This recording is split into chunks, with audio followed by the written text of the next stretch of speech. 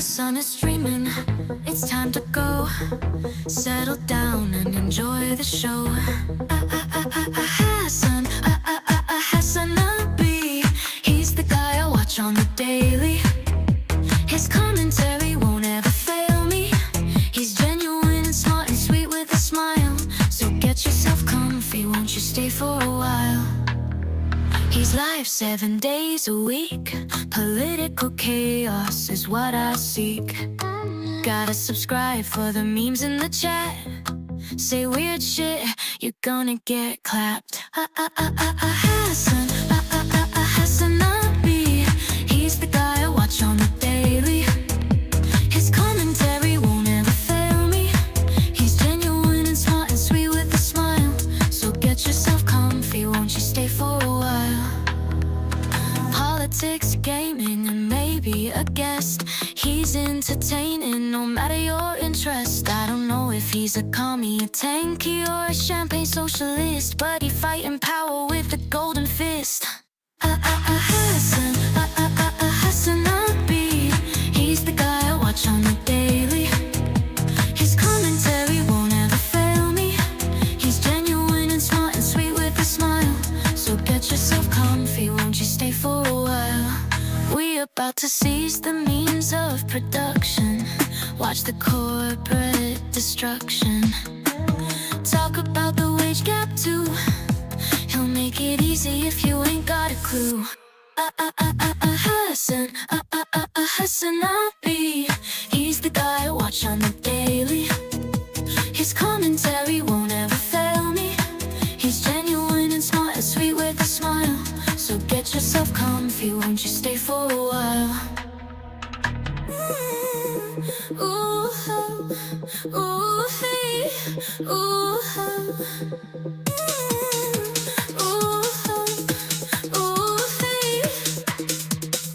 Hassan is streaming, it's time to go. Settle down and enjoy the show. Hasanabi, he's the guy I watch on the daily.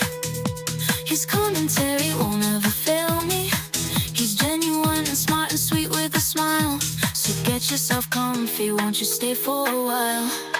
Oh, he's a jihadi daddy with a hot fucking body. He isn't a shill for the Democratic lobby. He's informative in a world where all is at stake. But none of that matters, cause it's the top of the hour break. What's going on, everybody? Okay, dude, fuck it. Game Awards. I hope everyone's having a fantastic evening, fantastic afternoon, fantastic pre-noon, no matter where you are in the world. I'm Hassan Piker, and this is the Hasanabi broadcast coming to you live from sunny California, Los Angeles, folks. We're live and alive, and I hope all the boys, girls, and MBs are having a fantastic one, because today's a beautiful day. Today's a wonderful day. Today is a Thursday, ladies and gentlemen. Today is Thursday, December 19th, 2024. 11:38 a.m. and I'm a little late, and I apologize for the tardiness. I apologize for the delay, but I had some good reason for it. I was having a productive conversation with YouTube over potentially dual streaming. So that's something that you guys love and really want me to do. So it's something that I've been pontificating on, thinking about, letting it manifest. So anyway, not to say that I'm going to do it. I just want to, oh my God, everyone, I should have never mentioned that. But yeah, this is a part of the broadcast where I tell you about my personal news about what's going on in the world of Hassan. Hasanabi Piker. In between time period, press the start streaming button, press the start streaming button, and here it is. First and foremost, I ended the broadcast last night after some Marvel Cinematic Universe Rivals gameplay, and a lot of people like it. A lot of people enjoy it. A lot of people see the grind and they appreciate it. They respect it. Anyway, I ended the broadcast. I went to my mom's house because, as you guys know, she's recovering.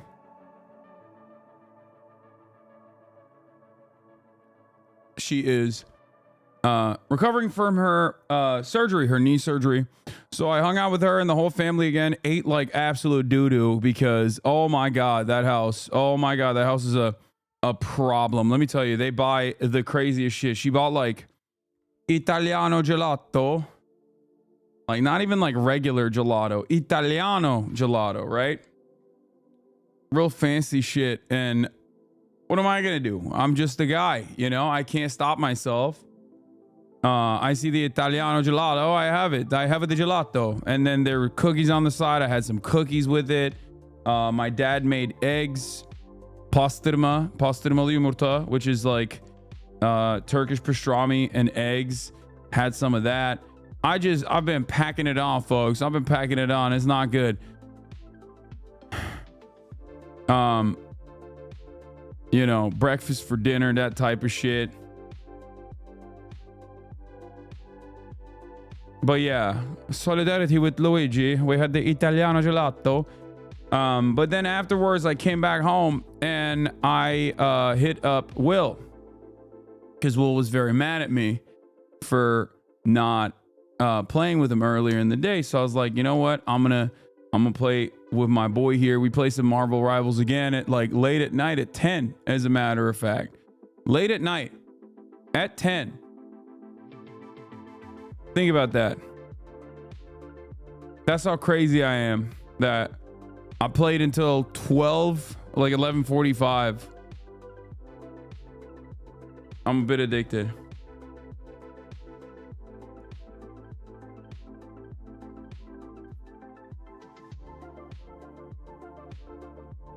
You are inspiring me to be more like you, and I've been eating nonstop. This last week I skipped gym because that does not seem fun though. Okay.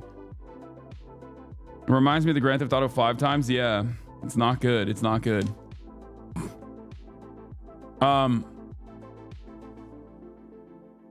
What? Addison Rae officially announces her... Wait, what? Addison Rae announces her official fandom name, Racists? Excuse me. I think we know the real racists, okay? I'm not gonna say it. It's a good break from all the craziness. Yeah. Not only is that a good break from all the craziness, but I'm also personally looking at ways in which I can, go back to not the not nonstop news coverage. You know what I mean? I'm trying to break through that monotony. So, NYPD arrested Teamsters organizer, my DSA comrade Tony Rosario at the Amazon picket. Don't worry. I'm gonna be covering all this shit. Okay, don't worry. I'm gonna talk about that. I'm gonna talk about that with Alex Press actually. Teamsters are striking against Amazon. As you guys know, as Jeffrey Jebediah Bezos' strongest soldier, I say, don't do that, please. Anyway, wink. But I'll have Alex Press on and. And we'll be talking about that as well. That's going to be at 1 p.m. Pacific. But not only that, but I do have something very funny to tell you guys, actually. I kind of leaked it in my intro on Instagram, but I'll just say it right here for the parasocialists out there.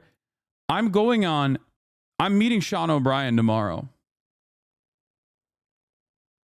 The leader of the Teamsters Union. I'm actually going to be hanging out with Sean O'Brien tomorrow before I stream. And yeah, we are going to be, he has a podcast apparently, and they wanted me to be on it. So I'm going to be on the Teamsters podcast, and I'm going to be getting interviewed by Sean O'Brien. I'm just having a conversation with him, which I think is cool because, yeah, that puts me one step closer to Donald Trump, which I like. But you know, we'll talk about that. We'll talk about all of that.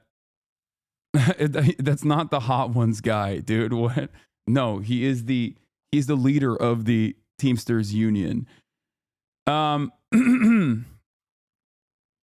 gonna tell him I need a jacket when I go there. I'm gonna be like, listen, I'm gonna need a Teamsters jacket if you want this thing to work out.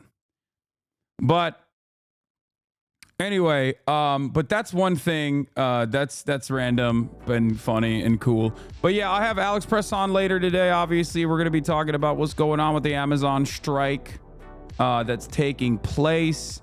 Also, other than that, yeah, I finally made it to 10. I finally made it to rank 10. This is the cutest character on Marvel Rivals, so that's pretty cool. I was able to get to level 10, so I can now play ranked, even though my first ranked game I won, the second ranked game I lost, so I lost Yeah, that wasn't great. The second ranked game we lost, but it's all good.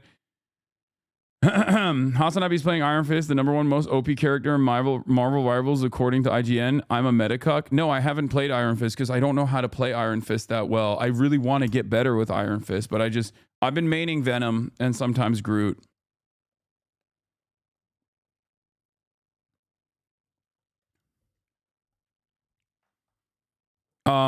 But yeah, I want to do more gaming. I want to do more fun stuff. Obviously, I'm gonna be doing fun stuff tomorrow. I have 20v1 with Jason the Ween.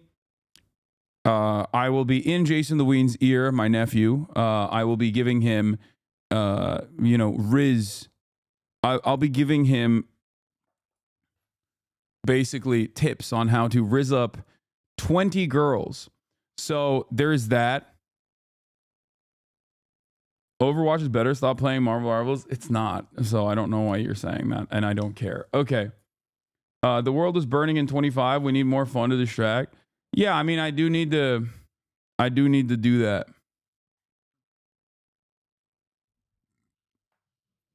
I just need to do that for my own mental sanity and the mental sanity of this community.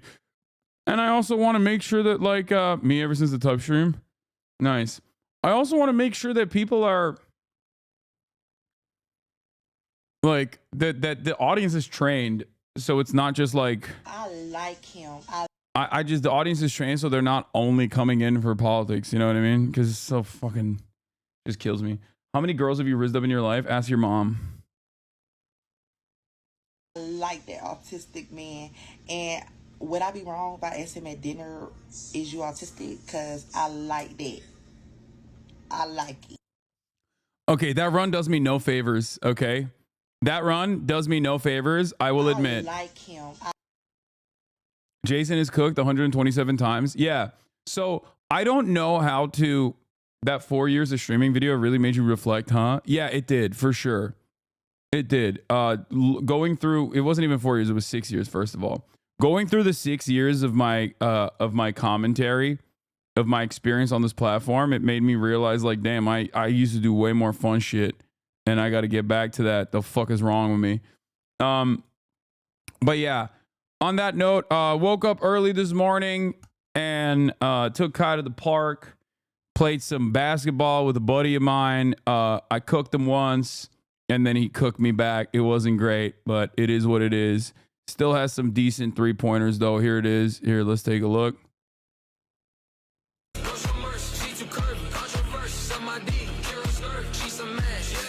Boom. The kid's lights out shooter. The kid's a lights out shooter. It's not even a big deal. I'ma wake on up. I'ma get my bag. I'ma bustin' up. I'ma blow that bag. Don't regret that shit. I'ma take my bitch. We gon' cry a bit. We don't give a shit. Good game average, but I know how to trust. This is me coming back from, he was cooking my ass. He was game point. And this is me coming back from game point. And then I ended up winning it.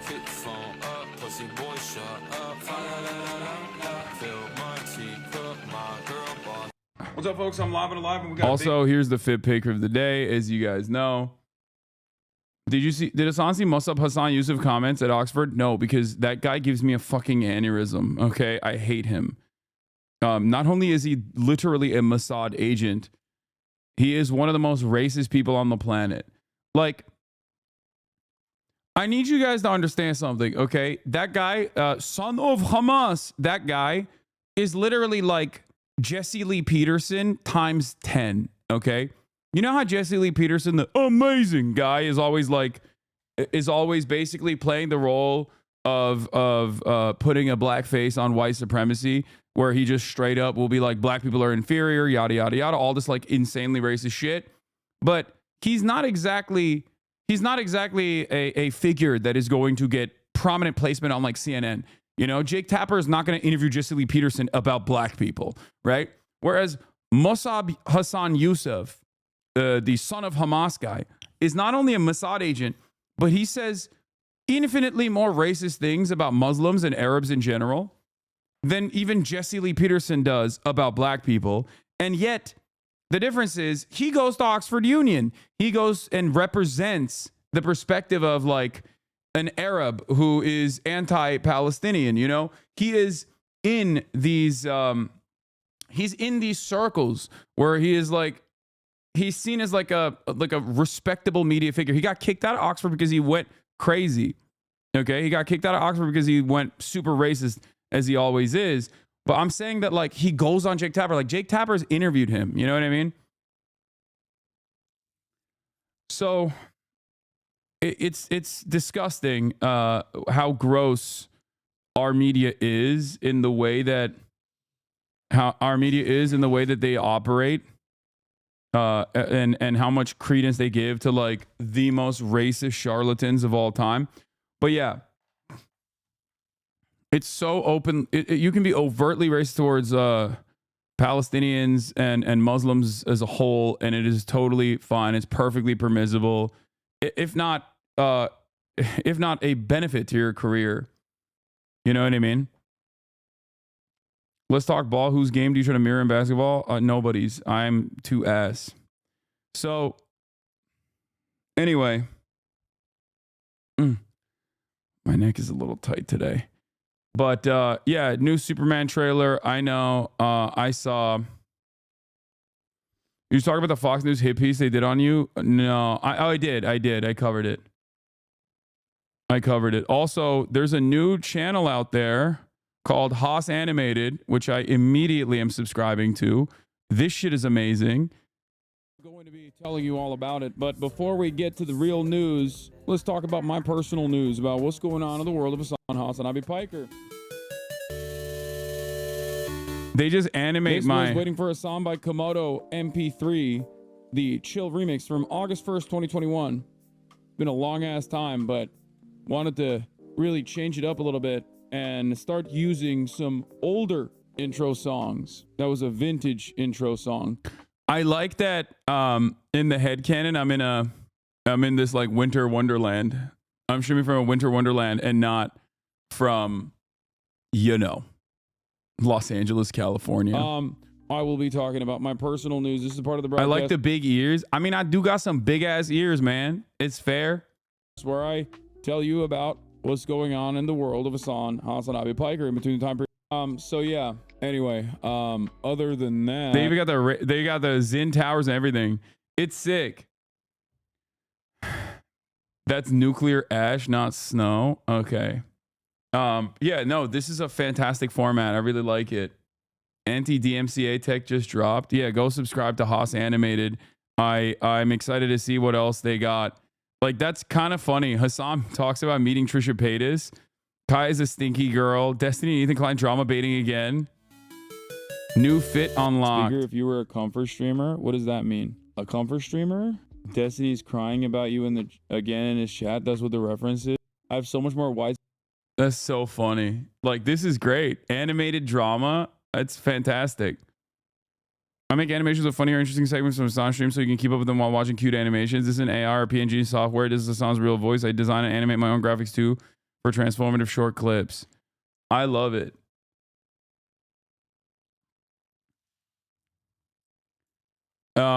Also, head too big? No, head's perfectly fine. Excuse me. I think size-wise. Even fun channels are doing drama. Man, shut up. Shut up. Take a day off. Hideo offliner, okay?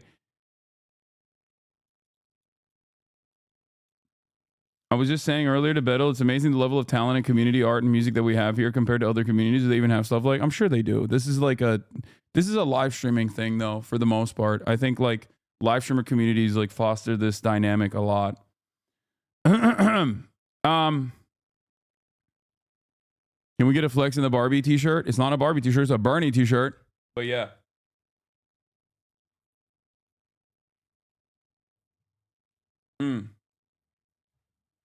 Here.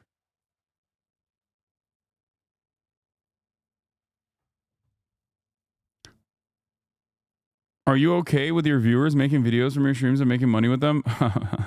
Get a load of this guy. You might be new here, my friend, but yes, that is like something that I encourage. Especially if they do something creative with it, even better. Fantastic. I love it. Anyway, yeah, my nips are popping out. I know. All right, let's blast off and let's get it twisted. We got a lot to talk about. Luigi Mangione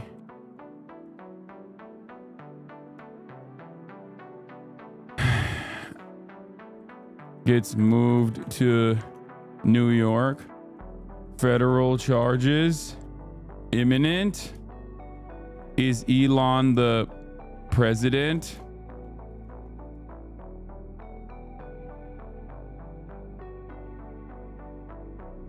What? Is this a genuine faith question? I've online seen some stuff circulating with the Palestinian youth movement being funded by the Morning Star Foundation. Is this true? And if so, what does it mean? I'm sorry.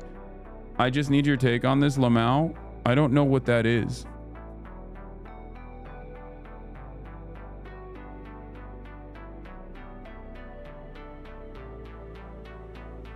I don't even know what that is. Like, I have no idea. I don't know how to answer that question because I have never heard of that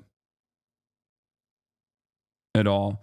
Anyway, let's continue. Yeah, enter if you wanna get a free Hasanabi merch from my ideology.shop. One, you can gift your merch to others. You can gift the merchandise to others if you want. And all you need to do is hit ! enter as a command in the chat to enter the sweepstakes. All of the proceeds right now still from the ideology.shop, union made, American made merchandise. All of the proceeds go to Raices, Texas, working with undocumented migrants in Texas. It's a fantastic group that offers them like legal counsel and things of that nature. So yeah, if you want to get some of the sickest American-made, union-made merch while also feeling good about your purchase, you can do that at ideology.shop. All right. Luigi Mangione gets moved to New York. Federal charges imminent. Is Elon the president? Also, what else was I going to talk about? What else was I going to do today? I'm forgetting everything. Amazon strike.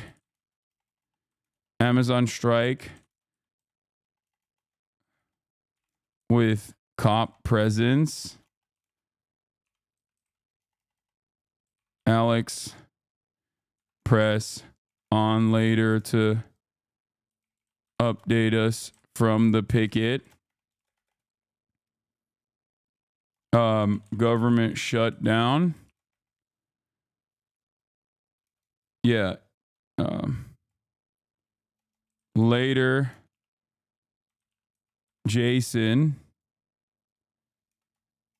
Later, nephew Jason the Ween teaches me Zoomer language so I can help him better on his 20v1. Okay, I wrote too much. That's too long.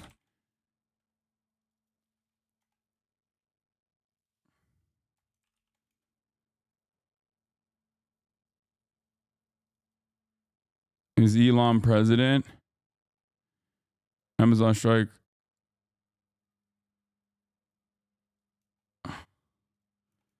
With AliExpress.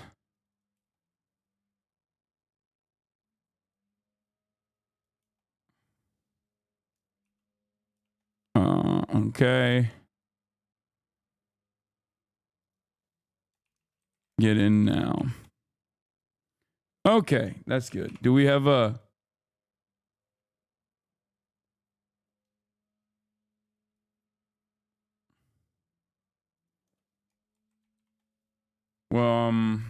do we have a blast off meme?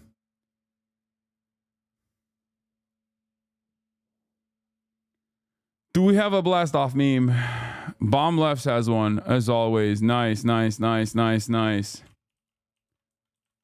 Okay, I like that. Jesus got Luigi. I like that. All right, let's blast off. Luigi's getting perp walked. Looking hot as fuck, honestly. Like, respect. Can we get XQC on with Alex Press again? Yeah, we should get XQC on to hear what his feedback is on terrorism designation. Like the classification of terrorism. I think he would be he would be fantastic at educating people on that. I've heard that he had a lot of issues with what I was saying about like how terrorism charges automatically are a political charge, and simply focusing on the Google definition of terrorism is going to lead you astray. We got to get XQC on to hear about hear his opinion on Syria.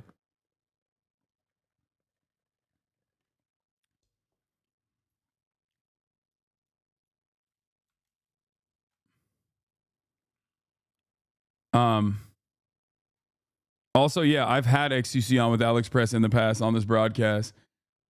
It is kind of crazy because like a lot of people used to be infinitely more charitable, and over time they have just grown so resentful, and it's kind of sad to see. XQC being one of them. You know, obviously, because like back in the day, I think XQC was interested in hearing about different perspectives that he wasn't privy to. Like he would totally be down to talk to a person like Alex Press, but his brain has just been fucking melted over the last couple of years of booking over and over again. You know what I mean? And going to kick and shit. So whenever he tries to make forays in the politics, like every now and then he'll have like a good take. Back in the day, he used to have a lot more good takes overall because I think he led by empathy and charitability and trying to understand like where people were coming from. Oh my God. Oh my God. This one banged. What the fuck? Trump bombed Syria, Yemen, Afghanistan, and Iraq during his presidency, and here's you wearing a Trump shirt shaking Trump's hand. God damn. What a fucking abysmal ratio for the juicer. Juicer got 16K off this. Haas Twitter on top. That's crazy. That's crazy. Anyway, listen, like I said, I just wish, because I saw a tweet from someone earlier today about Ethan, and I forgot that like we've had so many conversations in terms of like charitability. I think this is a great example of this. Okay, this is not drama. Okay, don't freak out. Don't get into like drama shit. But someone posted this morning and I saw it. On a 2020 episode of his podcast, Ethan Klein agreed with the same analysis of 9/11 that he's been attacking Comrade Casey Frogan and Real Wowmouth over in recent months. It's kind of depressing to see how open-minded he once was, given how reactionary he's become. And like, this is like, whenever I see older content from people that I was friends with or people that I used to interact with, it is kind of sad to see like where they're at now in terms of like what they're Ben Shapiro retweeted this. It's not a joke. What is this? They're hitting Luigi with terrorism charges. Oh, brother. After thorough research, I found this. Are there any civilians harmed by Luigi? Yeah, the dude who got murdered, dumbass.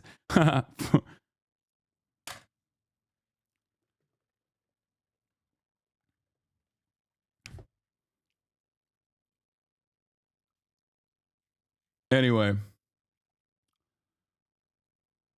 You extended infinite charity to that guy is sad. No, because like, dude, it's not me extending charity to people. It's charity being extended to me. Okay. That's what it is. Like that's what this is about. Like, I'm always going to be charitable across the board, no matter what. But here, look at this. Just listen to this fucking 4-minute video really quickly. And then interpret it whichever way you want. But this is the first interaction that I ever had with Ethan Klein. This interaction was so positive that it led us to literally make the podcast Leftovers together. Incredible. It's actually incredible that this was the ending sequence of Rambo 3. It says this film is dedicated to the... Stop covering drama, man. Man, shut the fuck up. This is not fucking drama. Take a week off, okay? This is a much larger, much broader point. Okay, a lot of people look at this and they go, "Oh my God, Ethan Klein on screen. This is drama." It's not. Okay, I am not covering drama. This is not to like finger wag at Ethan. This is not to be like, look at how hypocritical he is. This is a much broader point that I'm trying to make, which is that like there was a point where a lot of people from XQC all the way to Ethan Klein that were infinitely more charitable, infinitely more understanding, and trying to figure out the world and not just fucking immediately reacting back with negativity. Brave Mujahideen fighters, and these guys were the guys. Tell me about the legacy of the Mujahideen fighters. You're not saying So it right. they are. Yeah, this was not real, by the way. The VHS, this is not a real flick, or rather, the movie is real, but this part was not real. This was edited. Try my best. It's a Berenstein's Bears moment. They're fighter troops in the region, and they were fighting against the USSR at the time, and that's why we armed them, Got it. because we needed them to fight against the USSR in the region in the Cold War era. Yeah. And then some of them became more. Some of them decided, well, America is bombing the shit out of us too. Well, fuck them. And the simplest way to describe it is that they, much like ISIS and every single other militant faction, formed more radical and anti-Western militant factions with American training and American arms, and then started fighting America. So it's kind of a beautiful irony, isn't it? So that's why you meant when you said the brave fighters. Yeah, and it would be ironic if after like the 7th oopsie, you got to recognize that it's probably just being done deliberately so that you can justify further engagement in the region and further destabilization in the region, because it keeps happening. We keep arming a certain sect or a certain militant group, and this happens in Latin American countries as well. We arm a certain group. The mic is not terrible. It's just that it has a different condenser and I just had different sound settings, man. Just stop focusing on that. That group becomes even more violent. There's even more destabilization, especially after like bombing campaigns or sanctions that kill hundreds of thousands of people, like in Iraq. And then that militant group is like, well, now it's our territory. We can just take over and do whatever the fuck we want. Yeah, I mean, and they get even more radical. What happens when you give the craziest people military weapons and training, and then just let them do their thing? I mean, in a lot of instances, it's not even directly a consequence of their like ideology or Islam or whatever. It's literally that they just have no other options. If you grew up in Iraq and your entire country is bombed in the shit, your infrastructure is eviscerated, you have no future opportunities, you have no options, and your family members have been killed, then they feel like, well, this guy who is a little bit crazy, definitely real crazy, preaching all this hatred towards America, maybe he has some good ideas. And that's how a lot of people find themselves at the precipice of radicalization. Like Taliban increased its numbers and influence in Afghanistan after the American invasion, which of course is not that surprising. And that is despite the fact that the American forces there killed a fuckload of members, and yet their ranks are stronger than ever. And now America is negotiating with them as a legitimate entity in the country. Like they are a powerful and legitimate force now, almost directly as a consequence of American imperialism. The reason why I'm pointing this out is not to be like, look at Ethan, look at how much his attitude has changed. I think it's important to recognize how this change occurs. This is from 2020. This is the first interaction I've ever had with him. When he's interpreting what I have to say charitably, what I'm saying right here is no different than my analysis over October 7, my analysis revolving around Hezbollah, my analysis revolving around the Ansar Allah movement in Yemen. Okay? Nothing is different. It is virtually identical, 1-to-1.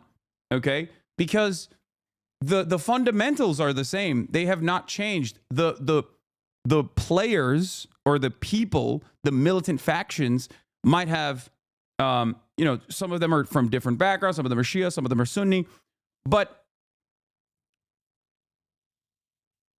the analysis is still the same, like how people are motivated, the way I see the world, right? The way I view the world, the way I interpret political conflict, global conflict, foreign policy It's all the same. So my commentary has not changed at all. And I think that the issue is a lot of people will always say, Hassan, you've changed. You've become a different person. You've become significantly more radical. And it's like, no, I have not. And you just have to remind yourself that, like, I think the most significant component here is just charitability. Imperialism and destabilization in the region. How many Iraqis died in that George Bush war? Chad is blind to analysis. They love good versus bad dynamic. You dogpiling on Ethan is what they crave. You explaining the situation and helping others understand your vision of empathy and charitability is annoying for them because they refuse to learn. Exactly. This is a very annoying part in the way that this community operates as well. The people that claim that they didn't know you had certain positions are disingenuous. You are one of the most consistent, stubborn, and message-focused people I've ever seen. If they claim they didn't know what you believed, they're either lying or weren't really listening. Yeah. Or the third thing, they were listening, but they weren't really paying a lot of attention, or they didn't have other underlying biases, or they weren't fucking primed by a drama farming YouTuber with no political background whatsoever, like a fucking Willie Mack show or any number of different like Keemstar orbiters. You know what I mean? I'm not sure about the exact number that's always in contention, but paired up with like Bill Clinton era onward sanctions, like the immediate sanctions were, I think, 500,000, but I'm not entirely sure. They say to the tune of millions. That's crazy. In Iran. Yeah, like you don't understand that. Yeah. Like millions of people died from that. Of course, they're gonna be pissed off. I mean, what the fuck? That's crazy. Incredible. So yeah, doing fun stuff is good because that's how I discovered you. Reacting to the button dating stuff. Yeah. So I just wanted to point to this, and there are a million examples just like this one where I am advocating very consistently for these same exact values, and my analysis comes from recognizing the humanity of every single person. Okay? In this conversation, I'm quite literally pointing to a radicalization for members like ISIS militants, Daesh, and Al-Qaeda, like where their point of radicalization is. This does not mean that I'm pro-ISIS. Under no circumstances does anyone think I'm pro-ISIS. And not only that, but also I'm quite literally explaining like people who have done harm to America as an American citizen. So if I have this interpretation for America as an American citizen, okay, if I can offer this level of analysis for people who would kill me if given the opportunity with ease, okay, then why is it so hard to offer this same exact critical examination to other militant factions in this region? Militant factions that do not have imperial ambitions in mind in the same way that ISIS did. It's really interesting.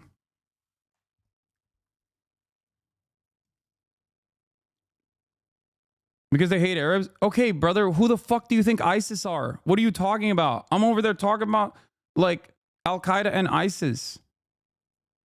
What do you mean? Like, if you can, Ethan has a capacity right there to extend charitability to my analysis. And this is before we even, made this podcast together.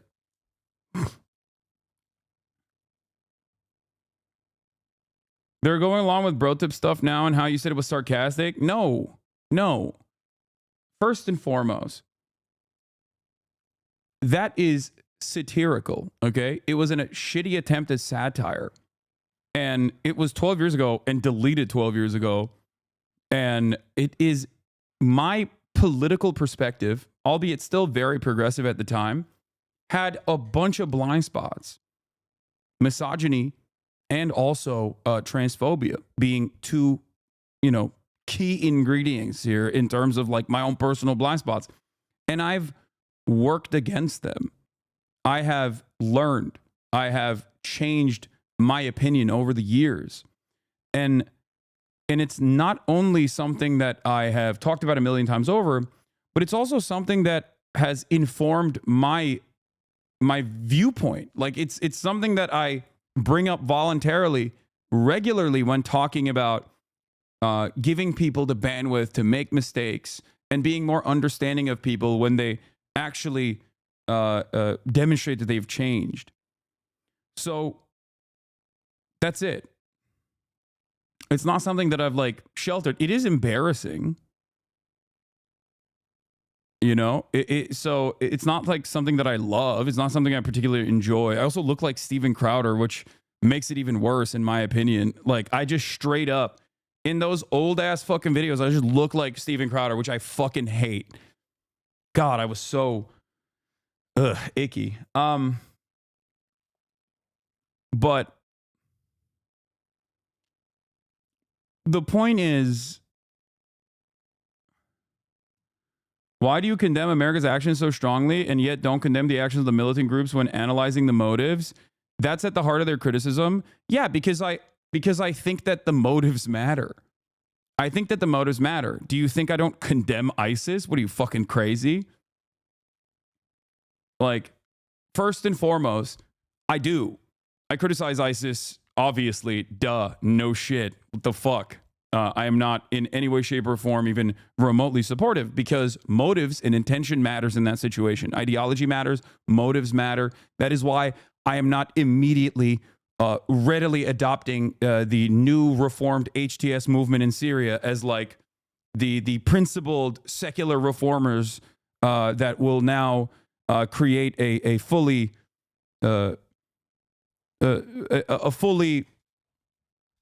formed, fleshed out, secular, democratic, Republican Syria. You know what I mean?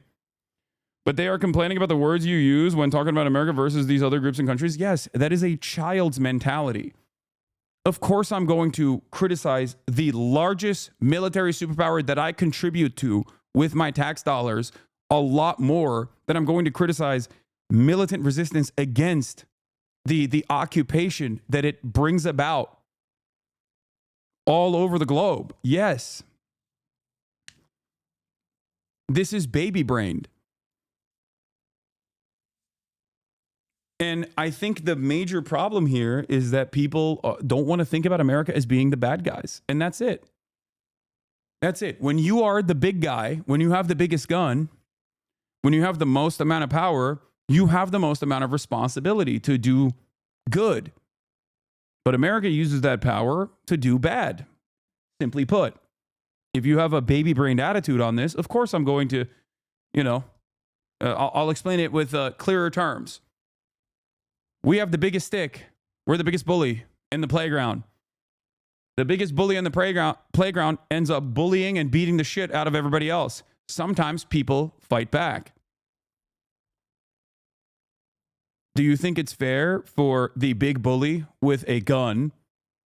Do you think it's fair of me to say, hey, when someone slaps the bully back, the much smaller person slaps the bully back, how much time should I spend criticizing the person defending themselves?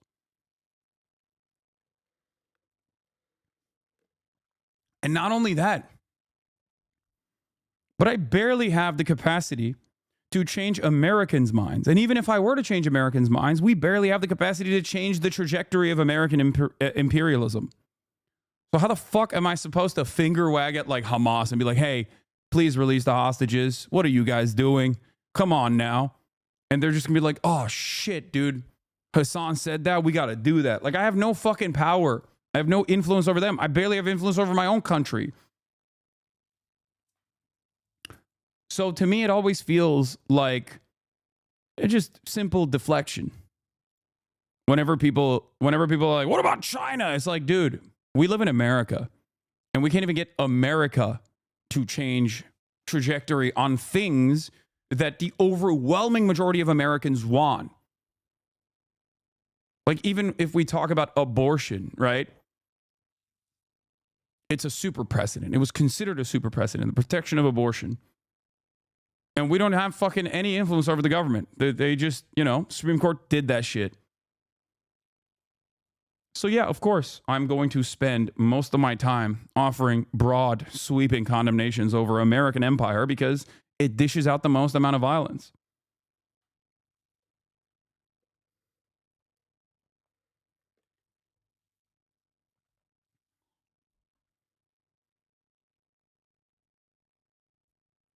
Anyway,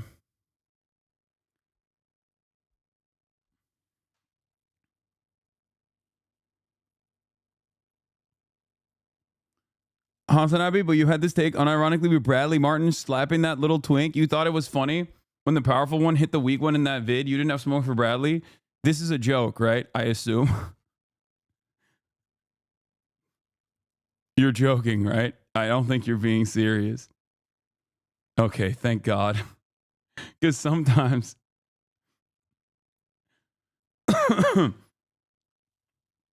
sometimes people, the little twink is phase Ronaldo, by the way. Sometimes people are serious about that, where they're just like trying to find like some weird hypocrisy or whatever. So anyway,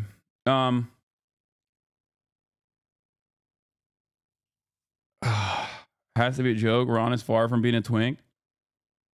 Fair. I am not going to look at the Luigi shirt the band Sanjua Sagabagabo made, okay? I don't care. Stop linking it. I'm not going to look at it.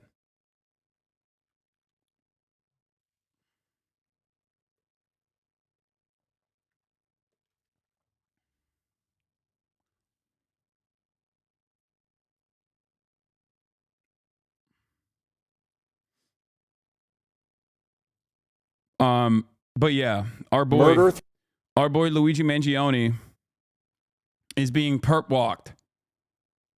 Okay? Which I think is crazy. Muffler.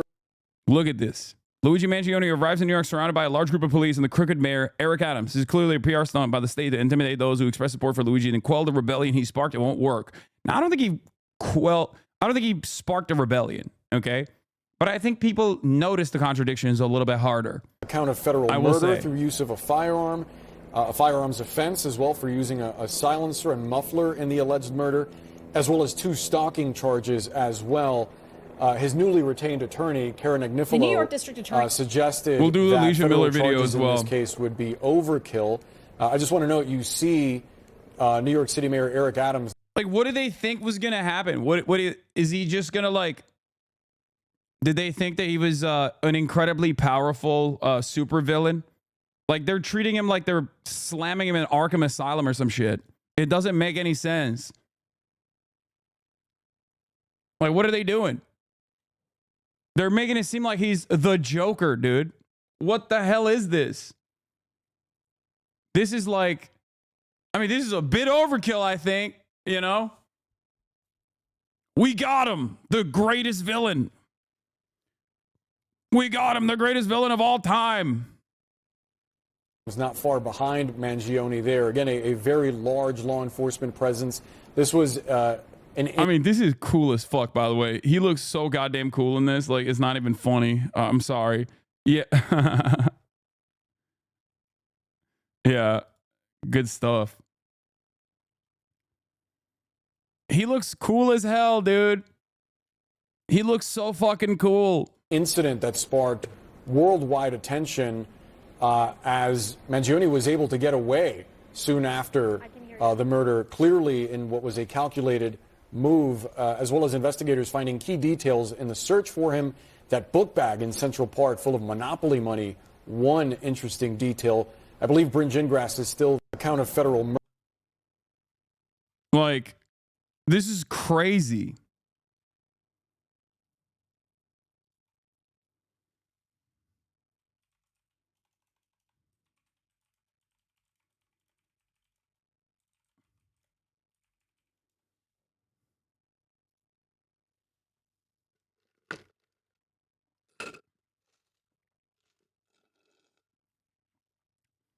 You know who else was per walk? Jesus.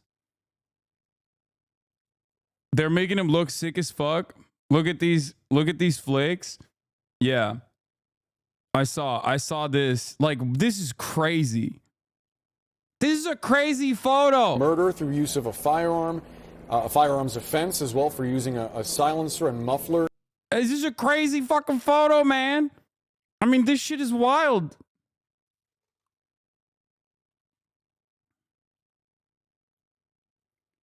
What? Read logs when you get a chance. Don't want to bother. Okay, dude. You are not being the most respectful chatter if you keep spamming it over and over again. The Morning Start Foundation funds Birthright to Israel. That's why I was like, what the fuck? Not trying to be Alex Jones on the left, though.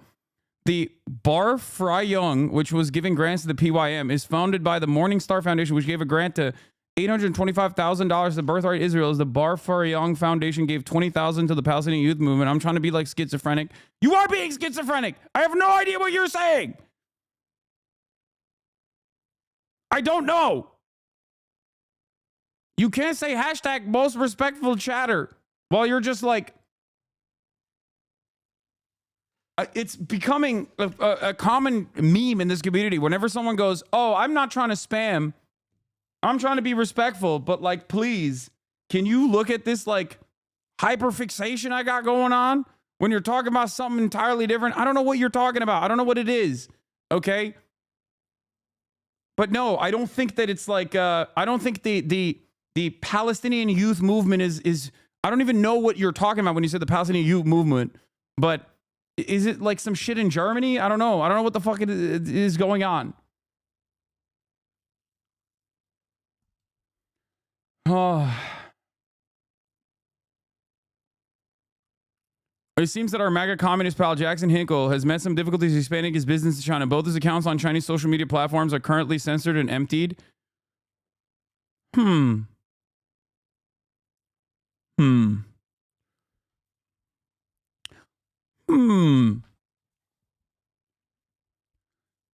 don't know what happened. Maybe the Chinese government was like, maybe the Chinese government is a little suspicious of our brave comrade Jackson Hinkle in the same ways that I am, really.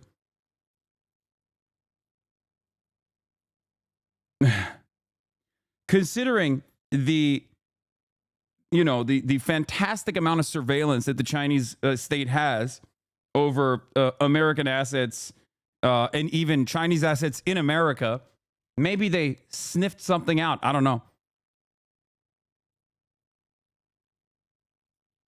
This pic of Luigi from today is so sexy. Okay, you guys need to stop thirsting over Luigi Mangione. I'm just kidding. You don't have to stop thirsting, but it is just like funny that it kind of takes away from the whole point. I don't know what the fuck they think they're doing. If anything, it's just going to inspire more copycats.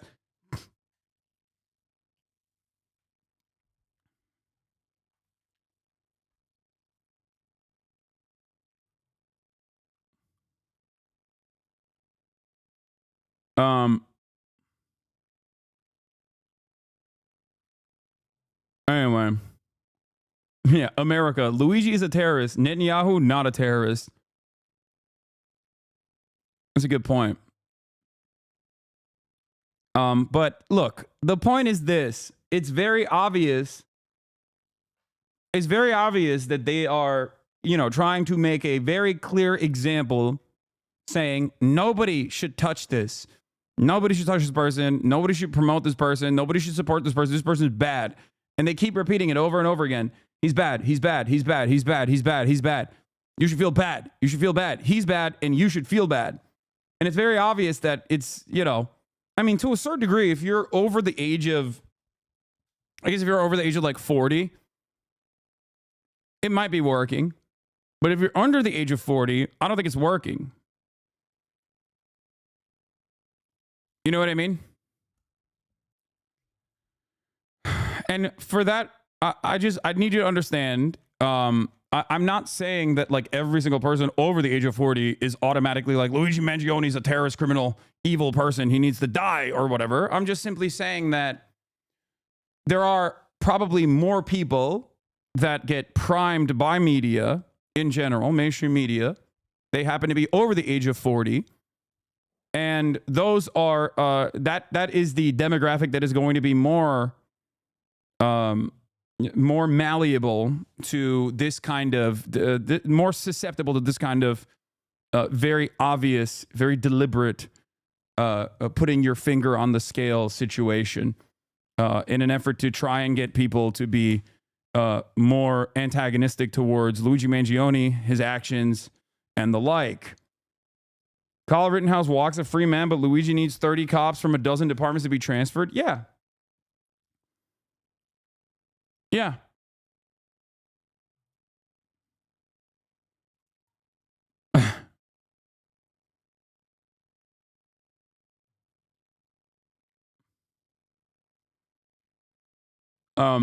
Did Tamazia send a playlist today? I didn't catch it. But yeah, we have the Nick Fuentes thing. Don't worry. I have the Nick Fuentes clip ready to go as well.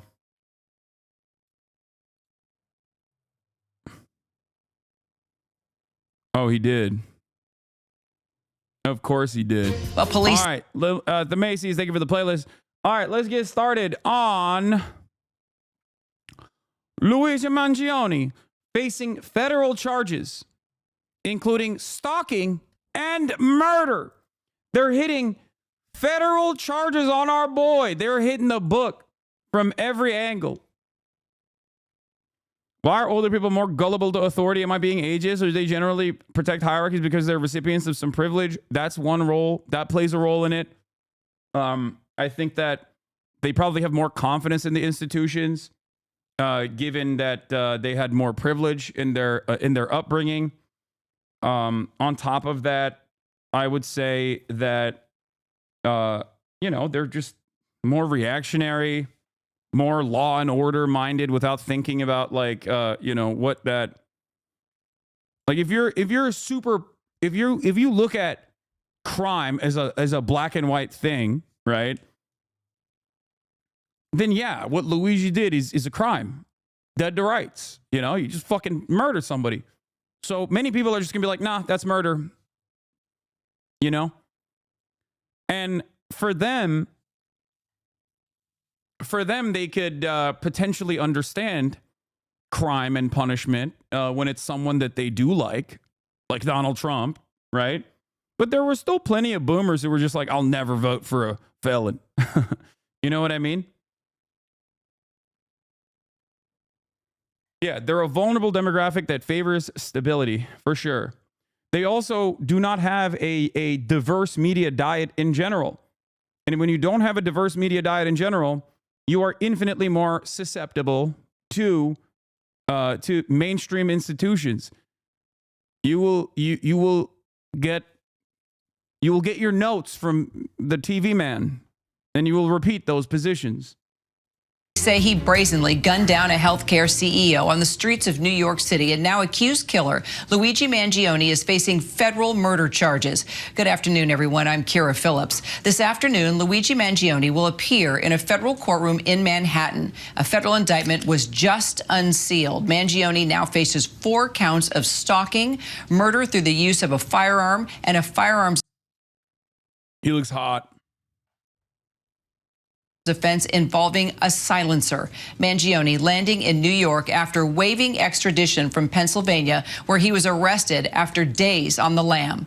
Videos capture the 26-year-old's transport earlier today, first driven to an airport in Altoona before being loaded onto a small plane to New York. A swath of security in tow the entire time, and Mangione... No fucking way he's mewing. Oh my God, he's mewing. Bro, stop. Earlier today, first driven to an airport in Altoona. This is what happens when you got a Zoomer killer, dude. The health insurance CEO killer is a fucking Zoomer. So of course he's mewing. That's crazy. Altoona before being loaded onto a small plane to New York. A swath of security in... That's crazy. He's just like...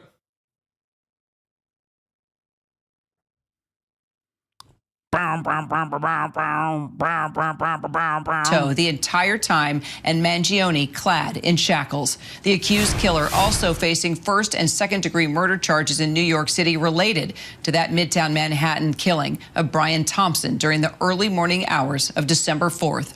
Sources now telling us that the expected federal charges that await could make Mangione eligible for the death penalty. Let's bring in our legal contributor and trial attorney, Brian Buckmeyer. Yeah, let's kill the guy. Fuck it, dude. Yeah. Great stuff, man. Great. Throw the book at him. Throw the book! Throw the book at him! How dare he! I'm telling you, man. I'm telling you. It's like Luigi Mangione. Dude, you can get away with so much cruelty if you subject vulnerable people to said cruelty rather than someone in a position of power. Like, analyze and interpret the way that this case is unfolding, okay, versus any number of different incidents that take place in the United States of America on a daily basis, okay? We are a very violent nation. We are a very violent country. There are thousands of murders that take place every year in the United States of America. There are plenty of instances where we have seen high-profile cases of vigilante justice where the person is not even punished but celebrated as a hero.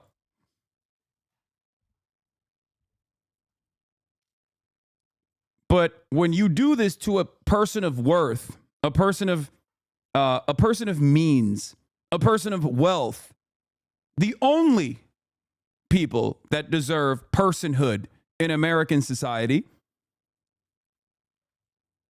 you get the book thrown at you, federal charges, terrorism charges, fuck it. And I think when people look at this and like if you're a person who reads The root.com or whatever, right? Like, how do you not see this? How do you not recognize that, like, obviously this is a white guy, okay? Now interpret the way that they're throwing the book at this motherfucker as opposed to the likes of George Zimmerman, you know what I mean? Or Daniel Penny. Or Daniel Perry. Wasn't it Daniel Perry in Texas? Or was the victim's name Daniel Perry? No, it was, yeah. Daniel Perry was pardoned by the Texas governor for going to a BLM rally and like shooting and killing one of the Black Lives Matter protesters. Daniel Perry was convicted of murder in the death of Garrett Foster, but was later pardoned by the governor. Daniel Penny in New York killed a homeless person in a subway in a subway car. Kyle Rittenhouse. Think about that. Yeah. Daniel Perry killed the caretaker and boyfriend of a quadriplegic woman. Garrett Foster was wheeling his girlfriend, who was quadriplegic, at the Black Lives Matter rally. And as a veteran, he was armed in an open carry state. Daniel Perry, who is a pedophile as well as a murderer, had previously openly fantasized about murdering BLM protesters. He texted prior to him trying to drive into a crowd of BLM protesters. He had texted his friends saying, I'm going to go to a BLM protest and I'm going to kill people.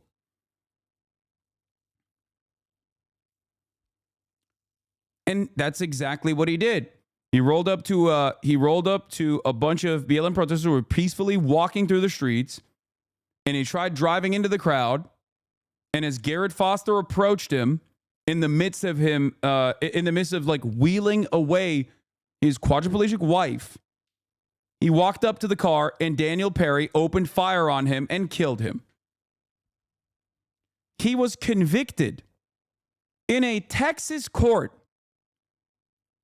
Do you understand? Like, jury of his peers in Texas looked at this man and said, nah, dog, you're a racist murderer. Too much for us. And the governor of Texas, Governor Greg Abbott, turned around and pardoned him. Think about that. Think about that.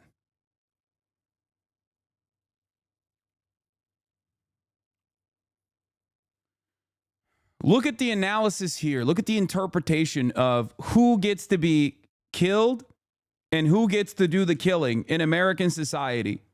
Okay? That's it.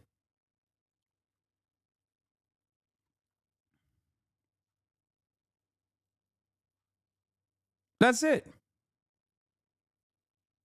Now compare that to the reception of Luigi Mangione. By phone. So, Brian, I guess let's first start with Mangione's arraignment today. What can we expect? Mangione is going to be doing an arraignment, which is an initial appearance before a criminal court, where he gets to hear the charges as you've outlined in the federal case.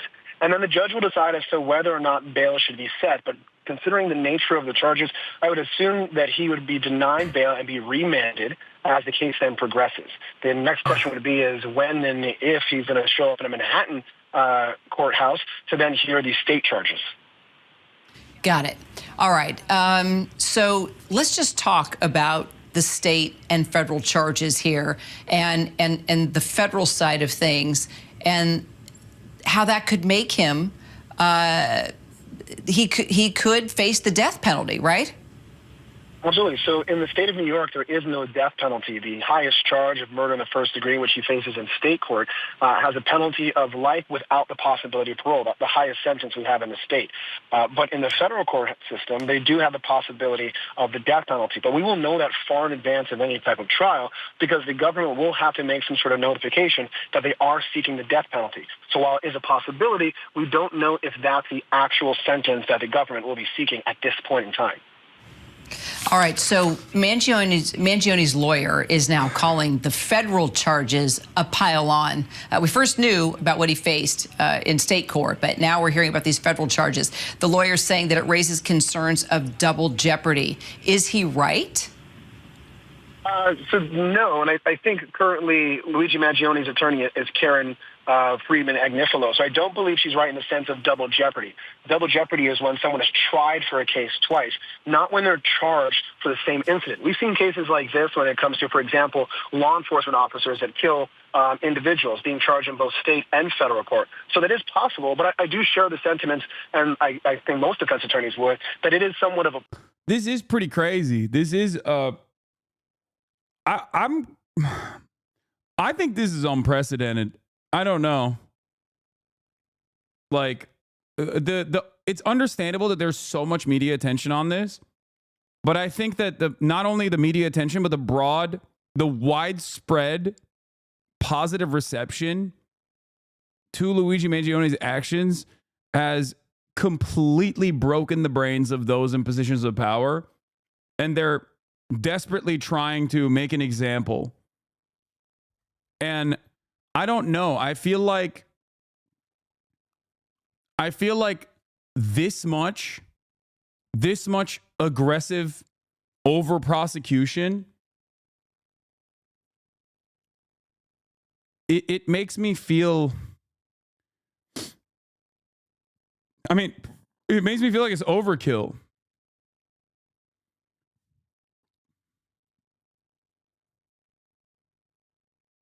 And I feel like it might have the capacity to this doesn't make me feel frightened, but I wonder if this would actually cause people to think about this a little differently. Like in the sense that, like, I wonder if this would make people go, it is kind of wild how much, how much they are emphasizing how bad of a guy this is. Like, I feel like this could I feel like this could this would create a little bit of blowback.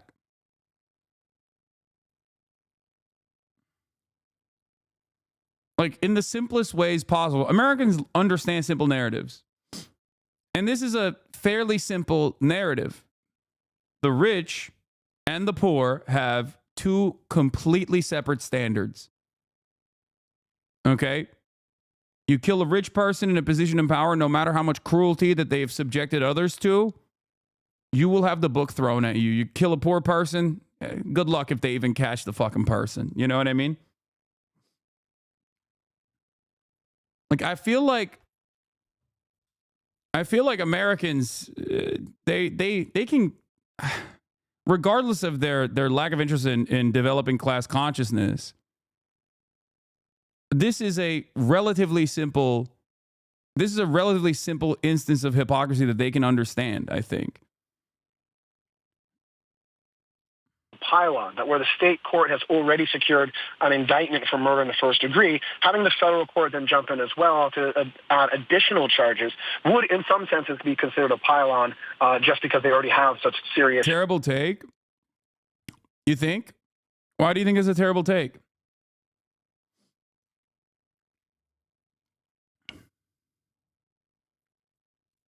I wish people would just like explain why they think my takes are terrible. You have the opportunity to write out something more than just saying terrible take.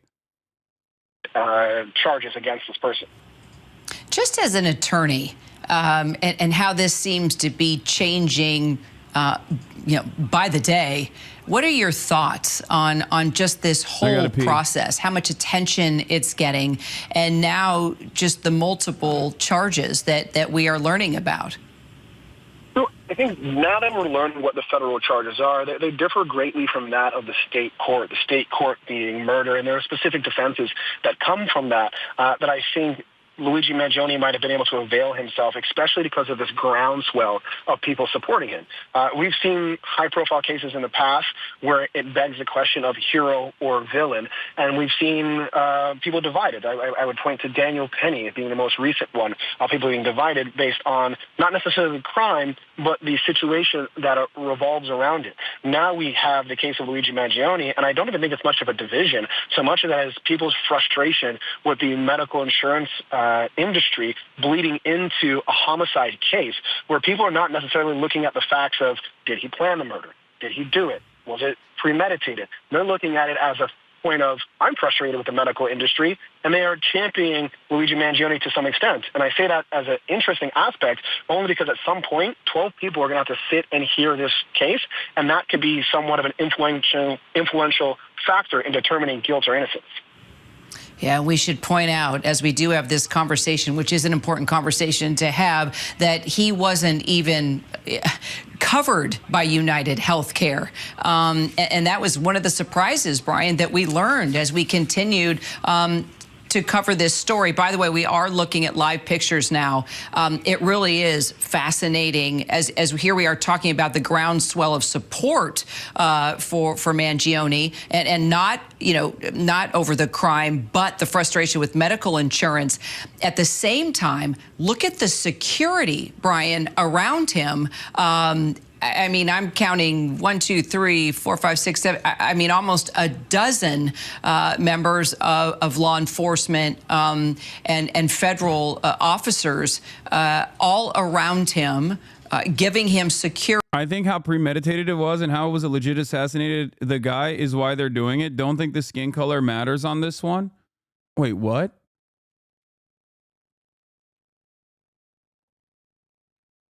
How premeditated it was, brother. There are direct instances of like vengeance killings, like revenge killings that take place in America. There's like, how many murders happen in America every year? Let's see.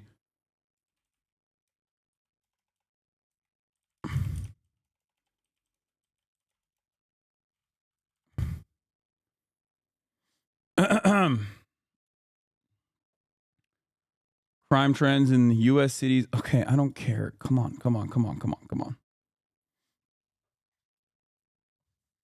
Yeah. Where is it? Where is the number?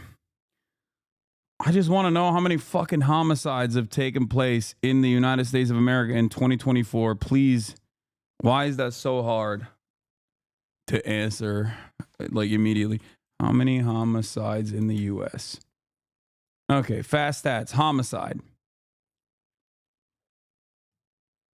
24,849 homicides. Okay? 24,849 homicides.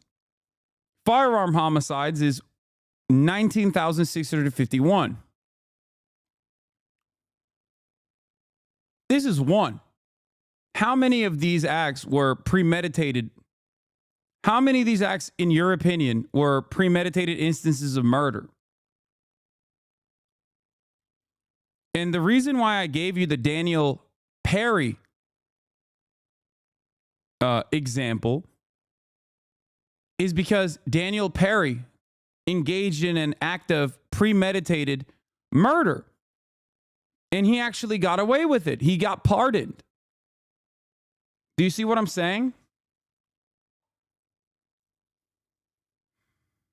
Like, that was, no, not Penny, Daniel Perry. Daniel Perry in the state of Texas. Daniel Perry. And he was convicted. And he was put in prison. And then he was pardoned. He texted his friends that he was going to go to a Black Lives Matter protest and kill people. It's a different guy. Daniel Penny is the one in New York that choked and killed the homeless person. Daniel Perry is the BLM killer.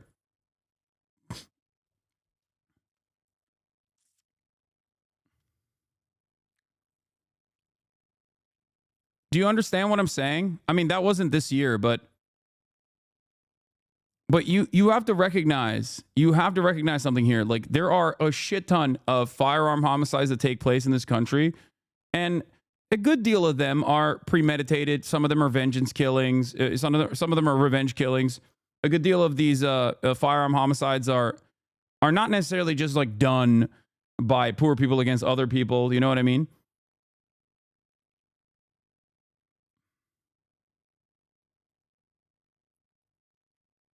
Yeah, the guy that killed a man defending his disabled wife. Yes.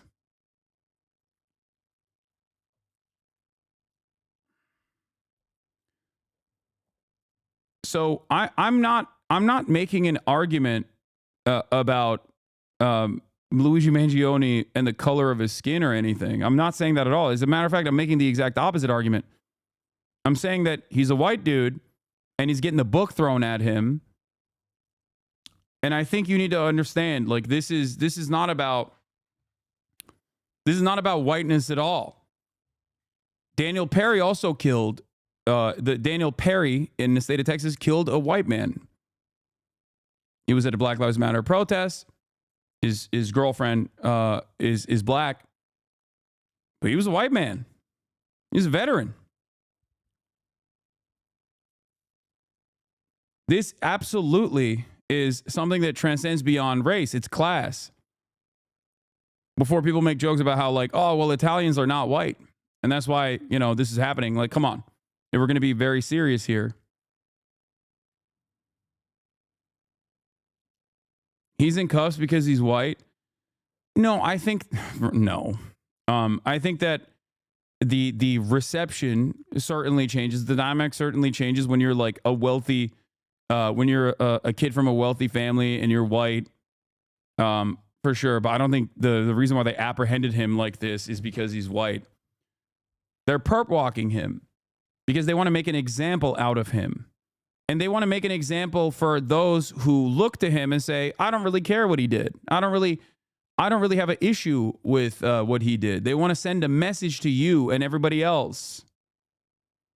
You understand?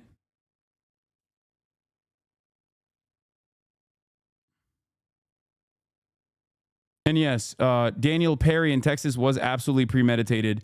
And not only was it premeditated, but like a jury of his peers considered it to be premeditated murder as well. He texted his friends that he was going to do it before he did it.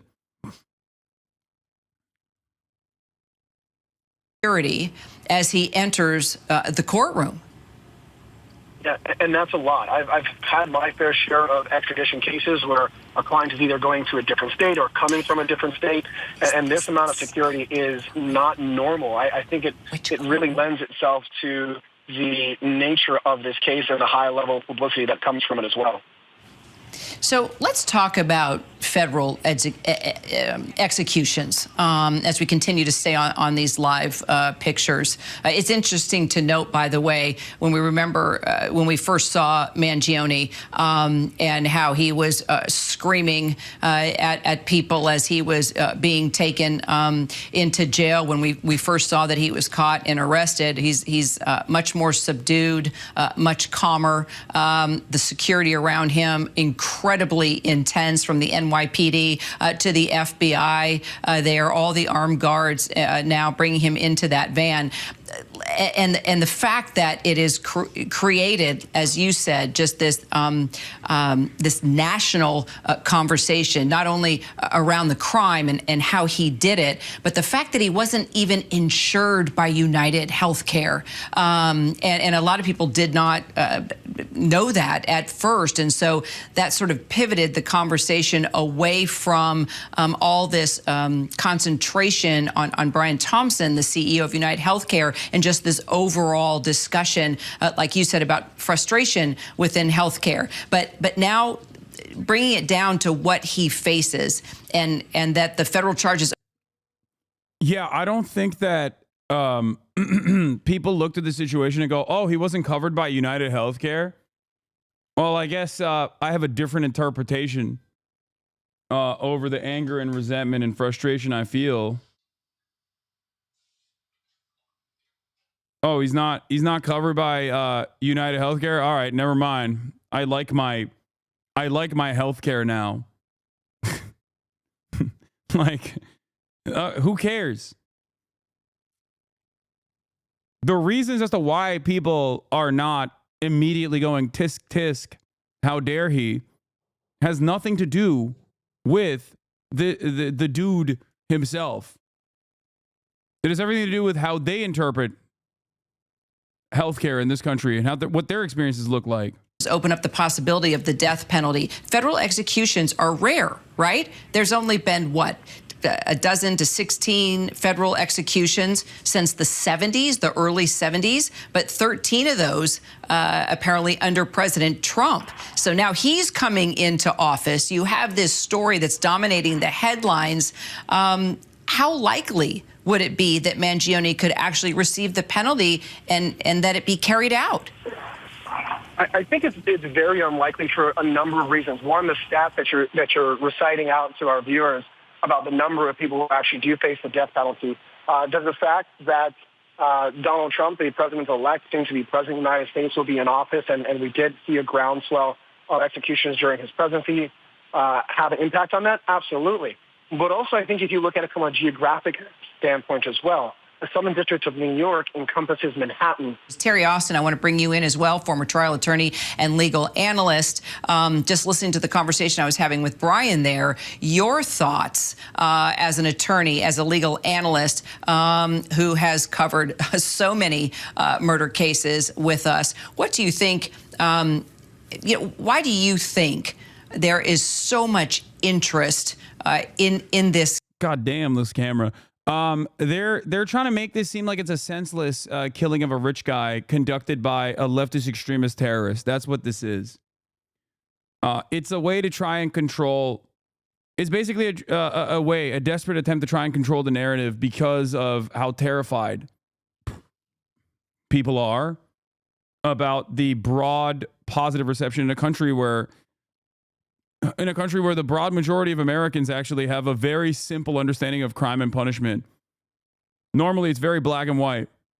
There is no celebrating a guy who kills a fucking guy in broad daylight. You know, there is no, like, people immediately go, no, this is completely fucked up, completely unacceptable. So the very fact that wasn't the immediate reaction, I think that's what's terrifying those in positions of power. case and in Luigi Mangione and in this conversation around medical insurance, the frustration with medical insurance, and just the groundswell of support that he is getting. And I should point out, not about the crime that was committed. We should never support murder, but just the frustration that has been brought out since Mangione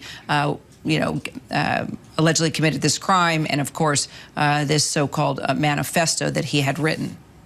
Exactly. This is the type of case I think that the society wants to see, and that the prosecutions, both on the federal side and the state side, they want to make sure that they're focused in on this. I think as far as communities are concerned, they are frustrated, and they are looking at the healthcare system as a failure here in the United States. But as you said, Kira, there is absolutely no excuse for murder here. And that's exactly what happened. It was someone who shot someone in the back, and it was someone who could have done other things. Louisiana is a smart person. Mangino, he is someone who has been educated. He is someone who really could have started a swell against the healthcare company, could have started a boycott, could have gotten many people behind him. And instead, he decided to take the law in his own hands. And we saw that Governor Hochul said, no, you cannot do this. The police commissioner said, we will not accept this in the state of New York. And so what you're seeing on the prosecutorial side is the... I'm going to boycott private healthcare by dying. Yeah. That's what I'm going to do. I'm just going to boycott private health insurance by just fucking killing myself, okay? We'll win big this way. This is so funny. Yeah, no, this is kind of at the heart of the problem, don't you think? It's just not really possible. You can't really boycott healthcare because without it, you fucking die. Okay? That's kind of the reason why a lot of people are mad at for-profit health insurance, as a matter of fact. Firm backing of pursuing the I'm confused as to why you have the belief that him killing the dude was justified, regardless of what the healthcare CEO efforts were for better healthcare. Is it justifiable because the government and judicial systems are taking more interest because of who was targeted? Wait, what? I'm confused as to why you have the belief in him killing the dude was justified. Okay, I'm not making a broad declarative statement justifying Luigi Mangione's actions. I'm more interested in the reception of Luigi Mangione's actions by the general public, especially a general public that normally would be like, a killing is completely unacceptable, right? Most people, especially in the United States of America, think any kind of violence that is not dished out by the state is completely inappropriate and completely unacceptable. So why did Americans who normally have a very profound sense of justice and who are rather draconian not immediately fucking hit that button and instead chose to celebrate Luigi Mangione and think he is innocent? Because he is innocent until proven guilty in a court of law, by the way, just so you understand. Okay, I want you to understand something, chatters. You know, he allegedly.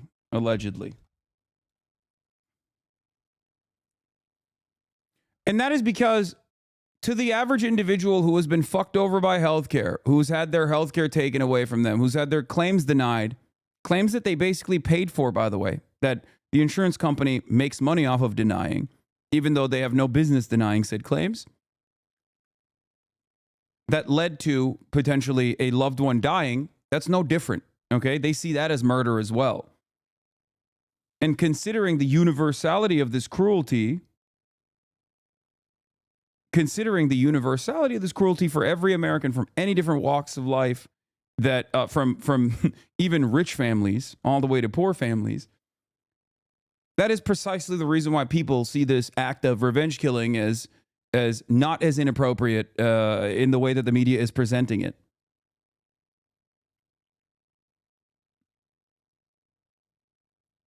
Do you see what I mean? Maximum penalty, both on the state side and the federal side. What I haven't seen is the fact that both state and federal are doing this at the same time. And it does look as though the federal case is going to proceed before the state case, but he's being brought in front of both courts. So it's going to be interesting to see how, in fact, this is handled on both levels. What do you think? What do you tell the dumbass? They say he came from a rich family. He's rich himself. He could have paid out of pocket. Yeah, I mean, what do you say to that? That's crazy. Yeah, rich is one thing. Having a spare, as a 26-year-old, having a spare, like, you know, $100,000 is entirely separate. Like, that's crazy.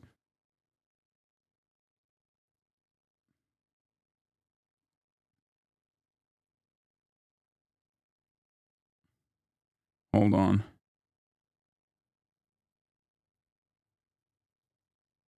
Here's some of the challenges for prosecutors in a high-profile case like this.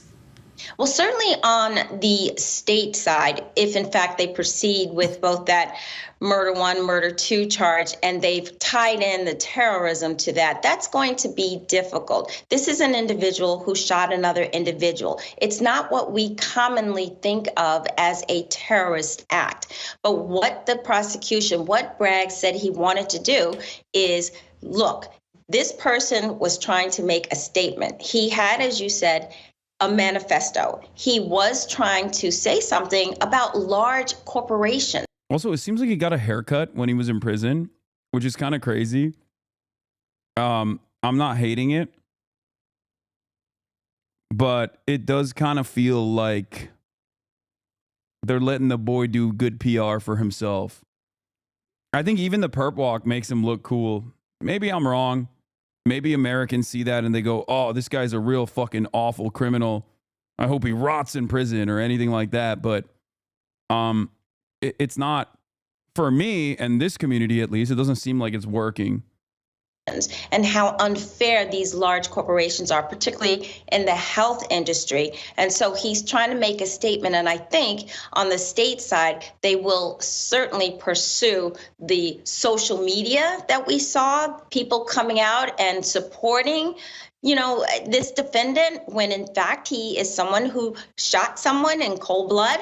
And I definitely think that the prosecution is going to look at what happened, and they're going to be able to at least try to tie in that terrorism, saying that it was intended to intimidate.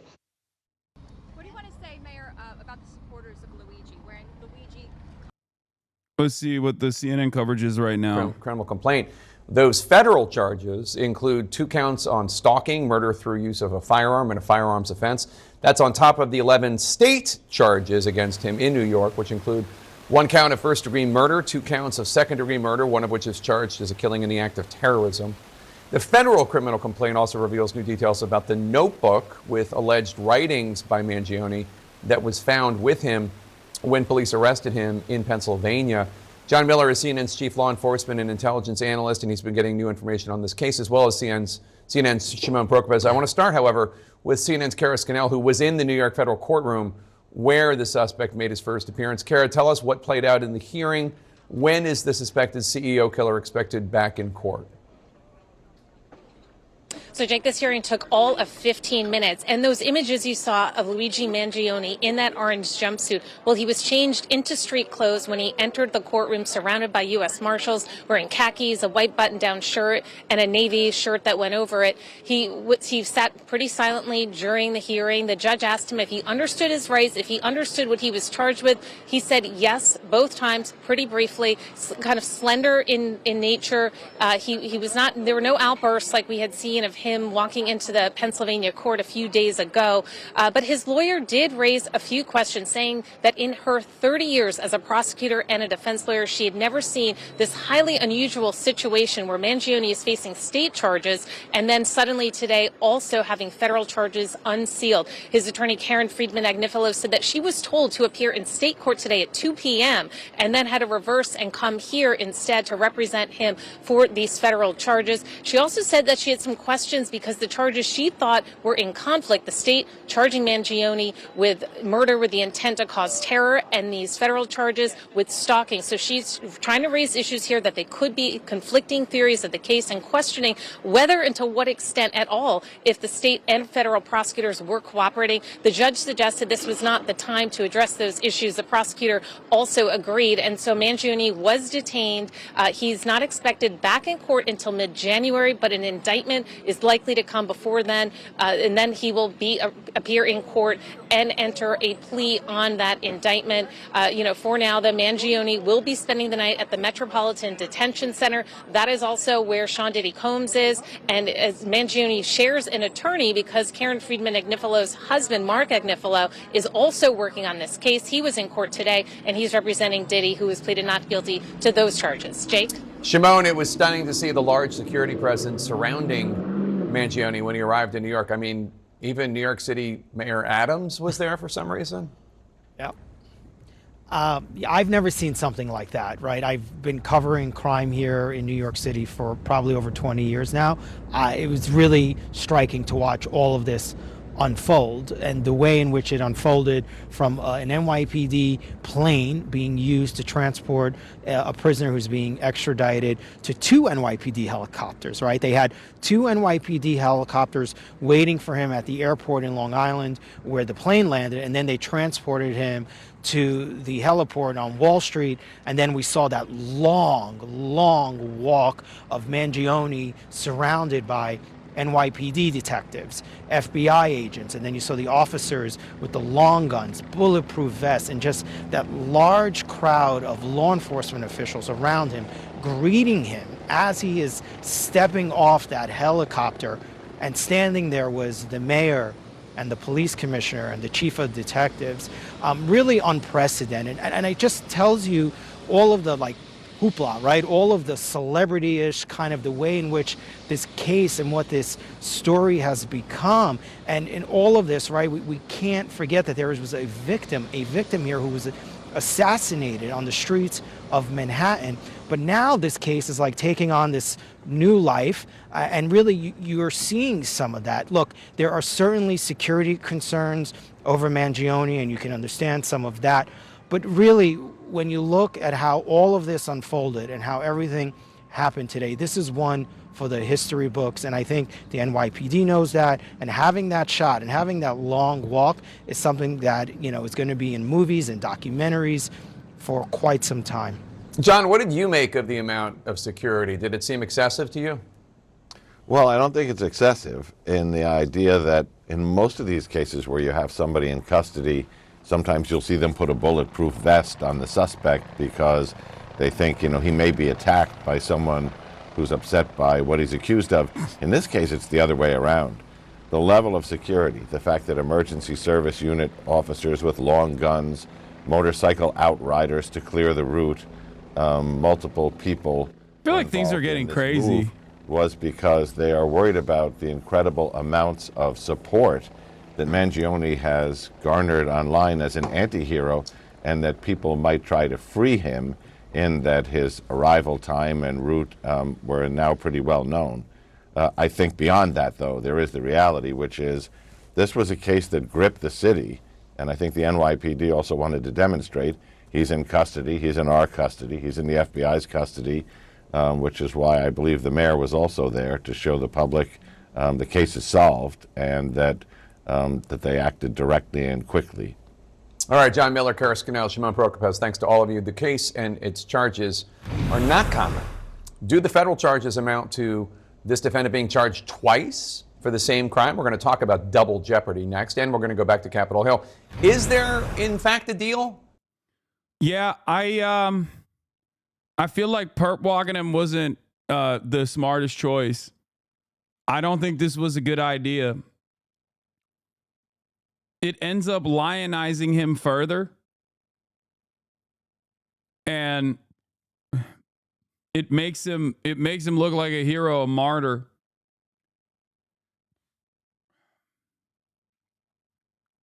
I don't know. I just don't think that Americans have the capacity to recognize what's going on broadly. and implement changes, demand changes. But it doesn't seem like our institutions are going to do anything and only increase their mechanisms of apprehension and suppression. Like this kind of perp walk is a flex to be like, oh yeah, you like this guy? He's a fucking terrorist. We're gonna kill him. We're gonna give him the goddamn death penalty at the federal level. We're gonna execute his ass. How dare you? How dare you touch a CEO? You know, a person that is actually of notoriety and worth in American society. You've done nothing. You're a scum. You're a piece of shit. You're a scumbag.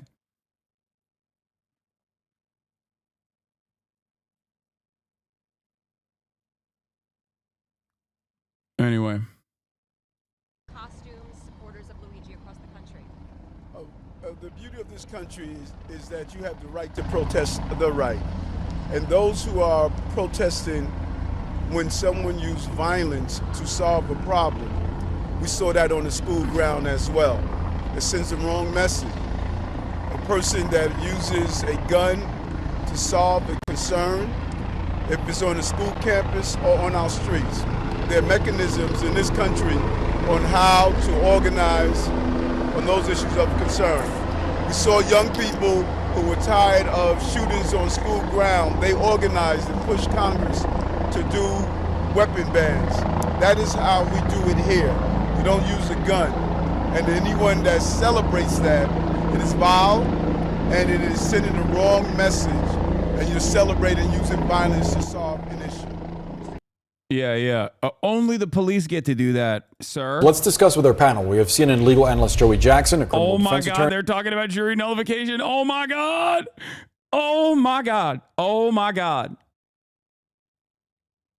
Yeah, Eric Adams, by the way, is probably going to get pardoned for his many crimes while he was in office. So that's also cool as well. Daily Mail's a good video with some protesters. Protesters are starting to line up out here to show support for the 26-year-old and bring attention to what they say is the injustice of the U.S. healthcare system. Luigi has freed our minds in a way, and we need to free Luigi. Luigi Mangione is on his way to the New York criminal courthouse right now. He agreed to be extradited here to face murder charges. The claim that this is an act of terror is absolutely absurd, and it goes to show how afraid this 1% is of us, the people, making change that actually benefits the 99%. Are there methods I think the NYPD has shown if workers say like Amazon protests, those methods don't work? Yeah. A CEO that allegedly defrauded firefighters out of their pension. So if you can survive a coverage denial, he takes your pension. Yeah. That part is also pretty funny whenever they talk about like, well, you know, you're supposed to protest. You're supposed to get the government to take action. It's like, okay, that's what we're demanding. That's what I'm demanding. I'm not fucking saying that like, you know, the way to solve this problem is by just like killing every healthcare CEO. I think that's fucking idiotic. That's not going to change because guess what? CEOs, contrary to popular opinion, are infinitely replaceable. Okay? It's just the guy pushing the button over and over again. The murder machine button is just the guy. And finding new and unique ways to you know, heighten the cruelty at the behest of the profit motive. So, you know, you can it's the system that needs to change. It's fundamentally broken. That's what I'm saying. And yet nobody wants to hear that out either. So what is the expectation here as you keep, you know, as you keep crushing average people over and over again every single day? Like what's expected to happen? Attorney, retired New York Police Detective Michael Alcazar, now an adjunct professor at John Jay College of Criminal Justice, and CNN senior legal analyst Ellie Honig, a former state and federal prosecutor. Thank you all for being with us. Ellie, first I want to go to you because you know this courthouse extremely well. Give us an idea of what it actually looks like since cameras aren't allowed inside. Yeah, Boris, I spent many hours and days inside this courthouse. So what's happening today, what will happen shortly, is an arraignment. So before that, Luigi Mangione is going through some basic processing through the court officers, through the marshals. They'll take his prints. They'll ask him some basic questions.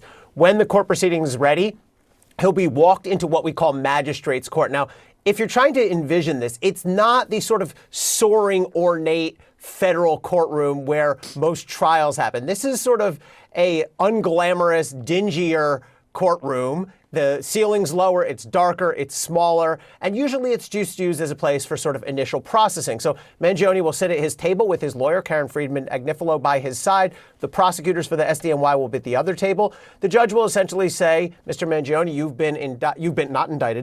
you've been charged by complaint. Have you seen the complaint? Have you gone through it with your lawyer? He'll say yes. The judge may ask, how do you plead? If that question gets asked, he will say, I plead not guilty. Do you have a lawyer? Mangione will say, yes, I do. This is the person sitting right next to me. And then the judge will say to the lawyer, do you want to make a motion on bail here? Meaning, do you want to ask for bail? He might ask for bail. Karen Friedman Agnifilo might ask for bail for him, but that's just to put on a show. There's zero chance that he gets bail. And then from that point, the prosecutors, the federal prosecutors, will have 30 days under the rule, and under some readings 20, it sort of depends on the nuances here, but 20 to 30 days to go to a grand jury and get an indictment. At that point, the case will be assigned to a district judge and will be underway in the familiar, normal criminal process. And Joey, just explain to our viewers these federal charges versus the state charges. Yeah, so Brianna and Boris, the federal government has what's called concurrent jurisdiction. What that means in English is that the state can charge, and they have. They've indicted him in the 11 counts, which we've talked a lot about, including first-degree murder, second-degree murder, a number of gun charges, etc. The state has done that. However, the federal government also has the jurisdiction to charge, and they have done so. If you look at the distinction in the actual criminal complaint in federal court between the indictment, what I would say is this. In the state court case in which he faces life without parole based upon the terrorism charge, it's a bare bones indictment, just alleging enough to get you to the standards of which are charged as it relates to the murders, as it relates to the gun, etc. However, if you look at the federal complaint, it's what we call it's not even a speaking indictment. It is a singing, screaming indictment. What's the difference? Criminal complaint, not yet been indicted. What I'm saying is that generally it lays out probable cause to believe he's committed one of the 4 offenses in which he's charged. This lays out chapter and verse, a timeline with respect to the plotting and planning, right? Given many days before. It lays out a number of pictures, not only of him, of the gray backpack, of the weapon, of the silencer. It gives you what he was doing. It talks about the manifesto. It talks about the federal, what he was saying in terms of to the feds and listing that out. And so it really is specific in detail with regard to what he has allegedly done, how he has done it, the process he has followed in doing it. And of course, the major distinction, because the defense counsel has said in great advocacy that, hey, it's double jeopardy and it's piling on. Federal government has a role here, and it's not double jeopardy to the extent that the nature of the charges are different, right? The course of conduct you have to prove is different. And at the end of the day, the fact is that in federal, right, you have the death penalty. In state court, you don't. A major distinction. Last point, and that is Ellie described the magistrate, and it's not as ornate as these federal courthouses, which are beautiful, but compared to state court, that magistrate court is paradise. I mean, it's a lot different from a state perspective, but it just goes to show your level of perspective. Ellie Honig being a seasoned federal prosecutor, I spent my time in state court, so when I go into federal courts, it's in awe, right? So that's a distinction in terms of the layout and the look, at least. Michael, I want to ask you about one aspect to what Joey was just describing, and that is the fact that this is a singing or screaming complaint, soon to be indictment. That's in large part because of the amount of evidence that investigators have gathered here, what they found on Mangione when he was apprehended in Altoona. I do wonder how you see federal investigators working with the NYPD and what New York detectives have gathered. Do they basically just pick up from what they have, or do they then, these federal investigators, have to start their own investigation? I think the feds are going to start their own investigation. Of course, they're going to look at the information that's being shared with them by the NYPD, but they're going to do their due diligence, do their own investigation, look at all the evidence. I mean, there's a wealth of evidence here. What the NYPD recovered at the crime scene, the gun on Mangione, the bullets at the crime scene that now match, the DNA evidence on the bottle, the water bottle, and on the phone.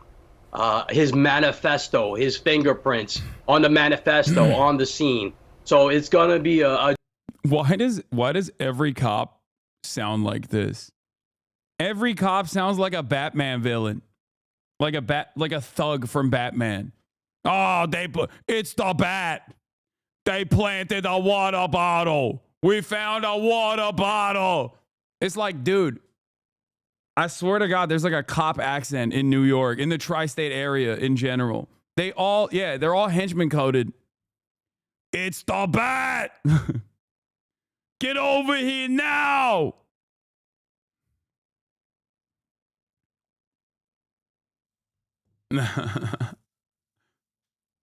Yes, it's called Staten Island. I know. New York not beating the Gotham allegations. A joint effort, but I believe the feds will conduct their own investigation and then compare what they have with the NYPD. And Ellie, if you could just talk about how the death penalty relates to the federal charge here and why this would be a candidate for the feds to pursue it. Yeah, so big issue to watch here in the coming weeks and months. Just to be clear, I think it's really funny that they're writing articles like this one. Luigi Mangione, prosecutors have a jury problem. So much sympathy. Like, if his crime was so severe, so consequential, I feel like this wouldn't be an issue. You know what I mean? Unless they pack the jury with CEOs only. You know what I mean? He has to be convicted not by a jury of his peers, but a jury of the peers of the victim in this situation. They're like, oh, you're not a CEO, you're out. And even then, it's kind of funny because CEOs also don't like healthcare. They can't just be CEOs. They have to be CEOs that are directly in the healthcare industry, because virtually every other person in American society has been fucked over by healthcare in a meaningful fashion. That will definitely play a role in the way that they operate, in the way that they look at Luigi Mangione's actions.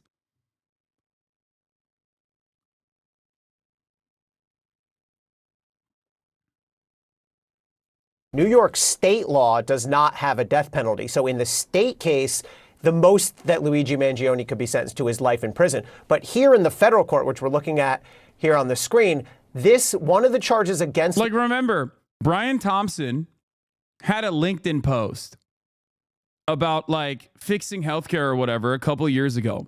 And I remember looking at the replies on that LinkedIn post from other CEOs. Okay? Other CEOs replying to Brian Thompson going, you're a fucking piece of shit.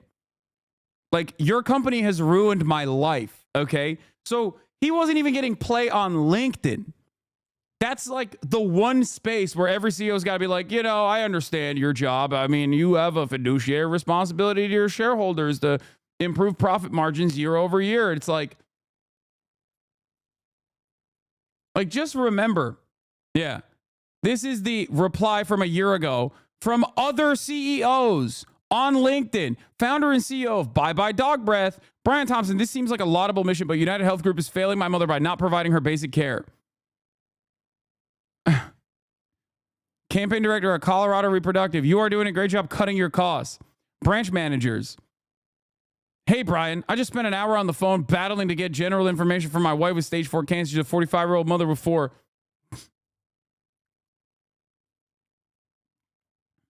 Replies to his second to last post on LinkedIn 2 years ago. Chair of pathology at SUNY Downstate. United Healthcare terminated my 86-year-old mother's Medicare Advantage plan with no notice. 3-time cancer warrior currently fighting, says Lisa Galecki. I've had UHC for the last several years. I have stage 4 metastatic lung cancer. We've just left UHC because of all the denials for my meds. Every month there is a different reason for the denial. As of today, we are well over our max out of pocket for the year with having spent well over $20,000. Pat Seeger, starting grand retirement. I'm curious, money in whose pockets?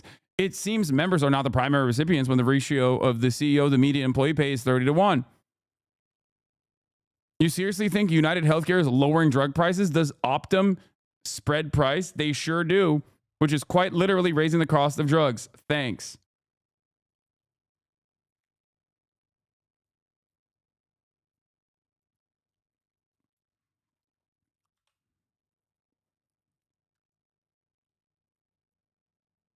For the average person who's getting fucked over by a for-profit healthcare company, Brian Thompson and many others like him are the fucking Grim Reaper, okay? It does not matter how systematized that destruction and death is, right? How normal it is, how normalized it is, how there is a division of responsibility. Many people factor into this equation. And it is done not to like harm people, not to hurt people directly, but instead for the profit motive, right? But it does not matter. If a family member of yours is fucked over, it doesn't matter. It doesn't matter how much money you have. It doesn't matter if you are a fucking CEO yourself. They look at a guy like that as a death dealer, okay?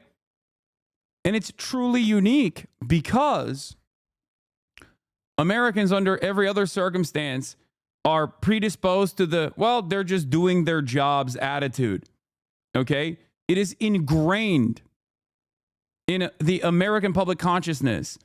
They are very draconian in the way that they approach crime and punishment.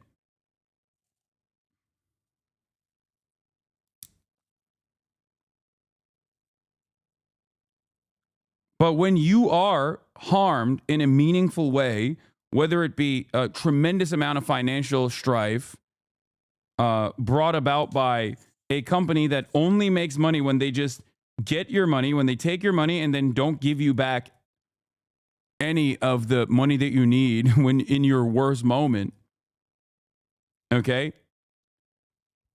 To them, it doesn't matter. Americans are extremely individualistic people, okay? I didn't put anything in my mouth. I was ripping the sticky stuff off the Zen. Americans are hyper individualists. They're very selfish. But even a selfish person can, if the harm is so universalized, you're going to encounter enough selfish people that have been harmed. Okay? And that's where we're at right now. Luigi Mangione can potentially be punished by the death penalty. Now, there's a process here. DOJ first has to go through its internal process. If you're the prosecutor on this case, you have to write a memo that goes down to the Attorney General's office in D.C. where you recommend we should or should not seek the death penalty. Then the AG and his people in D.C. will review that. And if the decision comes back, yes, we are going to seek the death penalty, then that's the case. But DOJ does not always seek the death penalty in all death-eligible cases. The kind of things you look at are just how heinous was the crime, what's the nature of the crime, how premeditated was it, how many victims were there, are there larger societal needs here, deterrence, rehabilitation, that kind of thing, that would weigh for or against the death penalty. So that process usually takes weeks or months to play out, but important to notice, there's going to be a big difference when the Trump administration takes over DOJ in 3 weeks. I mean, Donald Trump's DOJ was way more aggressive during his first term in imposing the death penalty, certainly than recent Democratic administrations have been. Biden administration has sought death penalty in 2 cases, 2 mass shootings. But I think the chances of a death penalty being sought here are going to go up when Donald Trump's sworn in, when his DOJ takes over in January. Joey, I want to pick up on something we spoke about yesterday when discussing this Mangione case, and that is the idea of jury nullification being a potential factor. That is, the jury essentially deciding that this person may have committed the act that they're accused of, but that on the greater whole, it would be unjust for them to face a sentence effectively. And you can correct me if I'm misrepresenting jury nullification, but I wonder how that now potentially applies to federal charges. Yeah, Boris, indeed. I mean, I think most people would be screaming at the screen and probably are, right? And, saying, jury nullification, what are you talking about? He's guilty. Look at this evidence. Look, have you not seen the criminal complaint here in federal court where it lays out chapter and verse? He's on his bicycle. It talks about the manifesto. It talks about to the feds. He's guilty even looking at this. Not so fast. Obviously, you have the presumption of innocence. However, from all public indications, the evidence is really strong. The reason we're here talking about, at least, you raise the issue of jury nullification, is we've seen social media. I have never, right, and I'd be curious to know if Ellie has ever seen a case like this where social media really is calling him a hero. He's being called St. Luigi. They're selling T-shirts with angels on them. They're selling trinkets for Christmas. People on social... I mean, we are just principled believers in the standard that you are not guilty until you are proven guilty, okay? You are innocent until proven guilty by a jury of your peers, okay? That's all I'm saying. All I'm saying is, Free Luigi, he is innocent until proven guilty. I think he should walk free. I do not feel unsafe if he was free to roam the streets. As a matter of fact, I feel less safe that he is not allowed. Okay? I saw a clip of you in a documentary a couple days ago. Tell me what the documentary is and we'll look at it.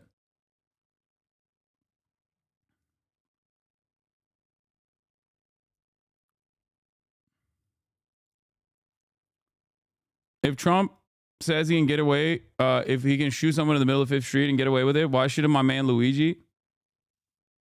You're innocent until you do something wrong, not just something illegal.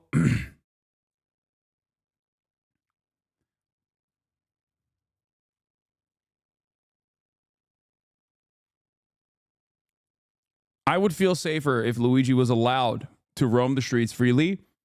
I feel unsafe because I see this unjust punishment being dished out against this man who I don't think is guilty. I don't know. I mean, was he really the guy? Do we know?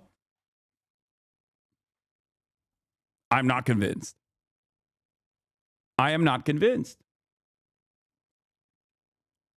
Social media is saying, hey, it should have been me to do this. It should have happened before. It should happen again. It's insane. And so why is that relevant? Why is public perception relevant? Why am I talking about social media? Because we're talking about a jury pool. Now, of course, the Southern District's jury pool, a lot different from a Manhattan jury pool to the extent that it's more, right? It's a broader area that you have to cover. And I don't know whether that's better or worse with respect to the number of people who are going to be there, the number of people evaluating. Now, I should also say very briefly that you select a jury. And if there's jurors who say, I hate the healthcare system, I hate government, I don't like anybody, most of all you, defense attorney, and you, prosecutor, whatever, you excuse them. They're called challenges for cause. But you have a limited number of people who are ultimately, right, going to be on that jury. And those are the people you agree to. But people are people. They have visions, they have emotions, they have perspectives. Will they say, you know what? Wow, this is long overdue. That's something to look for with regard to a hung jury, with regard to a jury that nullifies. I don't know that they will, but if ever there was a case, right, where it would be a jury that would nullify, and last point, look at the last election. The public has spoken with regard to what they feel about the government, with regard to what they feel about the country, and the direction it's heading, the distrust of government, just the feelings overall about politics. They wanted someone in the office who could just be a norm breaker. I'm looking for that as it relates to this case, to be sure. The man accused of assassinating... All right. I am going to... Isn't it extremely odd that jury nullification entered public discourse? Is the TV trying to jury poison the common viewers to find 12 people who don't know about the story at all? I'm just shocked. I'm just shocked that they're even bringing this up. Remind all potential jurors to act as right-wing as possible so they can do the funniest thing. All I'm saying is, if I'm sitting in that room, okay, as a resident of New York, as a New York voter, okay, I'm talking about, I'm trying to hit the center as perfectly as I can. I'm a systems defender. You can't actually say too aggressively that you love healthcare. You know what I mean? Because if you do that, then the defense team will cook you, right? The defense team will get you. The defense team will make sure that you're not sitting on that jury. So you always have to. Is a delicate balance. You know, you have to be the most extreme centrist who thinks that like violence is inappropriate,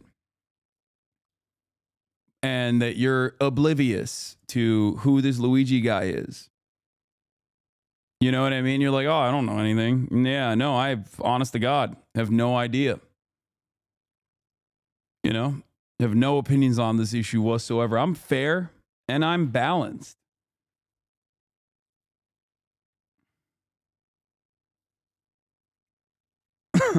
I don't have any issues with CEOs in general. No issues whatsoever. And in terms of healthcare, you got to be like, you know, it's a cruel system, but it is what it is, right? We all live under it. Someone's got to make the money. Something along those lines, you know? All right, let's see. Speaking of police and their deep incompetence,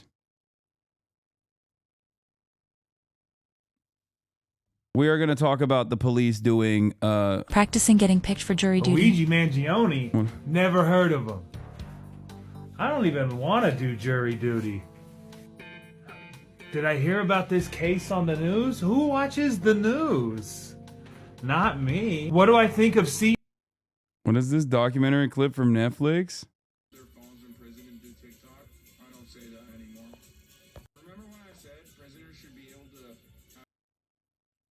About Razzle CEOs? Oh, they're great people.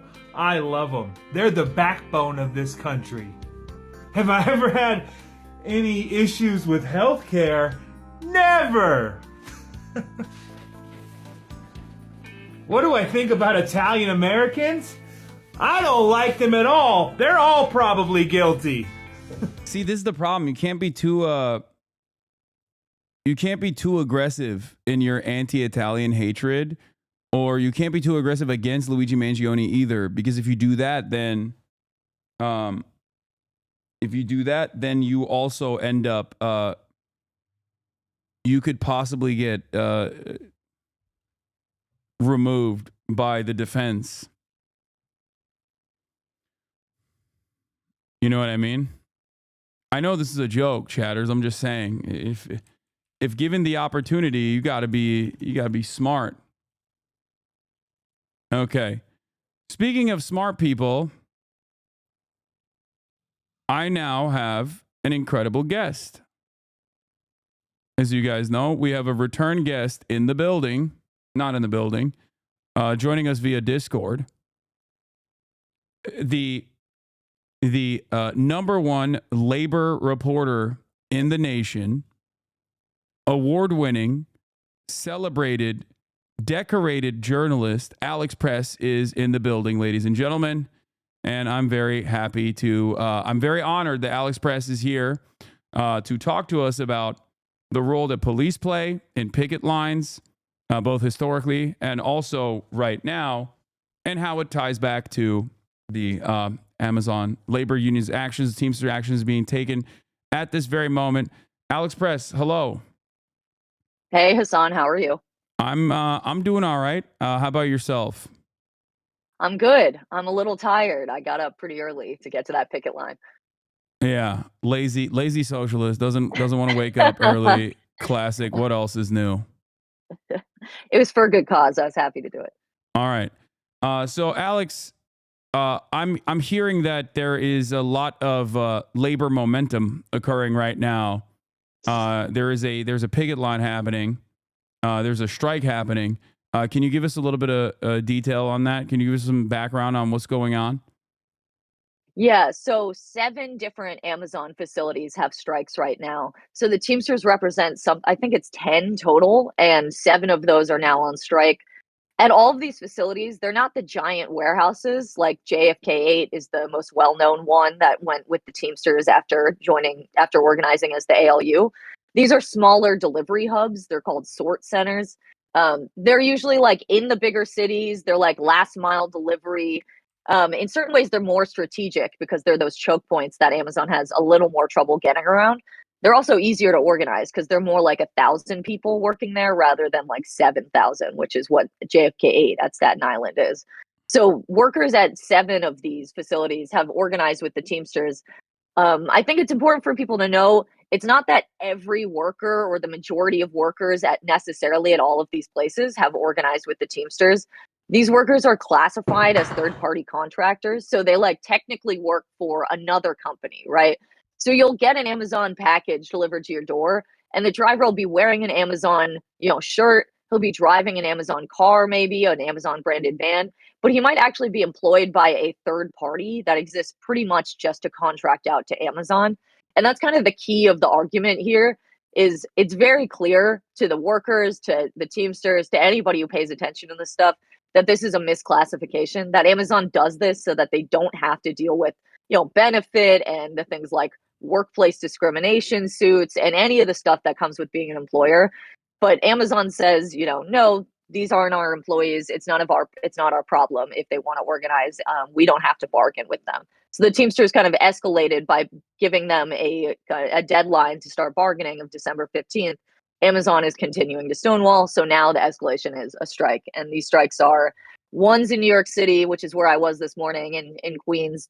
There's another in Illinois outside of Chicago. There's one in Atlanta. And then there's 3 in California. So these are DSPs, right? Like delivery. Yeah. Okay. So it seems like there are some legal issues that the Teamsters have with DSPs. I'm looking at freightwaves.com. It says Teamsters have some legal issues to overcome after wins at Amazon and with DSPs. Big questions. Is card check the same as a vote? Is Amazon a joint employer with delivery companies? And this is I feel like a streamlined process of like, I'm going to use a word here that's silly, but the gigification of every aspect of the American economy, like all aspects of labor. And what are some of these complications in terms of like having coverage and being protected by the Teamsters? Yeah, I mean the gigification in part, sometimes the intention, sometimes just a happy bonus, is that it makes it harder for workers to organize, right? They have all of a sudden these legal obstacles to overcome because they're technically not employees of the person that they really, it'd be fine if they wanted to bargain with these smaller DSPs, but the DSPs have no power. They respond to Amazon's needs, right? And we've seen this again and again where DSP owners themselves sometimes even go kind of nuclear against Amazon and say like, hey, we're on the side with the workers, but we don't set the times, we don't set the pay scale, all these things that show that it wouldn't make any sense to bargain with them. So the big thing here is, one, there's like the legal side, which the NLRB has been making moves to say that it agrees that Amazon should have joint employer status, which would make them have to bargain with these workers. But on the flip side, there's just the kind of the worker-led strategy, which is, NLRB, all well and good, legal obstacles, great, we'll work through them in the courts. But in the meantime, you just start acting like a union. And that's kind of what the Teamsters and these workers are doing right now, is they haven't had formal NLRB elections. They're still wending their way through these court objections and these hearings. And they're just saying, whatever, we need progress now. And we're going to act like a union and we're going to hold pickets and we're going to keep recruiting. And that's what I was seeing all morning was they're talking to their coworkers, many of whom were scabbing. It's not like every driver in these facilities is in the union. So these are escalations where you just act like a union and that makes you a union. So I think it's, in some ways it's a good thing. In other ways, it's really risky, right? Because if you have very few people participating, that can really be demoralizing for people. Yeah. And then there's also potential repercussions, like you can get fired, and there's like less protection under the NLRB in terms of like what the companies can do, even though I guess it doesn't necessarily matter all that much, considering that even in instances like Starbucks, I feel like companies have directly found themselves in clear violation of the law. And my suspicion is, and I think you and I talked about this before, their goal here is to escalate this and turn it into a legal precedent that that goes all the way up to the Supreme Court, where the obviously Republican right-wing supermajority Supreme Court will side with corporations as they have done historically, and will virtually gut the remainder protections that the NLRB offers to workers in terms of workers that want to unionize. Like, you can't fire a worker directly for wanting to unionize, but I think that they want to destroy that as well. So I guess what I'm trying to say is they don't even care when there are legal protections. So it's interesting to see that there are no legal protections in this circumstance, and yet they're still choosing to engage in some kind of work stoppage and Yeah, I mean, when you're pushed to the breaking point, you're just going to act, and you're going to try to have dignity. I think it's worth saying that Amazon right now is one of the several companies that, yes, is challenging the constitutionality of the NLRB itself. It's an active case. It's worth mentioning because another person doing that is Elon Musk through SpaceX. His company also has, the NLRB found him liable for having violated some of his workers' rights. And so in response, he too is going all out, trying to undo the NLRB, which again has been around since the 1930s. And I mean, it's incredible timing in that Jeff Bezos right now is at Mar-a-Lago. He was spotted having dinner with Trump. So this, and Trump, Trump's administration is very much, and some Democrats like Kristen Sinema and Manchin just ensured that Trump's NLRB will have a majority conservative Republican appointees. Any kind of good things the NLRB has been doing almost certainly will be undone very soon. And so it's really worth looking at, it's a small club and you're not in it, right? Like, all of these people are working together. And it's very, very obvious now that all these people are in on the same thing. And they're up against, again, these workers that are now the second most employees in the country as far as a company. So it's everybody against this handful of rich people who are openly collaborating now. So I wanted to also, in the interest of collaborating, I wanted to also talk about how the cops have been seemingly collaborating with big business in this circumstance. There was a lot of police presence, it seems, at the picket line this morning. I want to ask you what your personal experience was, but I want to briefly start by covering this part of it. From Labor on the Line, breaking: New York Police Department arrests Teamsters organizer and leader in attempts to break the strike of thousands of Amazon workers with Amazon Teamsters. One fact that I also wanted to bring up here for chatters who are, who might not know, is that the number of DSPs, these like contracted workers from Amazon's side, is, I believe, around 300,000. So it's not like a tiny, minuscule number of people. This is very clearly a important part of the Amazon logistics. Now that you have that understanding, so it seems like the cops are working and colluding with Amazon, doing their dirty work. I want to ask you, is this allowed? I want to ask you what's going on here, what you experienced as well here. Let's watch this video first, though. Let Tony go! Let Tony go! Let Tony go! Let Tony go! Let Tony go! Let Tony go! Let Tony go! The NYPD is arresting a lot of heroes lately. They're really showing the contradictions. And it's worth saying that's Antonio Rosario, he was in the 1997 UPS strike. He was a teenager back then. He was at UPS forever. He's now kind of an extremely respected Amazon. He's working on the Amazon organizing campaign. He's in local 804, which is the UPS local in New York City. He's a wonderful guy and a great organizer, and kind of, this people couldn't believe he was arrested. But in part, it seems to me like it's very obvious that he specifically was arrested because he's so much kind of a leader in these respects. But I want to say that two things. One, and you're pulling up the video now. The first arrest was this driver. So as I said, a lot of drivers are still just driving through, the picket line was a picket line, but every few minutes people would kind of open it to let one vehicle through and then reconstitute the picket line again.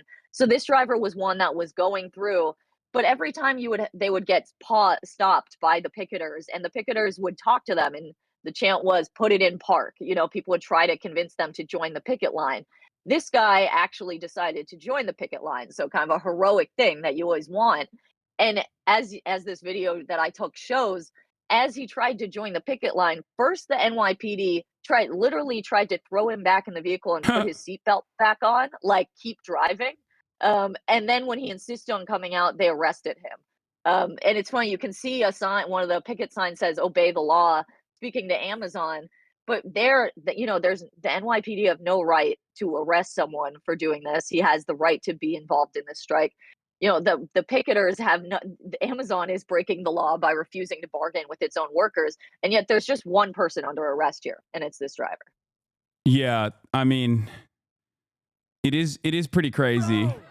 And I would say that, like, apparently from what I hear, in New York it was particularly bad. I mean, the police very explicitly broke the picket line after several hours of a serious picket line. After arresting Rosario, dozens of them, they said they were going to arrest everyone if they didn't start letting vehicles through. They had no right to arrest everyone. People were on a publicly owned sidewalk.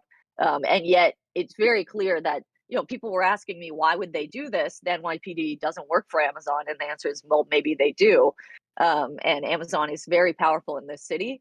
And so I'm curious what will result from that. But it was really remarkable to see the cops explicitly kind of protecting the flow of capital. So I have a question about that. Aren't cops also wage employees that also have a union, as a matter of fact? They do have a union, but I wouldn't say they're workers like any other. I mean, I always say, when workers meet cops on the picket line, the cops are facing them, right? They meet them as obstacles to the picket line. The cop places themselves on the wrong side of history, and I think that's just naturally how we should see it.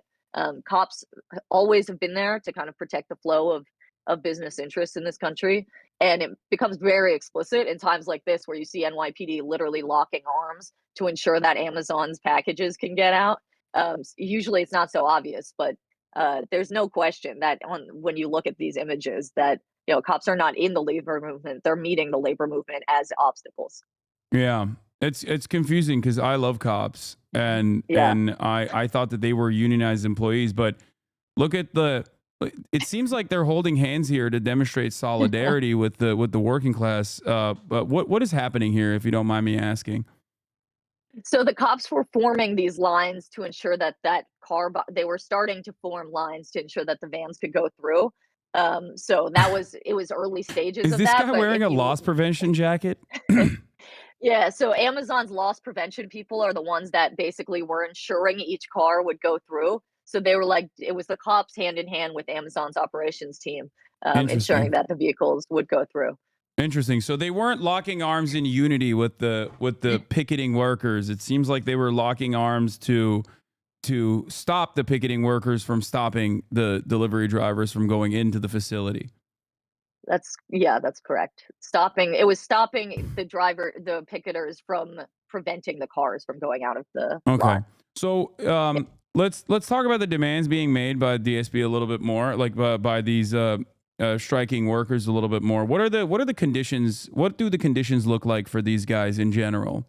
The people that are on the picket line, and what do they want? Yeah.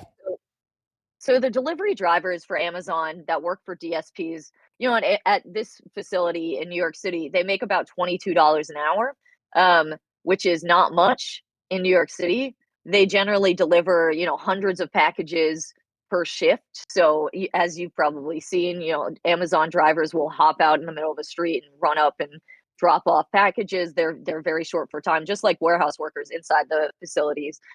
They do very similar jobs to UPS drivers, which is why it kind of makes sense that the Teamsters are organizing with them. And I actually was speaking to one worker who's very much an active member of this union at that location in Queens. And he used to be a UPS driver, and he was like, I'm doing the exact same job and I have no benefits. I'm making like a quarter of what I was making at UPS. And it's completely ludicrous. They have no health insurance. That's another thing that is one of their key demands here. this breaks their body. I spoke to one worker who's in the union who talked about being given, faulty equipment that could have hurt her. And she was told, no, it was fine. It was her fault. And again, this is a young woman who had to carry these packages and had asked for equipment that would help her with that. So it's basic demands here. But right now, the strike isn't even about one particular thing like healthcare or more money. It's about literally having Amazon sit down and start talking to them. And Amazon and recognizing them as like employees, you're saying, right? Because currently they're gig employees. Yeah. But it's not only that Amazon is refusing to do that for these drivers. Amazon is also still refusing to do that at JFK 8, where the employees are already their employees, right? There's no dispute that those workers who joined the ALU, which is now part of the Teamsters, there's never been a dispute that they are employees. And Amazon is still obstructing and trying to get out of having to bargain with them. They won that victory 2.5 years ago now. And so Amazon is obstructing workers whether they're employees or not. So I think it's important to know that Amazon wouldn't act any different if these employees were differently classified. They have no interest in treating these people better. Okay. So there is the Amazon driver Yoger Nizin Cardenas is the name. I'm butchering that. Has been freed. I wanted to hear what he had to say. Let's take a look. Up earlier, so he's got a few words. Give it up for him, everybody. Give it up. Thank you. Yo, we gotta keep it together so we can make this shit happen. That's the only way we're gonna make it happen. Yes, if not, we wanna whoever make it don't wanna be here, keep it moving. That's so. We gotta be up. Up earlier. What do you think about the media coverage surrounding this? Because I feel like a lot of people are hyper focused on the Luigi Mangione case right now, as he was extradited to New York. They perp walked him earlier this morning. We don't know if he killed the United Healthcare CEO or not, but people certainly seem to think so, and many people are saying that he may or may not even be a saint or a hero. I would never, of course. I condemn violence. I do not condone it. Having said that, do you feel like there's appropriate coverage on these kinds of labor movements in general, like broadly, from mainstream press? I think we have over the past few years, and I'm sure you've seen this, gotten a lot more coverage of labor. And some of it is better. Though when I was looking at kind of the interviews, I looked at what Sean O'Brien was being asked on Fox Business today, and even on some more mainstream rather than right-wing publications. The focus is still always on how is this affecting consumers. Like, it was incredible. The TV host kept asking Sean O'Brien, but aren't you punishing consumers? What about Santa? How do you explain this to the American public? It's this belief that, again, like, workers are this separate group from the American public, who presumably are all rich people who just order from Amazon and could never be affected by poor working conditions. And that is something that has been the case ever since the American labor movement was in decline, for the past half a century, that all of a sudden the news media presents workers as like this threat to you, the reader or the viewer.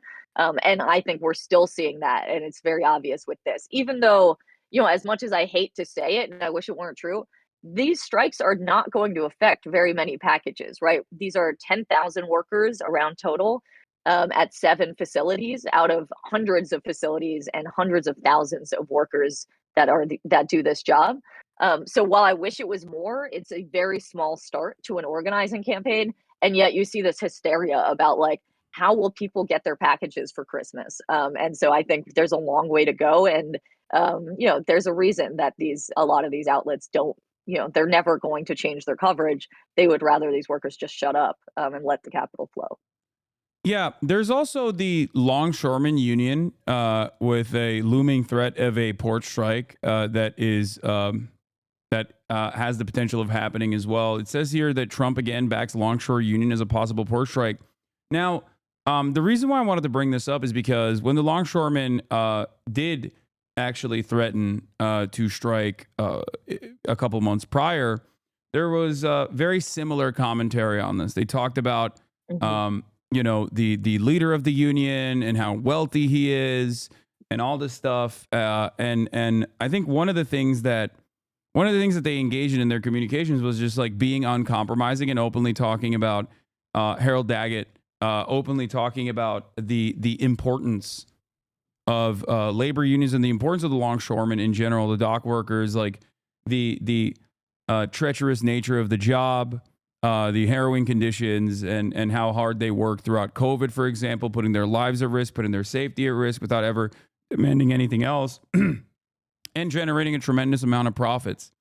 I feel like overall, Americans are very selfish people, and it's very hard to instill class solidarity amongst them. And it's very hard to even get them to recognize that they are in a very similar condition to these unionized workers. But it did feel like, given the power that the longshoremen had, given the power that the ILA had in completely shutting down American logistics, they were forced, the companies at least, were forced to concede to their demands, at least in the interim period.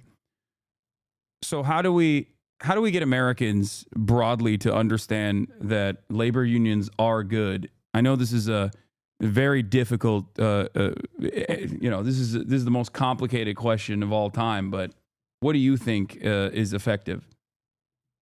I mean, the controversial answer here is that, as you said, with the ILA and the ILWU is the longshoremen union on the West Coast, you actually don't need the public to agree with you if you have the leverage. Like, this is a fight between you and your boss. And if you have the organization, you can force them to concede no matter how much they whine on the media and how much the public is up in arms.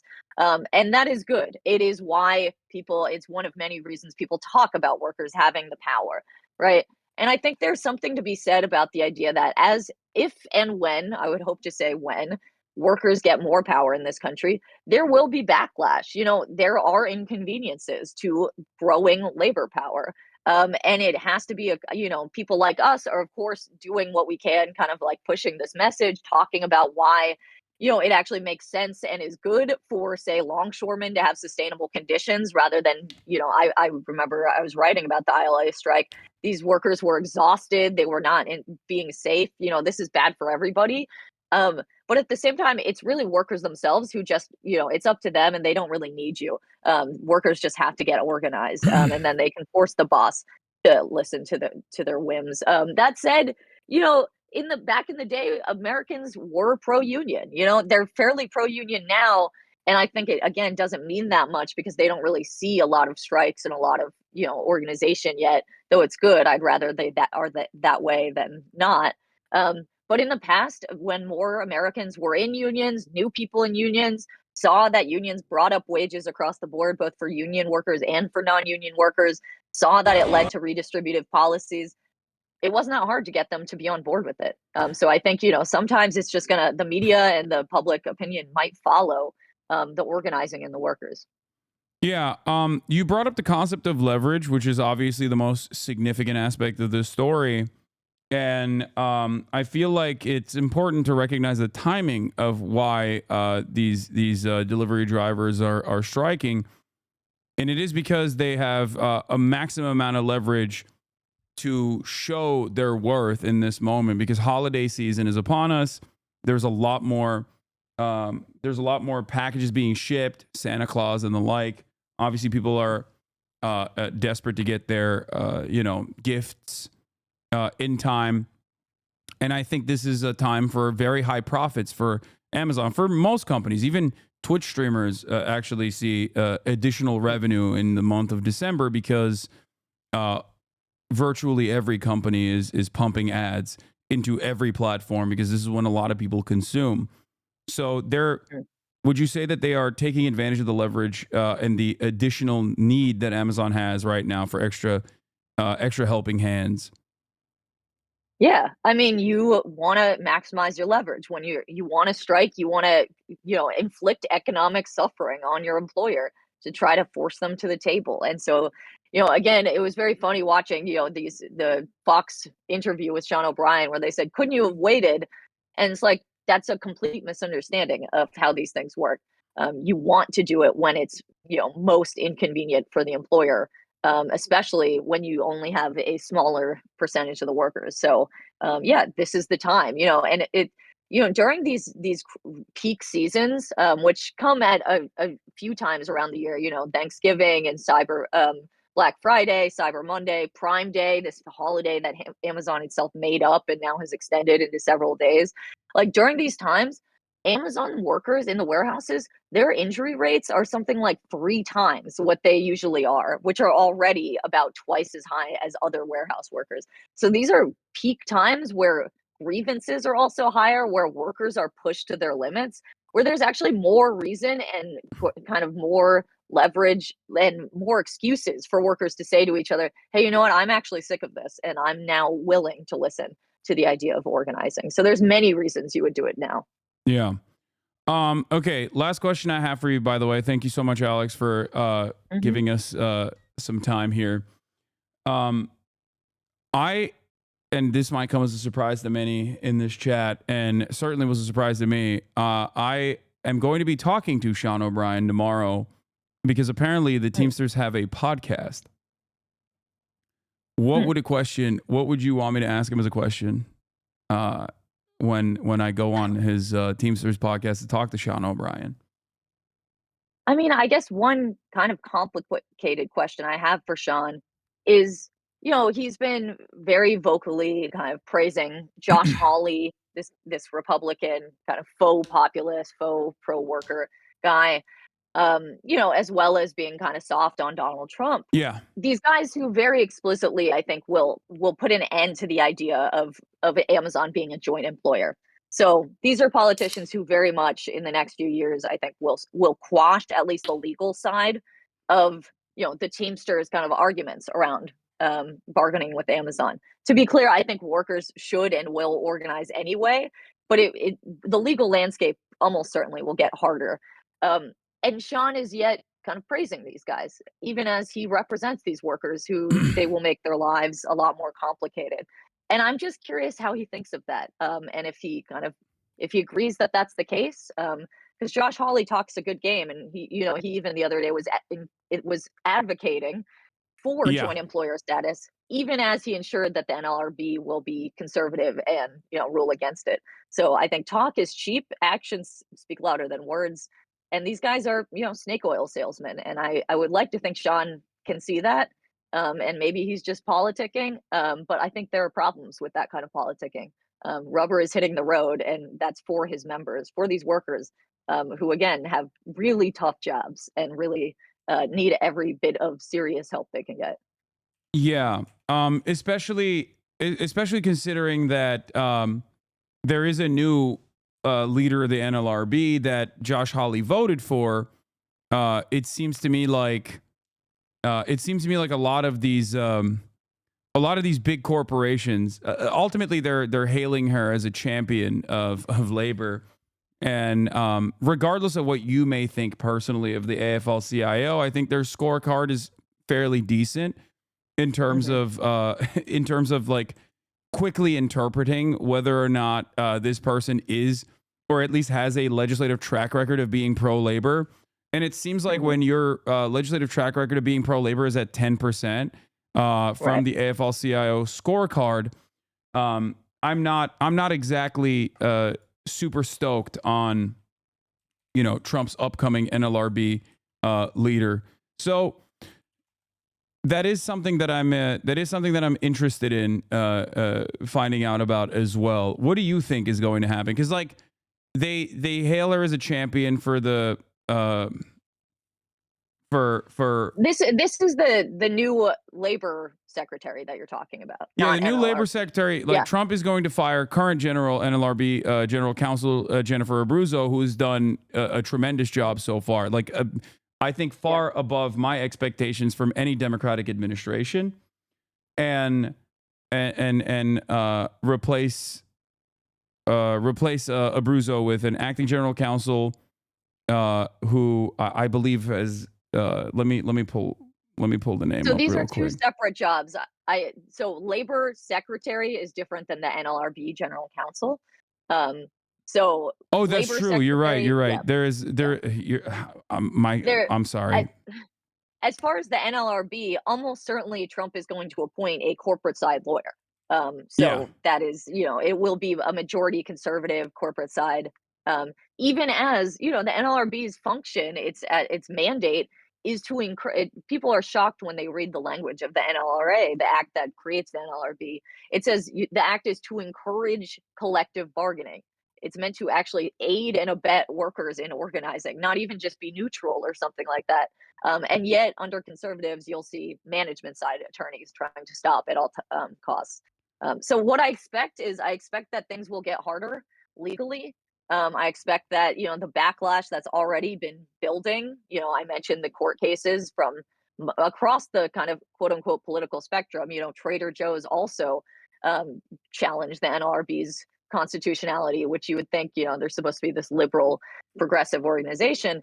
I think we'll see more of that, and we'll see. Last I checked, Trump's administration is going to have at least 9 billionaires. This is like Gilded Age, mask off, as clear as we've ever seen it. So I don't think you have to be very smart to see what's the writings on the wall. That said, you can't really put the energy back in the bottle when it comes to worker organizing, and we have seen that, especially young people. I mean, whether it's Starbucks, Amazon, whether it's the UAW workers that are organizing, both the auto workers and in white collar sectors, like they're promising things to me, and workers really aren't going to give a shit. They're going to keep doing what they have to do. Just like that worker today who who jumped out of his van because he didn't want to break a strike, and he got arrested. And, from what I heard of, when he got back on the picket line, he said he also had been fired for doing that.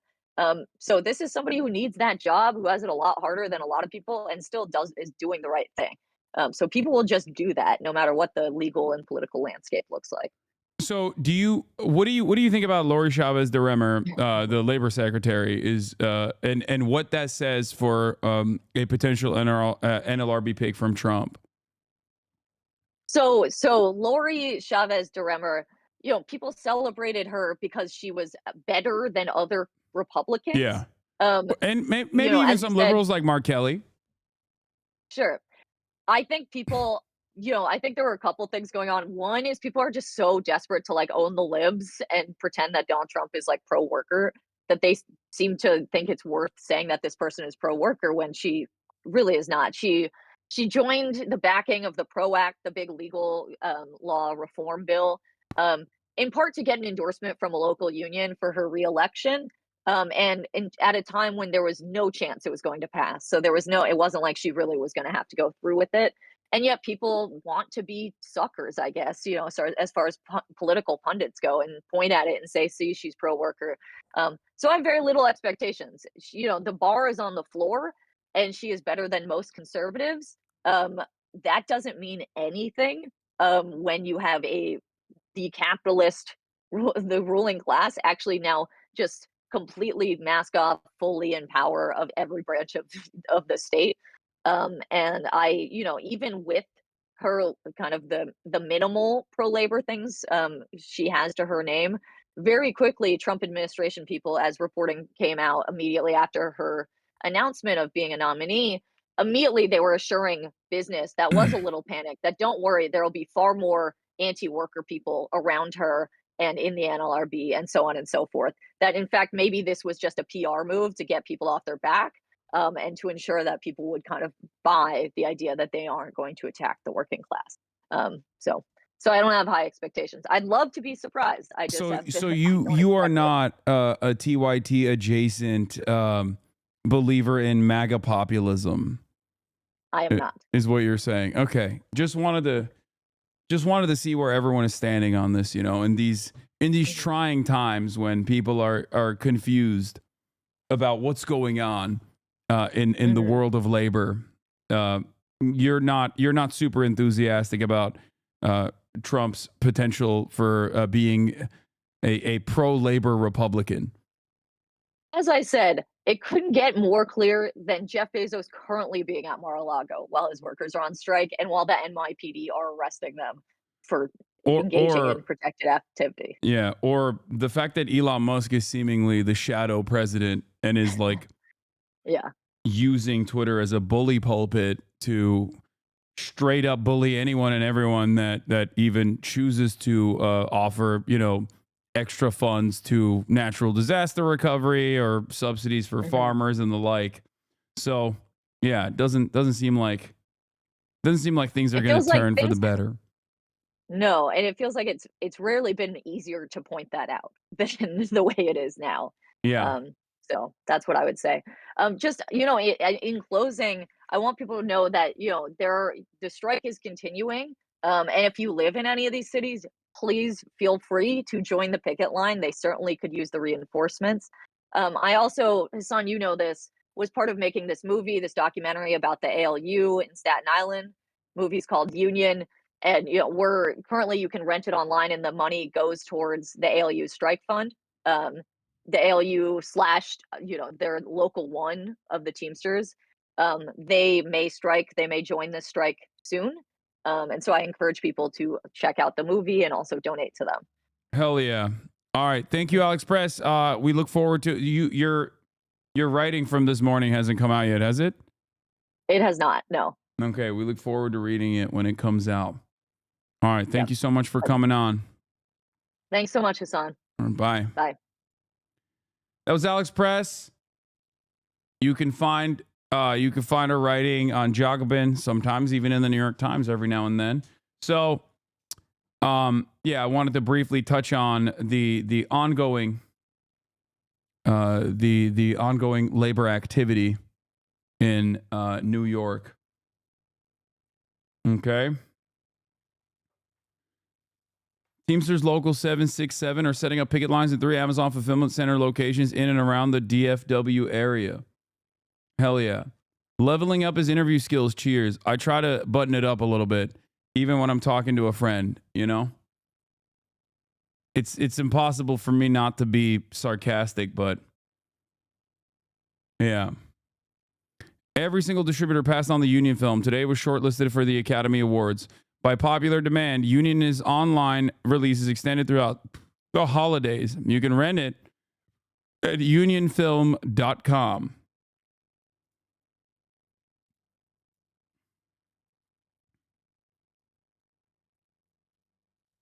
NYPD is trying to bust the Teamsters strike in Queens already. 2 arrested earlier today, a delivery driver and a local organizer. We talked about that, yeah. I'm driving right now for a DSP in Colorado. Virtually no union drive out here. Would love to see some change out here, though. Be the change you want to see in the world, chatter.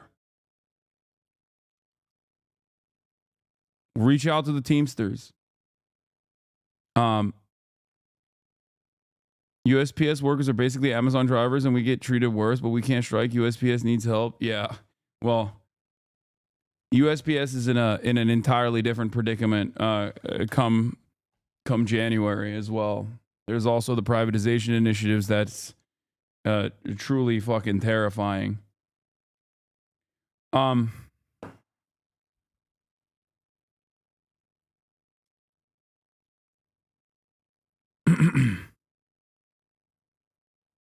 unionthefilm.com. Did I say unionfilm.com? Sorry. I saw something that's really funny that a chatter sent me while we were talking. It seems like Matt Walsh and the others are not actually on board with Jenk's swap in terms of Jenk's cries for leftist unity and the MAGA populism that he is talking about.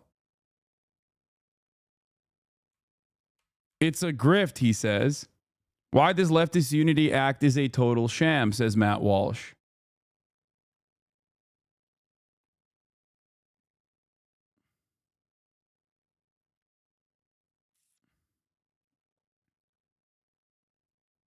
People should go back and watch our old vid from 2018. It's about police unions. Okay. The history of police is class traitors. Look at that. All the way from 2018.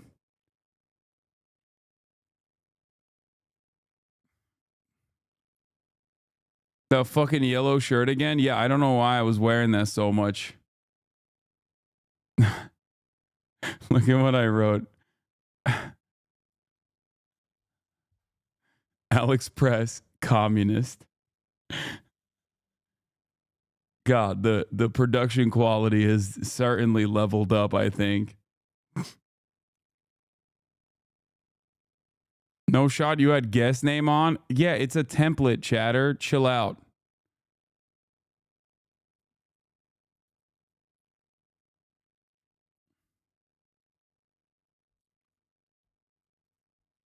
Anyway, you can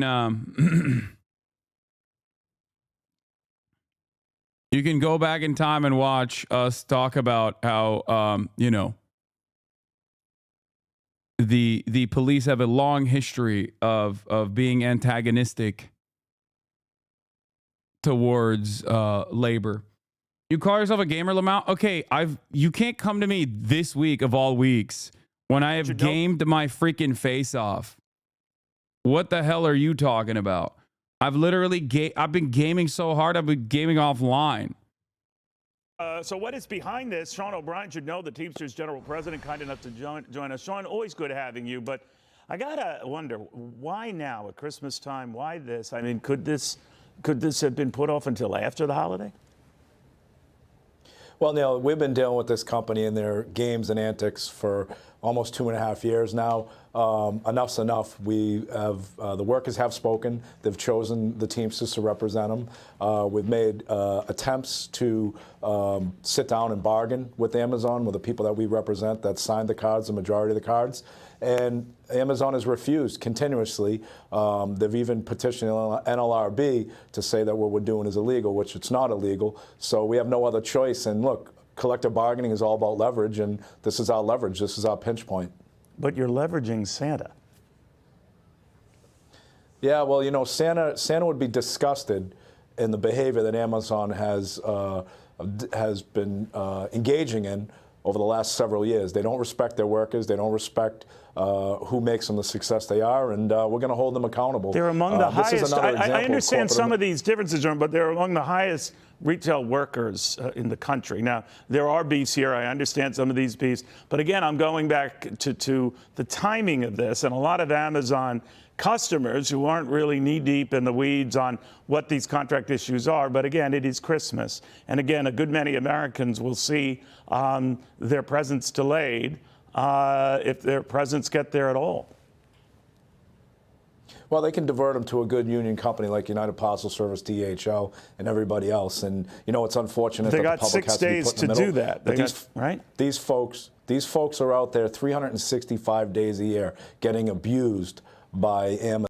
Dude, this is why you can't trust. I mean, mainstream media, again, always antagonistic to the needs of labor, and always in the pockets of corporations and the wealthy.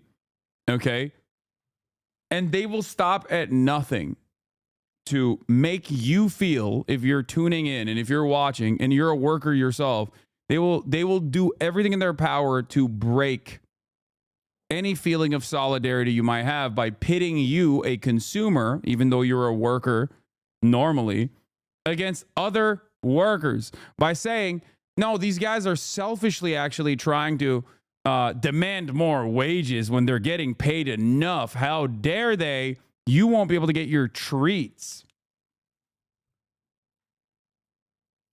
And I think that good communicators that are leaders of unions have to be uncompromising in moments like this, to be like, the fuck do you mean?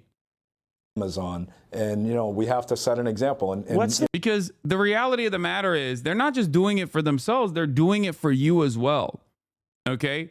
The goal is so that you can also engage in similar action in your workplaces. No, so when you say abuse, Sean, what's going on that they're getting abused? I'm almost thinking like they're getting beaten on the job. What's going on? They are. They're getting beaten on the job. They've got the most violations in OSHA. If you do the fact check, they're not getting paid accordingly. They're being paid through a scam, which is a third-party leasing arrangement, which they are a joint employer. These people are not being paid a livable wage. They're getting minimal benefits, if any, and it's a disgrace, and it shouldn't be allowed to happen. And this company's worth $2 trillion. Well, here's the wrap here on the company. You heard a little bit of that from our reporter, that this really isn't about a lot of workers there who are angry. This is about the Teamsters trying to get a leg in and a leg up with a company and sucking them dry for money. What do you say? We already have a leg in, we got a leg up. We're not looking to suck anything out of any company.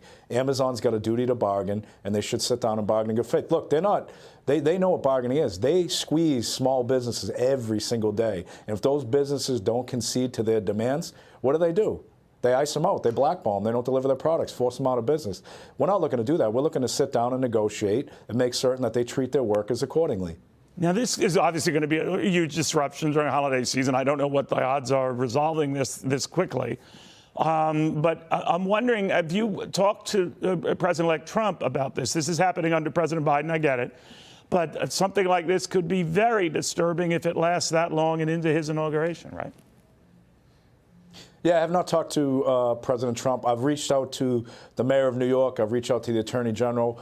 We've got a problem in New York. Those are the only politicians that I've talked to where the police are not allowing our members their constitutional right to picket. I don't blame the rank and file NYPD. I blame the command staff and the leadership in the city. For the chatters who were wondering yesterday where my allegiances are, how dare you get a contract from Twitch to serve ads, even though you have stopped serving ads now that your contract is done.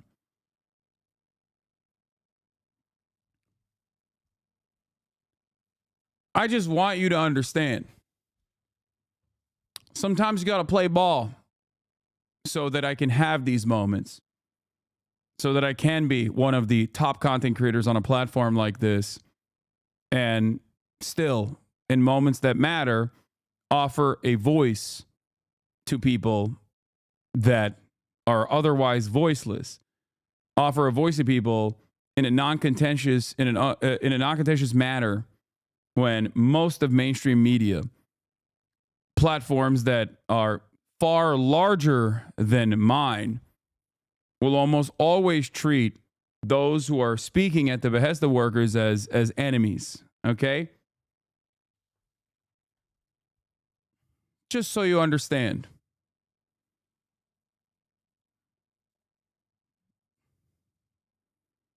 That's it.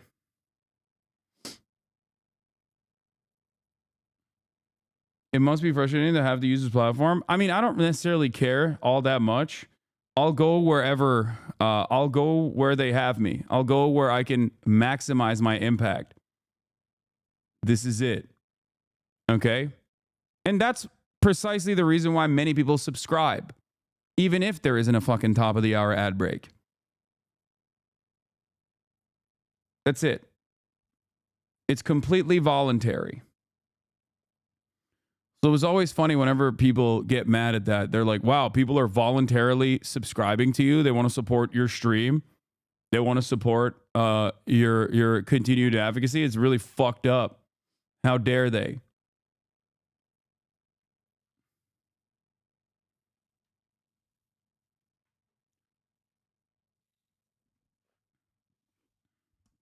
YouTube has more impact.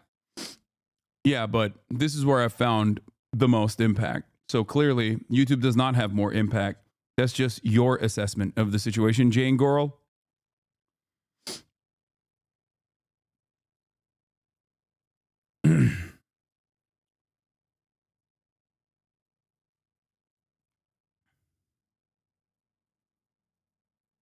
Gonna stream on YouTube? Gonna only stream on YouTube? I've never said that.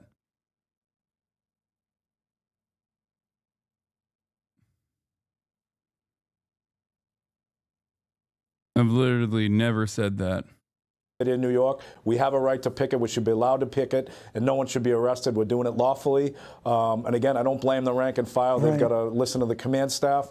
But it's telling on how much influence Amazon has in New York. You know, I mean, did they promise the police something? I don't know that. But the reality of it is we've got a constitutional right, and we should be allowed to do it. So let me ask you, last I heard, Sean, this was targeted in roughly 4 states, California, New York, Illinois, and Georgia. Could this go wider and at facilities far more widespread than that? Is your contract with Twitch forever? No, I don't have a contract with Twitch any longer. I no longer have a contract with Twitch. I also, if you noticed, stopped running ads once my contract ended. You can still subscribe though to support the show.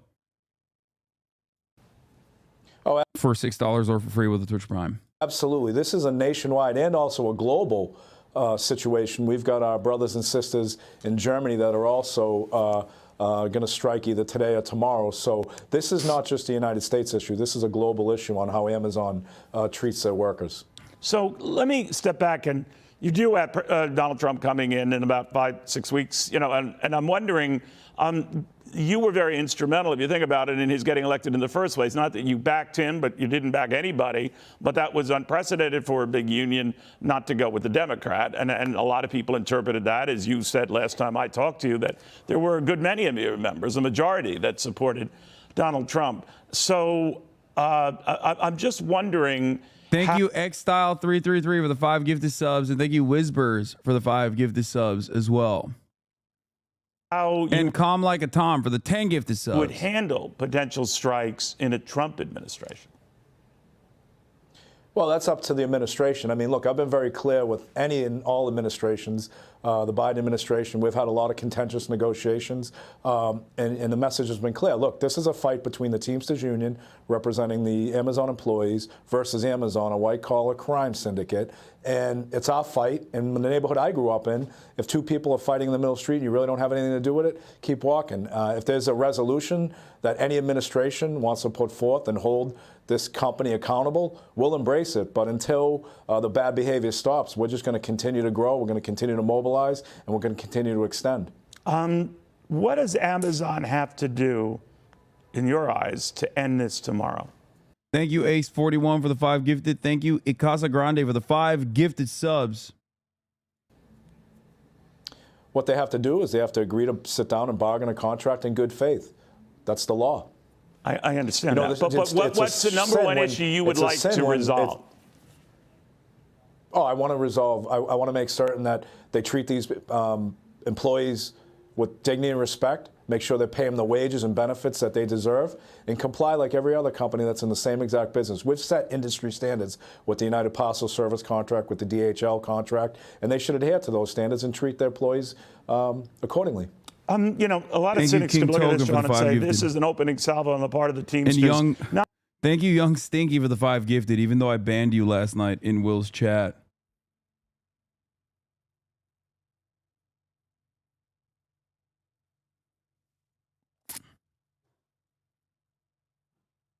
Not to address these issues with these workers at these facilities, but to get into Amazon, a largely non-union shop for the most part, and make it a union shop. Is that true? Well, Amazon spends $17 million in 2022 to 2023 to fight the union. Just think if they invested that money in their workers. I mean, the cynics can say whatever they want. There's always going to be cynics no matter what. At the end of the day, we represent workers, and we represent workers that have to put up with the abuse of an Amazon or any other corporate bigwig. So we're going to continue the fight. That's all I can tell you. Any parting words of advice to the outgoing Democratic administration, to Democrats who had a tough go of it in the election? I mean, you were very frank about them at the time, not reaching out to you, not wanting to meet with you. But I'm just curious what you make of what they should do now. Bing. Well, I think what they should do right now, Eximbo, because they've got a couple weeks area. left, is they claimed that they walked a picket line. We've got picket lines all over the country. No one's walked a picket line right now. No one's walked that Amazon picket line. Fart sounded like Macarena. They give the 5 gifted. I mean, he's definitely more harsh on Biden than he is on Trump, and that is a little bit inconsistent. And I do want to understand where it's coming from. You know what I mean?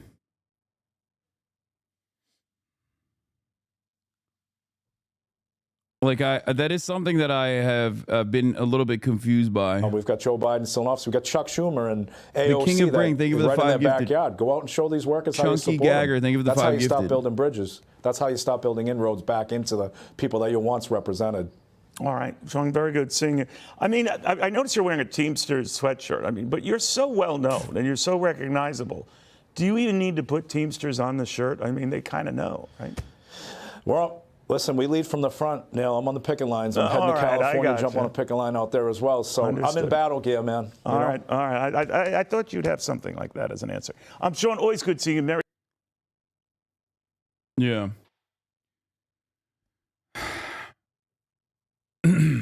No, they're friendly. You guys don't understand. Like he gets a decent amount of play on Fox News and Fox Business to be able to have these opportunities. Part of that is because of the Trump glazing, and the other part is like he does have good rapport with those guys.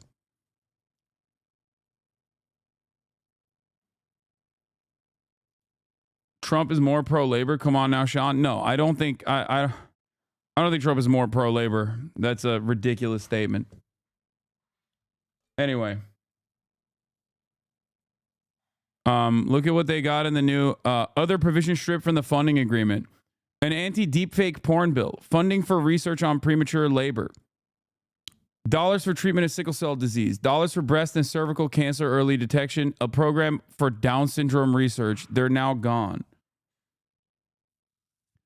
And then dummies that go, can't those things be in their own bill? Why do they need to be in a CR? Guy who has no understanding of how the legislative body works for the past 3 fucking decades. Oh, I don't understand it. Dog, that's the only thing that passes. Okay? That and messaging bills that say, like, we should be able to kill you if you hurt the feelings of Israel. That's the only thing. That, messaging bills such as we will kill you if you harm the feelings of Israel, the beautiful state, and unlimited funding for defense contractors. Okay? That's it. The only other way that you can get any fucking funding is through this.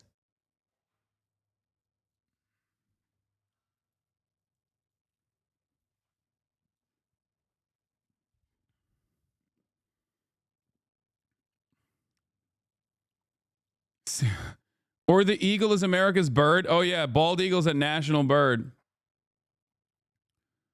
I want to talk about heart-wrenching. Here's a leading pediatric cancer group from 2 days ago celebrating the coming passage of Gabrielle Miller Kids Act funding extension. It was just cut out of the CR after Elon and Trump demanded cuts.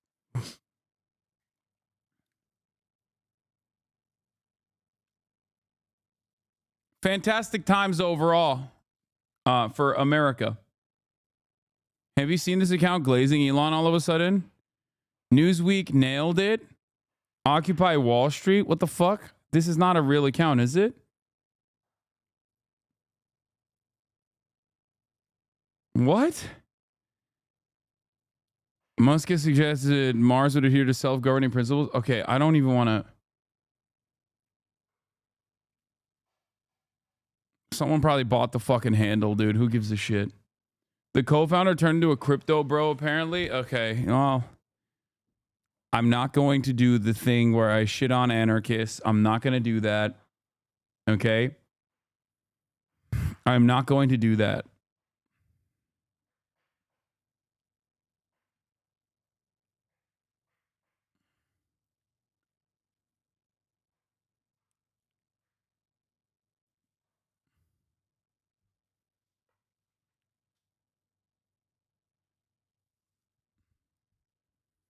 There's a hiring freeze in the Department of Interior, namely National Forest. No seasonal workers. Project 2025 wants to privatize national lands. It's not surprising.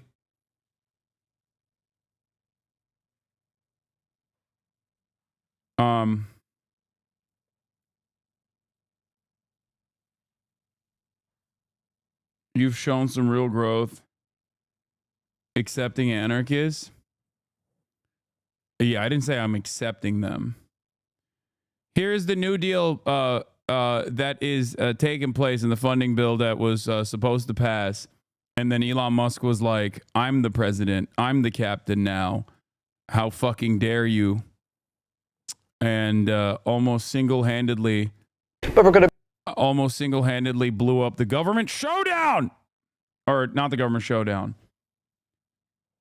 Let's take a look originally at what was supposed to happen and how, it kind of fell apart. Began on Capitol Hill, where lawmakers are racing to avert a government shutdown after President-elect Trump and Elon Musk opposed a bipartisan deal to keep the government running.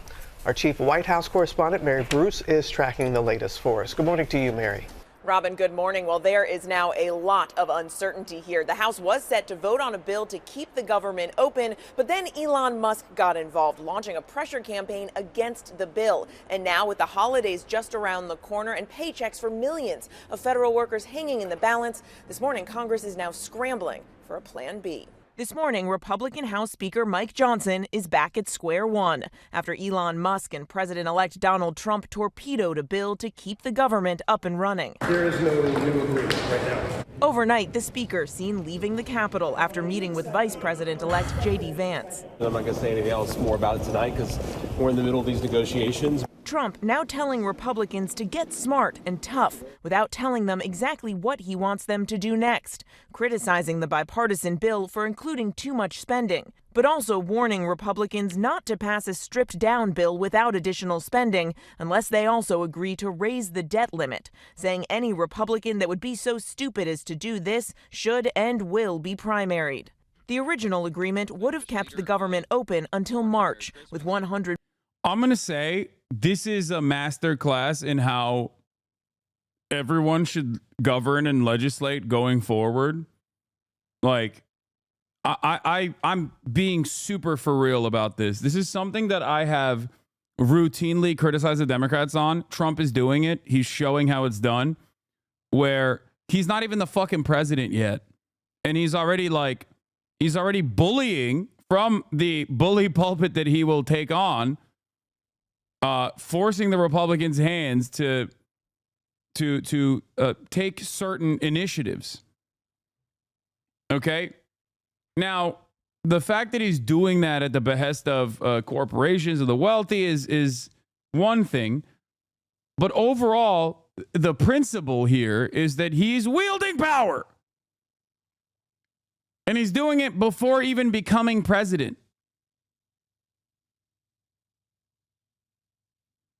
It's also probably much easier for him to do that because the current president, and you might have forgotten about this, is Joseph Robinette Biden, who, according to Wall Street Journal's incredible reporting,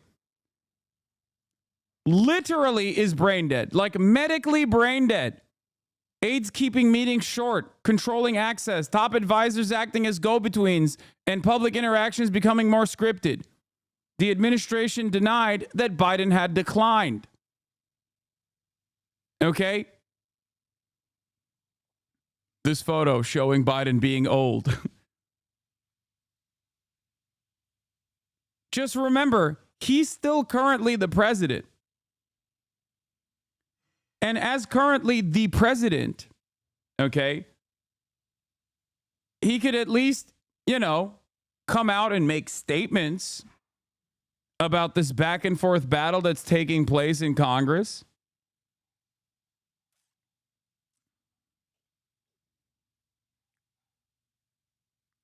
But in the absence of any sort of interest in doing that, obviously Trump is going to dominate. Joe Biden does not give a shit at all.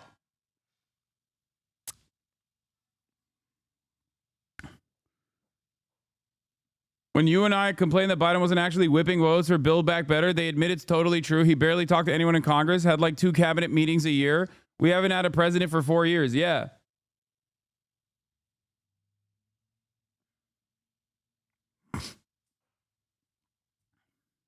$100 billion in disaster aid and billions more for farmers. But Musk, whom Trump has tapped to lead a new government efficiency effort, launched a I also do want to remind you guys how much people like myself, people like Michael from Pennsylvania, cover like the boring aspect of governance and cover it with an understanding of how like the legislative body works. Whenever people say, oh, you guys are just simply engaging in like vibes-based analysis, they're just saying that because they rely on their audience not to be in here in moments like this. But like I have, Mike has, Majority Report has absolutely absolutely covered these sorts of the incompetence of this current administration time and time again in moments like this. I guess it's not at the forefront of our commentary. It doesn't get clipped out. So most people who are oblivious to that will oftentimes go, you just want like bold. You just like to say things. It's so surface level. Your analysis is so surface level. Last-minute pressure campaign against it, blasting the bill as a crime, bloated with wasteful spending, saying anyone who supports it deserves to be voted out in 2 years. Remember when we instantly recalled that the Republicans fired the parliamentarian in 2001 when he blocked Bush's tax cuts while the Democrats pretended like the parliamentarian controls the Senate? Exactly. Like, I get into the fucking minutia all the time. I get into the minutia of this process all the time. I understand how it works. And for me, as someone who understands how it works, I still expect the Democrats to do a little bit better than fucking not even bare minimum. You know what I mean? My standards for the Democratic Party as a partisan, even when I'm engaging in like some semblance of like partisan analysis, is so low, and yet they still fail to meet that fucking standard.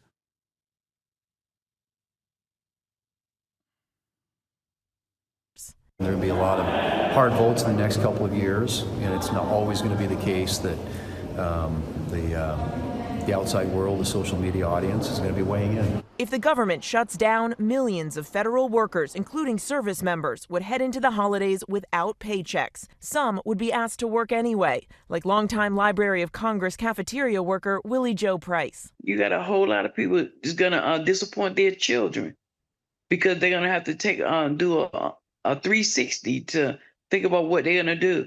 Is it worth me buying this for my child, or should I pay my rent? With peak holiday travel, TSA agents and air traffic controllers would also still have to work without pay. Democratic leaders now blunt. House Republicans will now own any harm that is visited upon the American people that results from a government shutdown or worse.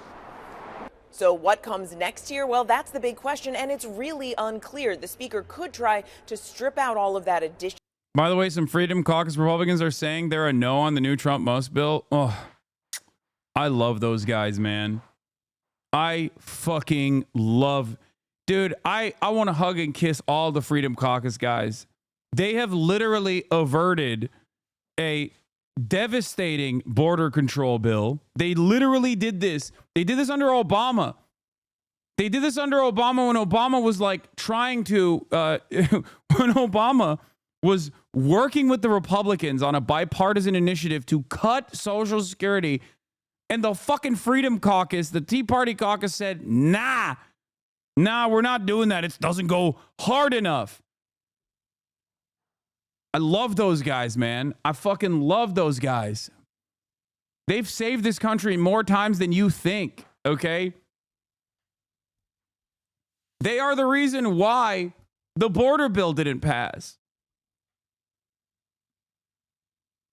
Those guys have your best interest in mind sometimes. I don't know how the fuck they do that. Their Freedom Caucus is not progressive. They are the least. They are, pound for pound, the most anti-progressive caucus in the country. They are basically a collection of rabid, oftentimes white nationalist, Koch brothers funded, anarcho-capitalist freaks. But because they are so good at obstructing, they obstruct everything on principle. They're like that guy, what's the name of the dude from Parks and Recreation? They literally are that guy, the libertarian guy that works in government just so he can undermine it from within. Ron Swanson, yeah. No, literally. They are the Ron Swanson caucus. Like, their entire goal is to just be in government so they can fuck it up.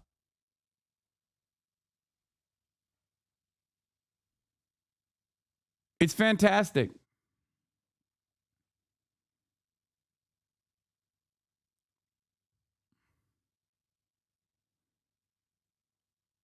They're insane.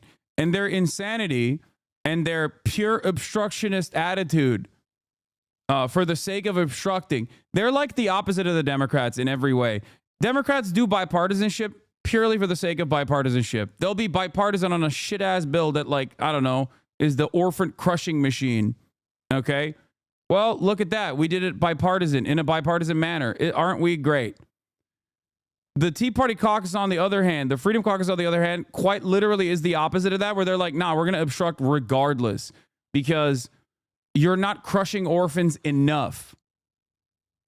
Like, literally, they will just openly come out and be like, oh, the orphan crushing machine on principle, we're on board with it. But, like, it's nowhere near crushing enough orphans. So we're going to be a no on this one. We're passing. Funding and spending and just pass a bill to keep the government up and running. But the fate of that is also in doubt, and the clock is ticking with that deadline looming tomorrow night, Robin. But Mary, as you said in your report, if they try to pass that stripped down bill, President-elect Trump says he wants it to include raising the debt limit. Yeah, Robin.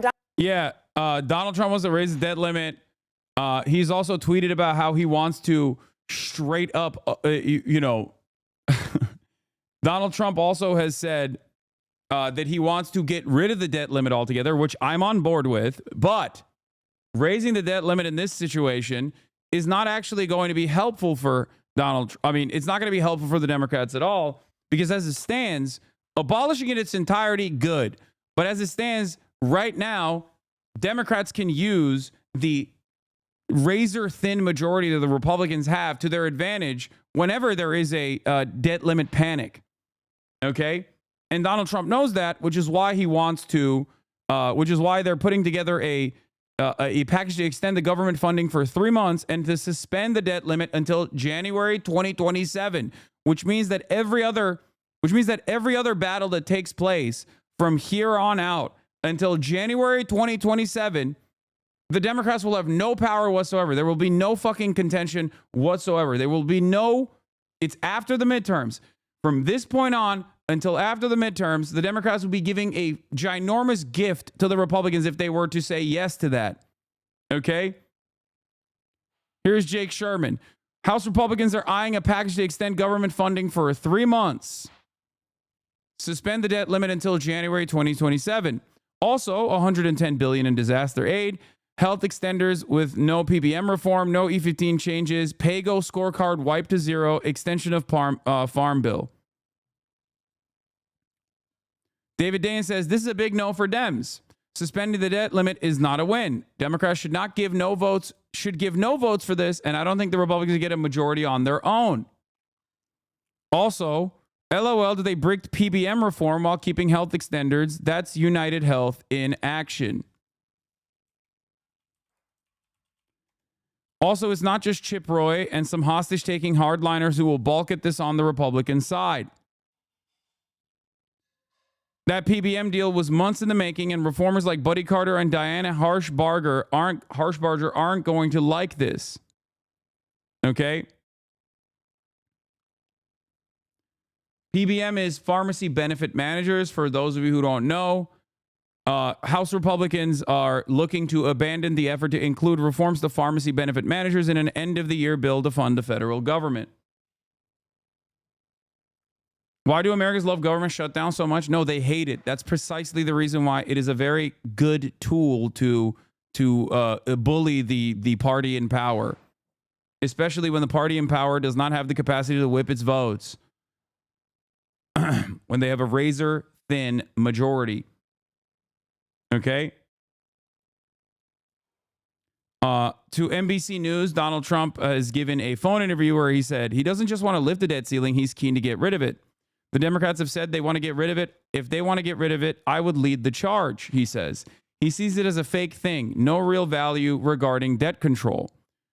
Now, the reason why he wants to get rid of it is because he doesn't want his agenda to be undermined by, any kind of obstruction that happens on his party side that the Democrats could take advantage of. I do agree with this, but as it stands for the time being, I don't think that there should be any sort of hike on the debt ceiling. because all you're doing in that situation is offering Trump more power. There's no, get rid of it. Get rid of it after the midterms. Let's see how that works out. Baja blast my brains out. Thank you for the 10 gifted subs. Wait, how's the debt ceiling dictate what happens in Congress? I mean, look at the government shutdown conversations that are taking place currently. This is an opportunity where the minority party has leverage. We've all heard. Okay, you want to hear about pharmacy benefit managers? Here it is. Horror stories about insurance randomly deciding to not cover medications or prices skyrocketing out of nowhere. But driving all those decisions is a secret team of middlemen and a massive legalized bribery scheme. It's a modern form of barely legal gangsterism. They're called pharmacy benefit managers, and they're hired by your insurance company to handle all things medication. They negotiate drug prices with pharma companies. They set your copay at the pharmacy. They even determine what drugs your insurance covers. At the heart of this story is something simple: a rebate. You're probably familiar with the kinds of rebates you get as a customer. If you buy this Oral-B electric toothbrush, you can get a partial refund by sending in a form to prove your purchase. It's like a little reward from Oral-B for choosing their toothbrush over, say, a Philips Sonicare toothbrush. Pharmacy benefit managers, or PBMs, get hired by your insurance company to get those kinds of rebates on a massive scale. We're talking a lot more than $25 back on a toothbrush. And then they pass those savings down to patients? Oh God, no. Ugh. That's right. Insurance companies and PBMs work together to get rebate after rebate on the drugs you purchase. But you would never know by looking at your astronomical copays and premiums. Instead, PBMs and insurance companies use those rebates to pad shareholder profits. You might be wondering, why do these rebates even exist in the first place? What do pharmaceutical companies get from dishing these out? The answer lies in one powerful list, known as a formulary. So because the PBM gets to decide which drugs are covered and which ones aren't, PBMs essentially develop what we call a formulary. Think of it as when you walk into a restaurant and there's a particular menu that will tell you which foods you can buy at that restaurant. It's very similar, except that the PBM is operating with medicines, and they're ultimately determining which manufacturer's drugs will be covered and to which degree they'll be covered. So we're essentially creating a system of preference, saying, look, we're going to cover this drug, we're not going to cover this drug, we're going to prefer this drug among the drugs we cover. Pharmaceutical companies want their drugs to be covered by your insurance. If Pfizer's blood pressure medication isn't on your insurance's formulary, that medication won't be covered. And if it's not covered, you're not going to buy it. Instead, you'll just ask your doctor for an option that's covered, aka a drug that's on the formulary. And that's why it makes more sense to call these rebates what they actually are: bribes or kickbacks. PBMs get kicked back a portion of the profit of each drug they add to the formulary that we, the unknowing consumer, buy at the pharmacy. What it means is that PBMs can really push manufacturers to give bigger and bigger kickbacks in exchange for that preferential treatment. The manufacturer essentially buys its way onto the formulary and by extension buys its way into our bodies. Just to ground us a bit, pharmacists can't get paid by drug makers to hawk some medicines over others. They can't pop into the local Pfizer office and say, I'll dispense your stuff over the competition if you make it worth my while. That's a kickback. It's very illegal and unethical. We checked with independent pharmacist Nate Hux just in case. I've never had the opportunity to take a kickback. That was all outlawed way before I became a pharmacist. But thanks to a legal loophole from the 90s, kickbacks are the bread and butter of the PBM industry. In 1987, Ronald Reagan signed federal anti-kickback laws. They were really centered around trying to get at organized crime and looking at how kickbacks distorted marketplaces and ultimately harmed competition and the consumer experience. By the 1990s, lobbying groups had successfully convinced lawmakers to create exemptions from these kickback statutes, one of which was for pharmacy benefit managers. That decision opened the floodgates for PBMs to become just as corrupt as the drug companies they're supposed to be negotiating with. But the story doesn't stop there. Because of these kickbacks, PBMs have created a bizarre marketplace where not only are they pocketing rebates that could be passed off to you, they're often making you pay more than what the drugs actually cost. Nowhere is this more clear than with insulin. Insurance companies send explanation of benefits out to consumers. They will show the price that was billed from a pharmacy to their PBM. But what a lot of people don't understand is in those explanation of benefits, those prices really aren't real.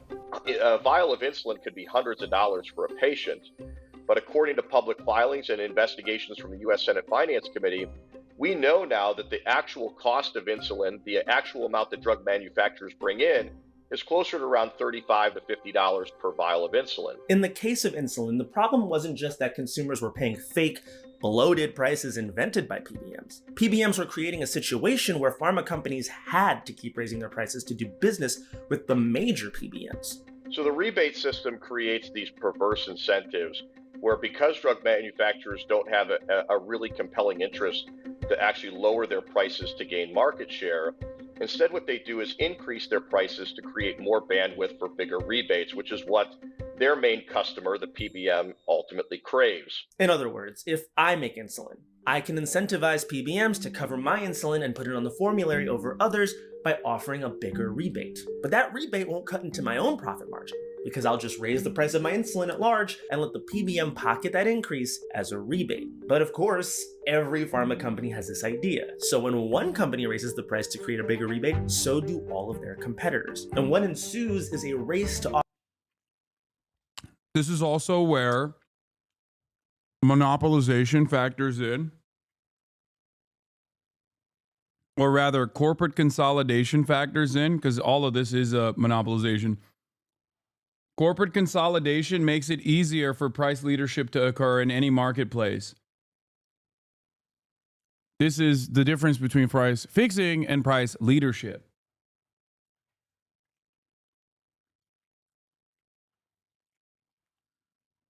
They get to operate like a cartel without actually engaging in shadowy backroom deals. They get to do that in broad daylight.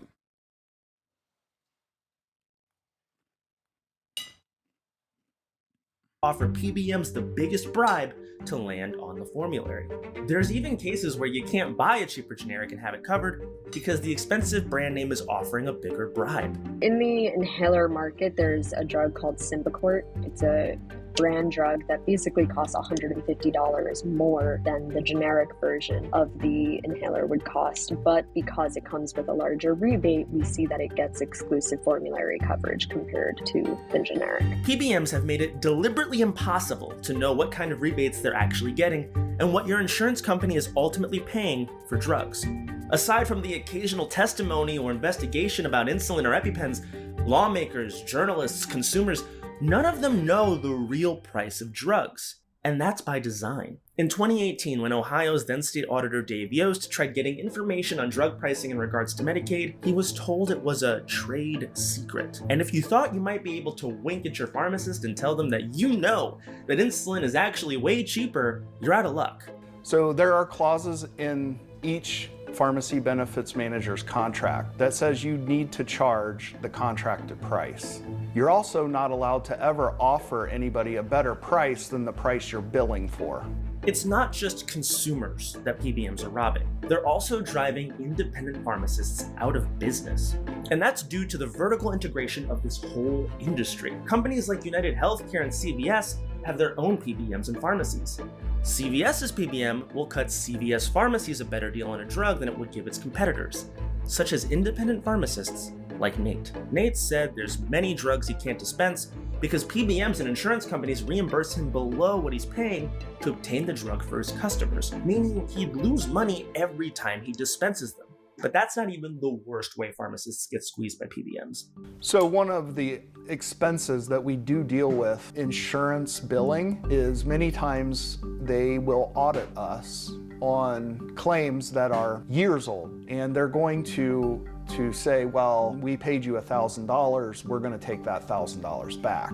What we saw was that these insignificant typographical errors, a typo on a physician name as an example, the PBM would come back and claw back every dollar from that claim, not just the pharmacist's dispensing fee, but the entire cost of the drug itself. Nate has found a unique way to get around the scheme, and charge people less than is contractually obligated by the PBMs. He opened a pharmacy that takes no insurance because it focuses on dispensing generic versions of drugs.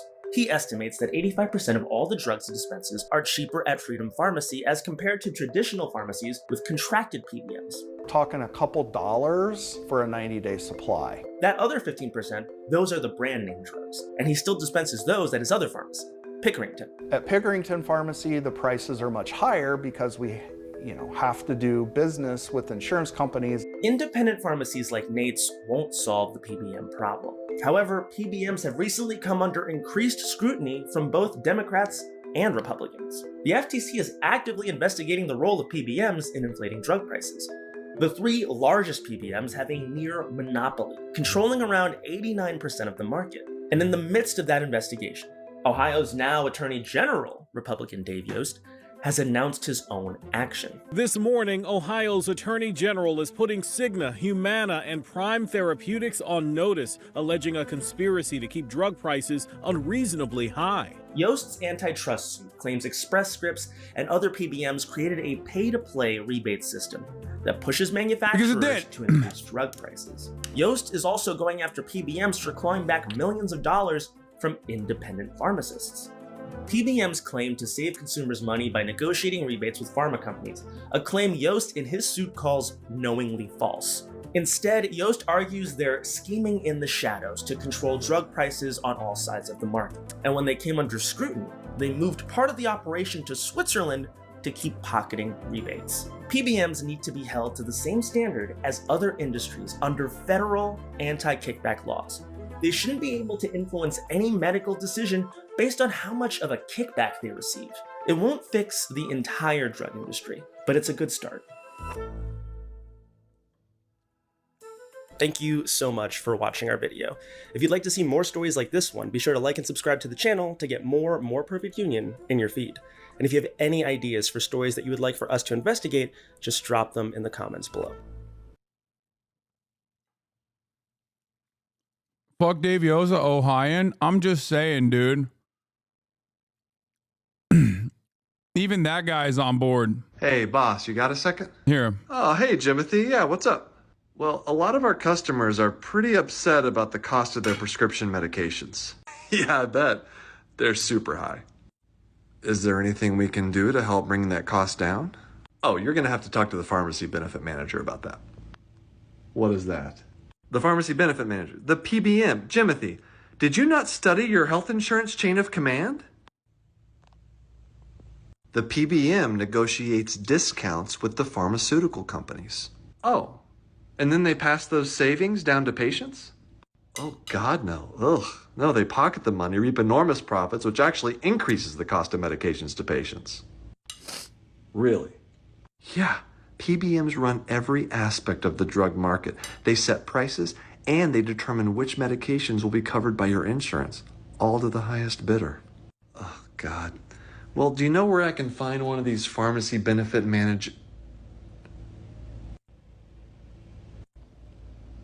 What's happening right now? Hi, I'm the pharmacy benefit manager. I'm confused. Jimothy, it's actually me, United Healthcare. Yeah, I know. You're also the pharmacy benefit manager? Yeah. Well, we go by Optum, but it's all United Healthcare. Anything else you own? Oh, we have our own pharmacy, Optum RX. Yeah, all our customers have to use it. It's great. So let me get this straight. The PBM, that's me, decides which medications are covered by health insurance, also me, and which pharmacy, me again, the patient uses to get those medications. Vertical integration. We make $200 billion a year. It's awesome. Surely there's some kind of oversight, right? Somebody has to keep you accountable. You don't make $200 billion a year with oversight. How is any of this legal? Jimothy, when you make enough money, you get to write the laws. Every part of the American for-profit healthcare industry is busted, like fundamentally broken. And that is because it is for-profit. Slapping on a profit motive to a good with inelastic demand, as in if you don't have it, you fucking die, is always going to lead to these issues. Just so you understand when people fucking talk about Luigi Mangione. Donald Trump is really now upping the ante, insisting that any bill to fund the government also raises the debt limit. That, of course, is the cap on how much the U.S. can borrow to pay its bills. So just at the same time that Elon Musk and Donald Trump are railing against this bill for spending too much, the president-elect is also now demanding to be able to borrow more. He knows the political reality that it is going to be difficult to raise the debt limit once Republicans take control of Congress next year. He's hoping to get this done under Joe Biden's watch. But Garrett, let's start with you because you just got off the phone with President-elect Trump just moments ago. What did you learn? What is he saying about the possible shutdown and also the future of Speaker Johnson? Yeah, it was a very interesting conversation, Jonathan. On the possible shutdown, he basically said if there's going to be a shutdown, let it be now. Let it happen on a Democratic president's watch. He wants to see these issues in terms of spending and the debt ceiling, which has really emerged as kind of the sleeper issue here, of which he is very focused. But he wants to see it all get dealt with now, essentially before he comes into office in January, and clear the decks. Now, I asked him if he still had confidence in Speaker Johnson, and he said, we'll see. He was clearly very unhappy with the continuing resolution that was put forward yesterday. He called it a Democrat trap.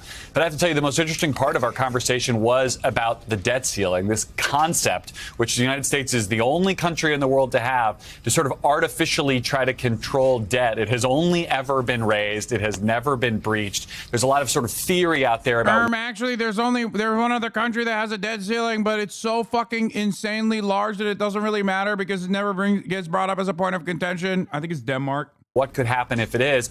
I asked the president-elect if he would support not just raising it again to some distant date, but to get rid of it entirely. He said that would be the smartest thing that Congress could do. He thinks the entire debt ceiling concept is essentially purely psychological. It clearly doesn't do anything to actually control debt. And he said if Democrats, who have suggested in the past that's something that they might want to do, want to go down that road, he would support it entirely, he told me. So just another sign of how fundamentally different this incoming Republican administration is going to be than any other Republican administration any of us have ever dealt with. Yeah, so Garrett, you're right to point out that some Democrats would probably agree with getting rid of the debt ceiling limit. But whatever Trump's protests aside, yes, Joe Biden, a Democrat, is president. But it's hard to imagine the Republicans not taking the blame for the shutdown. I'm also curious, Garrett, what he had to say about Elon Musk, because this suddenly momentum switch yesterday, which led Republicans to come out and defeat this, sort of began with Elon Musk on Twitter tweeting over 100 times to the point where there's a lot of speculation wondering if Musk's influence rivals that of Trump.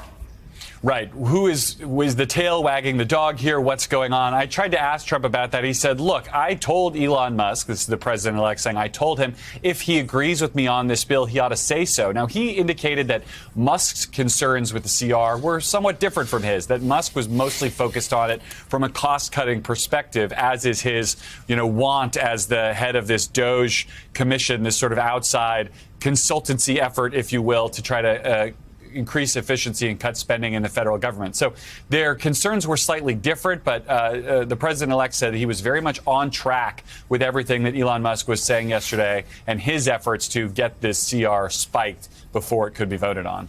So, Garrett, in the circle around... He tweeted 100 times?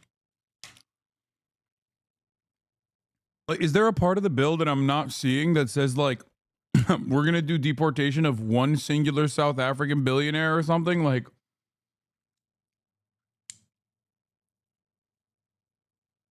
what the fuck? This is his new autistic hyperfixation, I think.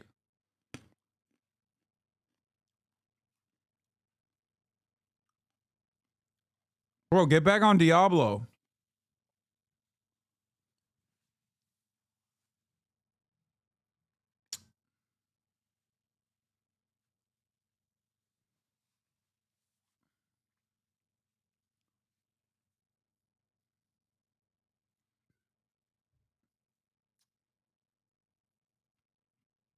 The Republican who is being attacked by Trump, Chip Roy, is speaking now and is mad. $1 trillion every 100 days.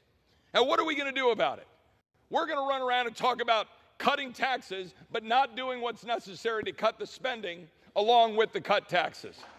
My other side of the aisle, my colleagues will say, oh no, we got to increase taxes, but we'll do anything to cut spending. And so here we sit in the same mess. And I got to be honest, I want to remind people, this is Article 1. I yield back. I think anyone that's a debt Gentleman fetishist yields. is a freak. Gentleman reserves. Gentleman from Oklahoma. Thank you very much, Mr. Speaker. I yield myself such time as I may consume. Gentleman's recognized. This is a great debate. Nice to have the discussion, but we're here to consider a specific piece of legislation.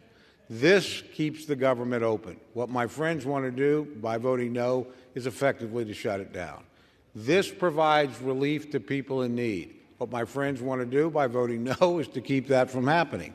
This provides aid to farmers and ranchers. What my friends want to do, and they actually favor the amounts and what have you, there's been no change in that regard, ends that. This extends important protections for the American people. So if a bill's got something in it and you support everything that's in it, and we continue the debt ceiling that we've had the last 2 years, then I'm mystified as to how you can go home and explain that, as I wanted to keep the government open, so I voted to shut it down. It's amazing to me. With that, I reserve the balance of my time. Gentleman reserves. Gentlewoman from Connecticut. Mr. Speaker, I am prepared to close. Gentlewoman reserves. The gentleman from Oklahoma. I still have speakers, Mr. Speaker. The gentleman is recognized. Thank you very much, Mr. Speaker. I yield 1 minute to my very good friend from Ohio, the distinguished chairman of the Judiciary Committee, Mr. Jordan. Gentleman's recognized. I thank the gentleman for yielding, Mr. Speaker. This bill is real simple. This bill helps the people who grow our food. Right. This bill helps people who were devastated by hurricanes this past fall. Right. And this bill funds the government at levels the Democrats agreed to. Right. To keep the government open over the holidays. Why the Democrats are opposed to this, I have no idea. I have no idea. So let's vote yes and spend at the levels everyone agreed to. And then in 3 months, we can have the debate and figure out where we're going from there. But this is a yes vote. I yield back. Gentleman yields. Gentleman reserves. Gentlewoman's recognized. I yield. Gentleman reserves. I yield 30 seconds to the gentleman from Tennessee, Mr. Cohen. Gentleman's recognized. Thank you. There are a lot of things in here that were taken out of the compromise bill that were good for the American people. And one of the things was dish payments, where you give money to hospitals that treat the least among us, the poorest people that need health care, and that was taken out of the bill. That's cruel, inhuman, and anti-Judeo-Christian. And that's one of the main reasons why I oppose this bill, because the hospitals that take care of those people are doing God's work, and they need to be given the monies they've been given in the past, a 1-year extension, and you took that out. That's wrong. I mean, oppose his the bill. district, he needs it desperately. Gentleman yields. Gentlewoman reserves. Are directly impacted Gentleman by from this. Oklahoma. Thank you very much, Mr. Speaker. I yield 1 minute to the distinguished gentleman, my good friend from New York, Mr. Lawler. Gentleman from New York is recognized. Thank you, Mr. Chairman. Mr. Speaker, we are approaching Christmas and Hanukkah. And Americans all across this country care about this debate. They care about the specifics. But what they won't understand is when you vote no to continue funding the government to provide the services that they rely on. This is a clean CR. If you don't like it because it doesn't have a whole list of ornaments on the Christmas tree, I'm sorry. But the fact is that we are keeping the government funded. By the way, I would remind my Democratic colleagues, we could actually do our appropriations work if my senior senator from New York passed a single solitary appropriations bill on the Senate floor. He passed exactly 0. The fact is, we have to keep the government funded. That is our responsibility. An additional 30 seconds. Gentleman's recognized. We have to keep the government funded, live to fight another day. The fact is that we are not shutting the government down before Christmas. And I think everyone here has a responsibility to keep the government open and funded, and it requires a yes vote on this CR. It requires a yes vote on disaster relief. It requires a yes vote. I think it's so gross that politicians would just be like, oh, you don't want your special interest? You don't want your Christmas ornaments? Like the guy just described what that Christmas ornament is. That Christmas ornament is life or death for rural farms. I mean, rural hospitals. Okay? And this motherfucker's just like, oh, you just, you want your fixins. It's fucking nuts. Has been clamoring for this body to work together, Democrats and Republicans, across the aisle, to do what is in the best interest of the American people.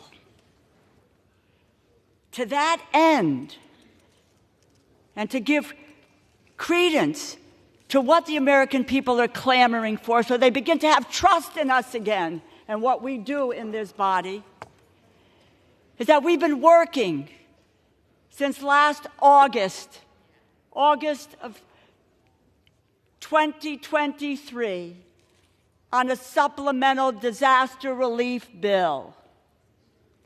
We worked assiduously over the next several months, day in and day out. And I will just say to my colleagues on the other side of the aisle, I recognize I am part of what's called the Four Corners. And it was the Four Corners of the Appropriations Committee, Mr. Cole and myself and Senator Murray and Senator Collins, who wanted to get these bills done, the appropriations bills done, by December 20th, because we believed that we could have done it and get these bills done. We were told no. We were told no. That we had to have a continuing resolution that would carry us into next year. No government should be run by continuing resolutions. That is not good governance. But there are those in this body who don't know how to govern and don't care about governing. So we worked hard over the last several weeks, back and forth and back, to say, we can accept this, we can't accept that. We will do this, we will do that. We worked hard. And to talk about what some of my colleagues have said, the Democrats are in the back and forth that's happening currently is over a funding bill to fund the government. That's why it happens around this time virtually every year. Okay? If they don't actually fund the government, then the government technically has to shut down. It's a very important political weapon that the party not in power utilizes. Now, ironically enough, the Democrats are still technically in power, but it doesn't really matter. Because the shadow president, Elon Musk, and shadow vice president, Donald Trump, have already started working as though they are in charge. One of the things that they want to do is basically abolish the debt limit until January 2027, so that there is never any back and forth such as this one. Now, you understand that the government shutdown threat is fairly significant. It gives a lot of leverage to the opposition party that uses that leverage to fund certain things, because the legislative body doesn't fund anything in clean bills. Okay? That's just not the reality, unfortunately. We do not have a normal process in this country.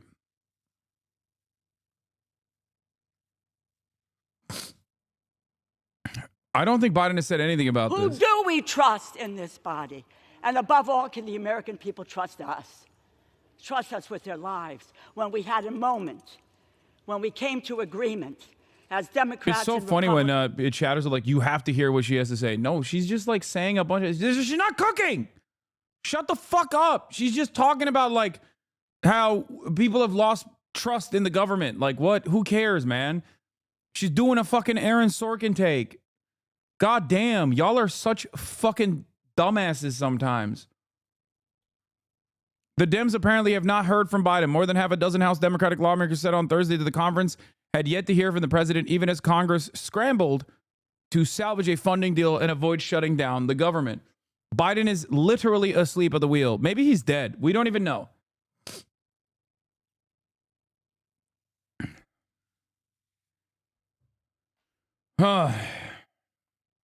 Yeah, there's the Wall Street Journal report that I'm reminded of that said Biden is basically, Biden has been dying for the past 4 years and he didn't actually do anything. And people hid him. His staffers hid him from the public eye. Do you know what exactly stops functioning during a government shutdown? Yeah, I mean, they just like furlough a lot of the employees that work for the federal government. Like whether you're in the Coast Guard or whether you are, there was a chatter who was talking about how like during the Coast Guard or her parents were in the Coast Guard and like during government shutdowns, like they would they just get no money. Yeah, it's a massive ordeal.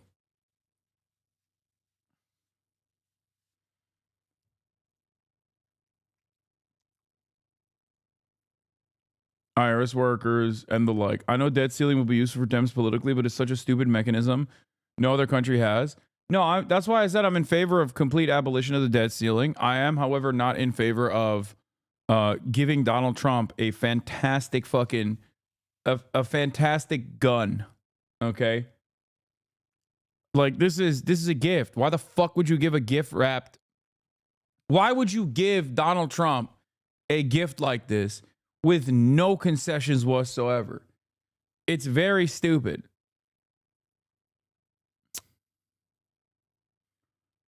I'm in a national lab and it's brutal. You've got projects that have been running for years that might not ever come back if they lose their workers over the money drying up. Yeah.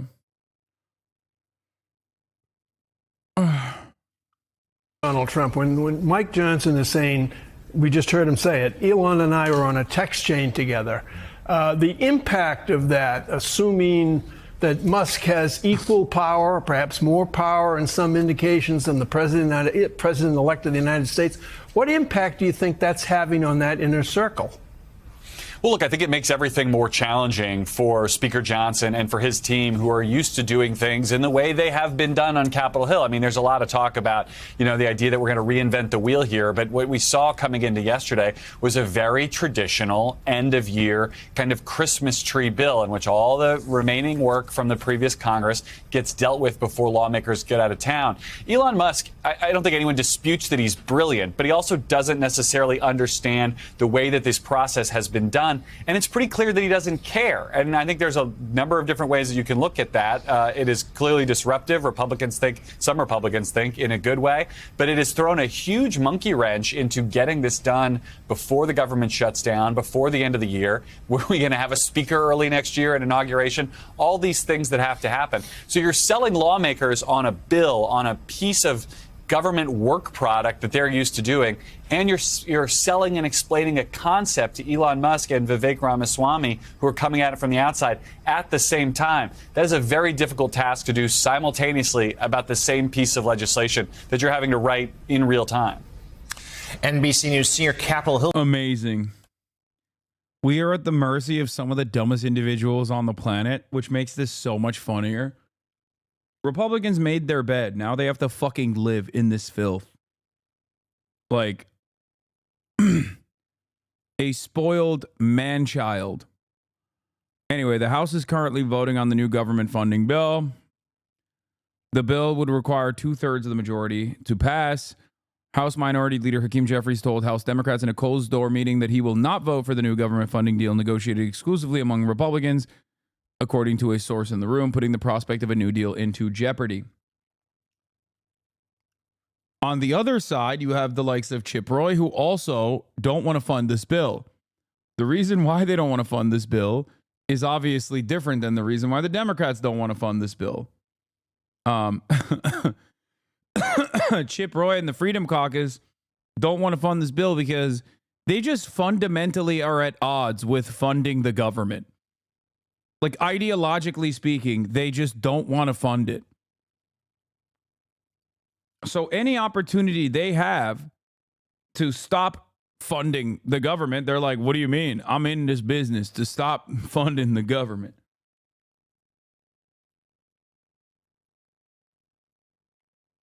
Uh-huh.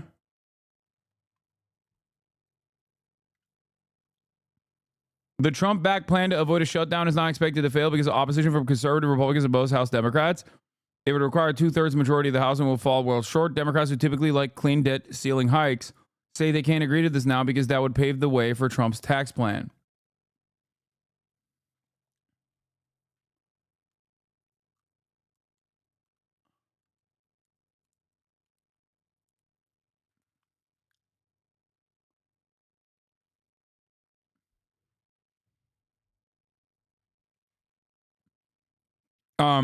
I also have heard people talk about how like there's a hike for the congressional salary in this. And what's really interesting about it is that like some people believe that this is a good thing, that like Congress deserves a pay raise and that this pay raise is helpful because it gives less of an opportunity for congressional leaders to be corrupted. It makes them less corruptible. I don't think so. I just don't. I don't agree with this. Like, I would much rather do a pay hike for staffers and not the fucking congresspersons themselves. Or if there's any sort of pay hike for congresspersons, that should come alongside with limitations on what kind of funding that they can get from outside groups.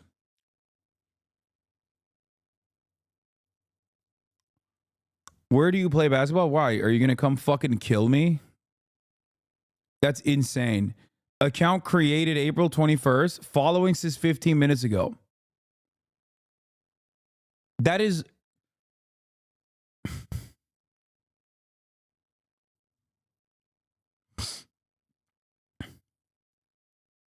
incredible.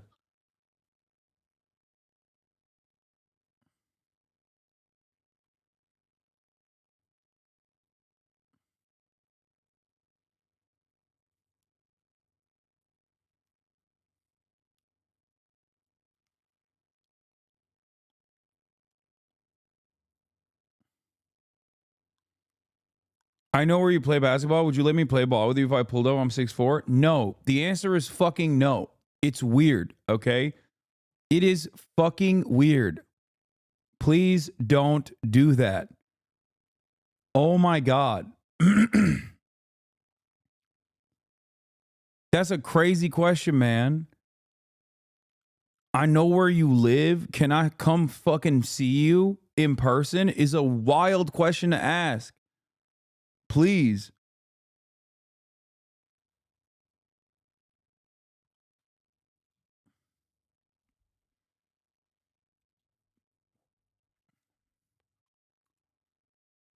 I think people need to understand boundaries, okay? You need to fucking understand boundaries, chatters. Holy shit.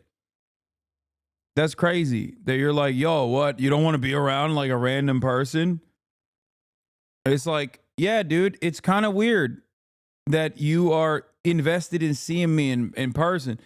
Calm down. It was a joke. Bro, this is not a joke. It literally does happen sometimes. I'm just letting you know. So it's not a fucking joke to me, okay? When I'm the recipient, I'm on the receiving end of this, it's not a joke to me. It's like kind of scary to me.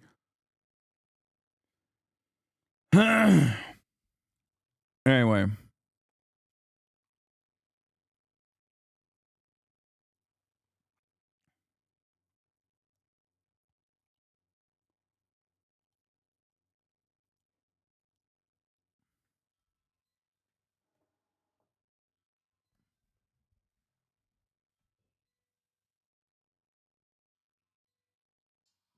Hello?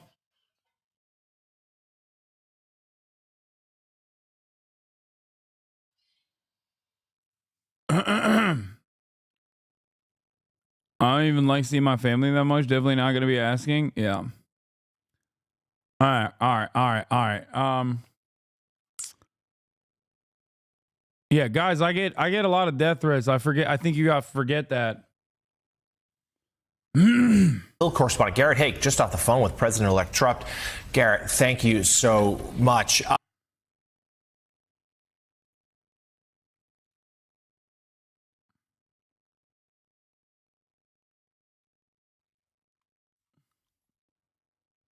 What an abrupt ending. Shop great deals now. All right, we already covered this. And so it begins. Democrats now calling for more cultural dominance. What the fuck? Investment in Hassan Piker? People are the reason, people like Piker are the reason they lost. So yes, they should work with him. It doesn't matter how well-funded propaganda is. Everyone knows propaganda. Fund the rich kid. They don't need it, do they? And praising Hassan Piker, saying we must support individuals like this. Now, Fox News ain't pulling any punches. They say top Harris aide hypes radical activist who said America deserved 9/11 while plotting future for Dems. House Democrat called Hassan Piker a poster child for the post-October 7th outbreak of anti-Semitism in America earlier this year. Me, oh my. Well, basically what we're seeing right now is Democrats recognizing that they've lost cultural control. The corporate press is no longer what... I like that this is not something I've said, and it literally goes against what I also personally say all the time, that like funding me is not going to solve the Democratic Party's problems. And it's crazy that these guys make it seem as though like I'm the one who invited this, you know? They're not wrong. Yes, I am a dominant force in political commentary for progressive politics. That's correct. If there were more people like me, I think America would be objectively in a better space, especially in terms of political discourse. I believe that. Okay? But it still would not change the dynamic between what I advocate for and what the Democrats want to do. That's the real problem. And for some weird reason, people don't understand that. They just don't hear that. I can yell about things all day, every day till the cows come home. But if the Democrats don't want to fight, and if the Democrats don't want to hear that shit, then nothing is going to happen. It's not going to change. It used to be. And as I've been warning, especially in the previous video, the big players, Disney, Comcast, you name it, they are going to dump money in this space, and they will make sure that these voices rise to the top. Now, no, they're not, dude. You're a fucking idiot. Also, you're paid by Russia. Like, are they investing in you? Fuck no, dude. Dude, this is such a dumb question. No, of course they're not fucking investing in me. What are you talking about, dude? What are we doing? Are we okay? You're just going off the whims of Tim Pool? No, dude.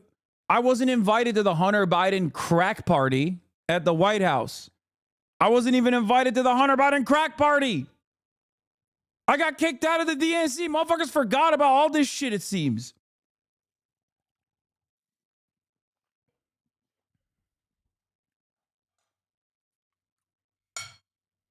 I'm paid by you. Dumbass. You're the one who pays my salary.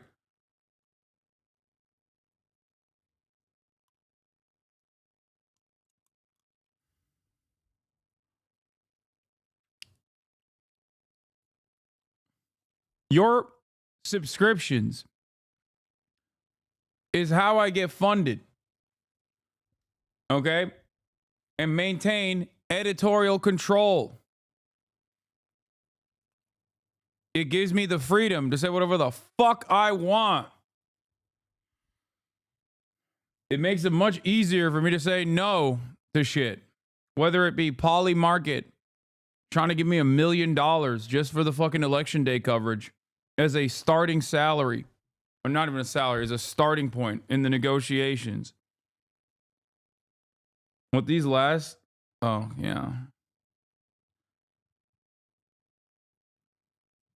Does it weird you out when you see Fox just making shit up about you? Or are you used to it by now? It doesn't really matter. Anyone that looks at a Fox News article like this and goes, oh my God, I am so upset.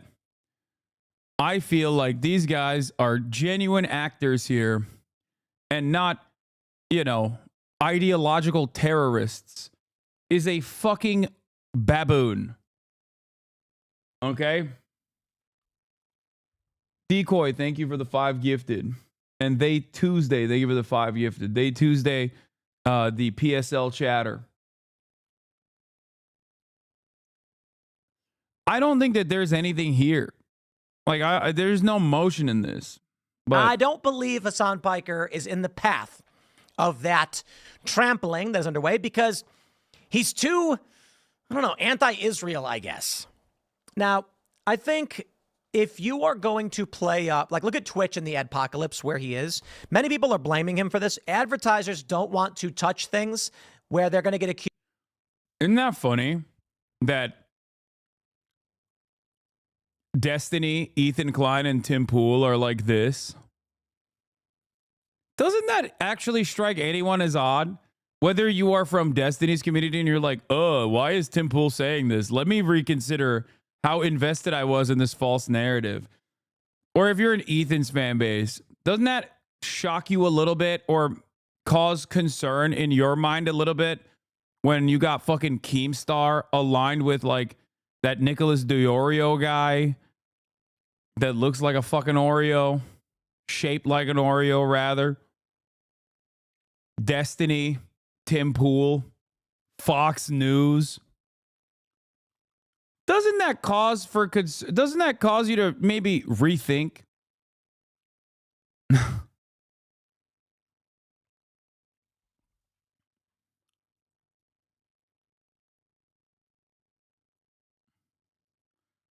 Sure, throw some fat shaming in there. Yes! All right, it's time. It's time.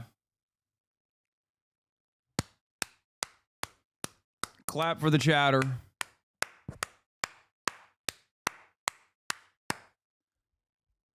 You, my friend, are woke of the day. I'm talking about like a straight up online neo-Nazi, and you went fat shaming that person? Excuse me. That's a bridge too far.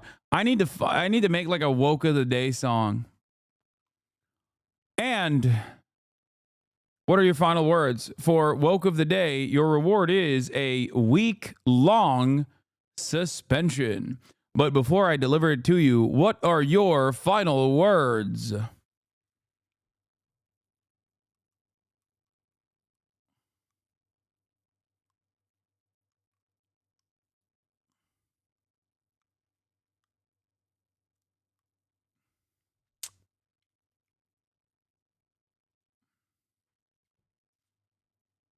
Humor has no place here.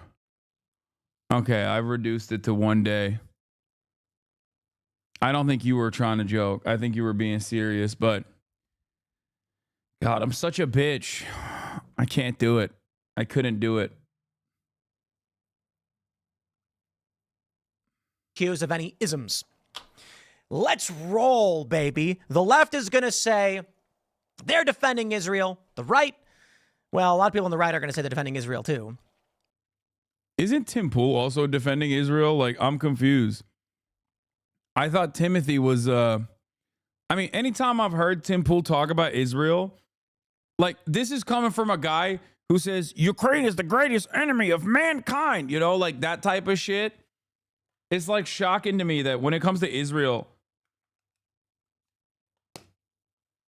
he doesn't have such a, he has no interest in demonstrating a clear-cut position. He has almost always sidestepped that conversation. I think he meant you joking about that didn't have a place there. No, I'm just talking specifically about Tim Pool's own personal opinions on Israel. He rarely ever has like a well-formed perspective on that. It's just he's just waiting to be paid. I don't know. It's weird. He's not a centrist on anything else except for Israel. I wonder why. I don't know. Let me put it this way. Corporations don't care if it's Israel or black people or gay people or otherwise. Corporations don't want shock and defense regardless of where it comes from. Now, the people who are very Israel-centric, be it for or against, are going to claim that they're the perceived victim, whatever it may be. The reason why I think Hassan Piker is not going to get chosen in this regard is because corporations are going to say he evokes too much negative attention as it pertains to offense. Now, if you're a channel that's critical of some things, maybe gay marriage, something like that, you'll probably still get some advertisers, but it's a sliding scale. You can be critical of Israel and there's no problem. Some people certainly exaggerate and say that, no, you can't, they'll come for you. It depends on what you're saying in your criticism. Like, the things Hassan Piker has said about October 7th and his stances, they go. Oh, really? Oh, really? You have issues with the things I've said. This is the only purpose that Fox News article serves. It's for people who are pro-Israel to basically go, oh, I'm critical of Israel, but this guy takes it too far. And it's like, why am I taking it too far? Because I say that Israel is objectively doing a genocide. That's too far. And it's always just like people that try to pick apart random quotes that they clip over, 8 hours of commentary. And it's always suspicious, like 15 seconds, completely devoid of the context. Like, am I pro-Israel? Am I anti-Israel? Who knows? No, nobody knows. We just know that he's pro-bad things. Look, what level of hating is how you don't like Democrats, then get mad that they like you? I mean, he's just doing what a lot of other content creators do when, the end of the month is nearing and they want to pull on the monetization button. When rent is due, do a fuck Hassan video. And maybe you'll be able to get some views off of that. Now, the problem for Tim is his view counts are dog shit. So I don't even think I give him, two reasons, two problems. One, his view counts are dog shit overall. So it's not really pumping those numbers for him. And the second problem is, and I think this is a more interesting issue across the board. And I've noticed this. Fuck Us On videos don't have that same fucking hit. It doesn't have that same oomph.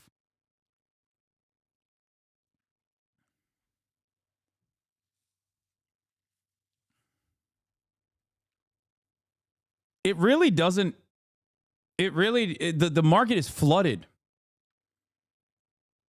with the Hassan is bad and he's evil and you should hate him and you should want to kill him style videos. That there honestly isn't, there's really nothing there to hit on. Yeah, it's a saturated market filled to the fucking brim with recycled content and commentary. And I think that people have already made up their minds, right? Like, you're tapping into the same vein. There's a finite amount of people who hate me, and they only have so much time throughout their day to watch the same exact Fuck Us On video.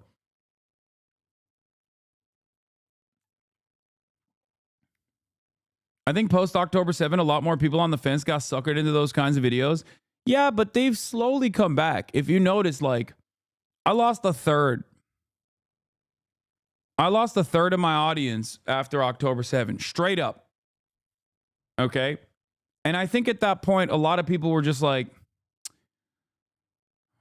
they were shocked at the horror of October 7, and they could not comprehend how I wouldn't immediately and unconditionally say, this is only the barbaric Arabic rapist monsters that are doing this, and no other party is responsible. But I think a year of genocide has caused people to maybe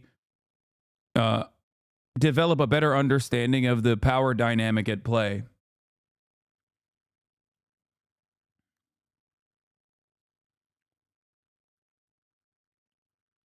So I think that that's what happened. Because as we always say, being a leftist is right, but being a leftist is about being right just simply too early. You know? You went from 50K to 30K or got back since then? No. I went from 30K to 20K, like sub 20K, and now we're back up to 30K and even higher usually. Go a little far. And I'm not saying you it's also extreme. say wrong I'm saying, things about the Amsterdam happening. This is the mindset, I think. This is the most knowledgeable Hasanabi questioner. Like, doesn't even know what he's talking about, has heard someone else. This is basically someone summarizing a drama slop video that they heard, that they weren't really paying attention to, that they tweeted out, and then a third party read that tweet to this person. Okay? It has been reduced to, didn't you say also wrong things about the Amsterdam happening?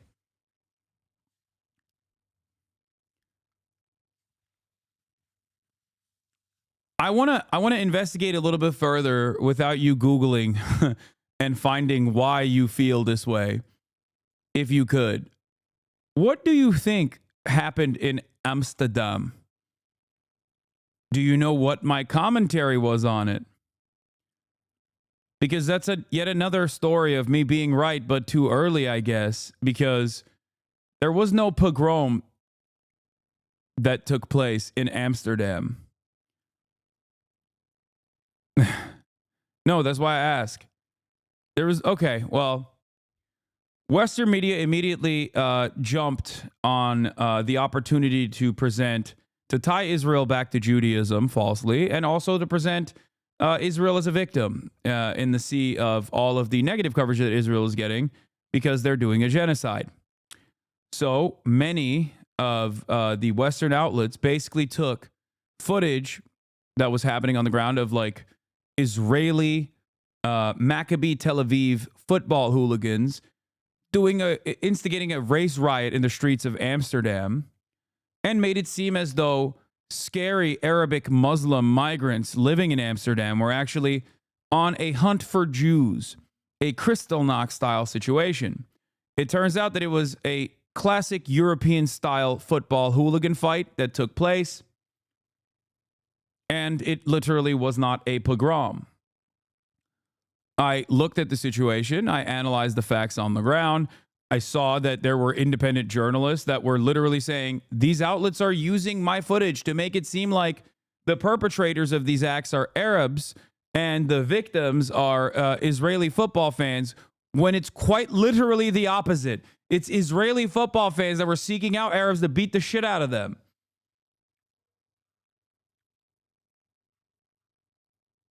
And I correctly covered it.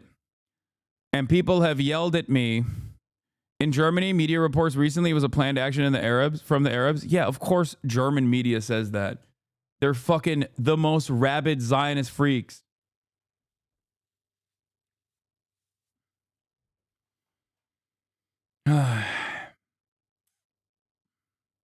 Yeah.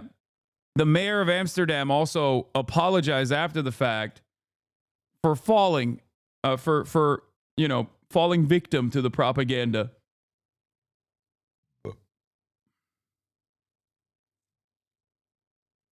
Yeah. Germans are pro-fascist unconditionally. They're universal pro-fascist supporters. So I think that they see what Israel is doing and they're like, yeah, very nice. We love this. I love the rules. I love the rules and also this genocide. Fascistische genocide. I like it. Very much.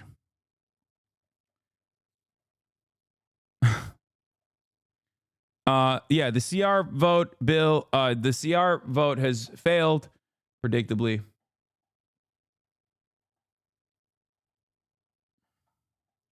Anyway, let's continue with Tim Pool. Saying they go far in one direction. And for a lot of people, as it pertains to Israel, they make it their whole identity. Advertisers don't want to be associated with something that's going to cost them money. So if you are talking about race issues and you're hyper-focused on crime rates of the black community, you can talk... Wait a minute. Fact check from Deutsche Welle.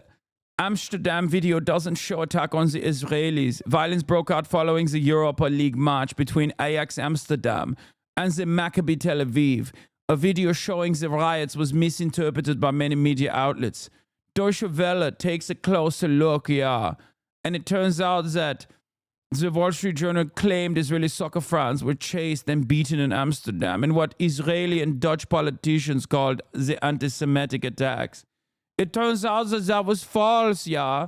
So maybe you should stop reading Der Spiegel and see Deutsche Welle if you're looking for the German media's interpretation of such things. It's like coming to me and being like, excuse me, InfoWars said it was a pogrom. And that is a reputable institution, sir.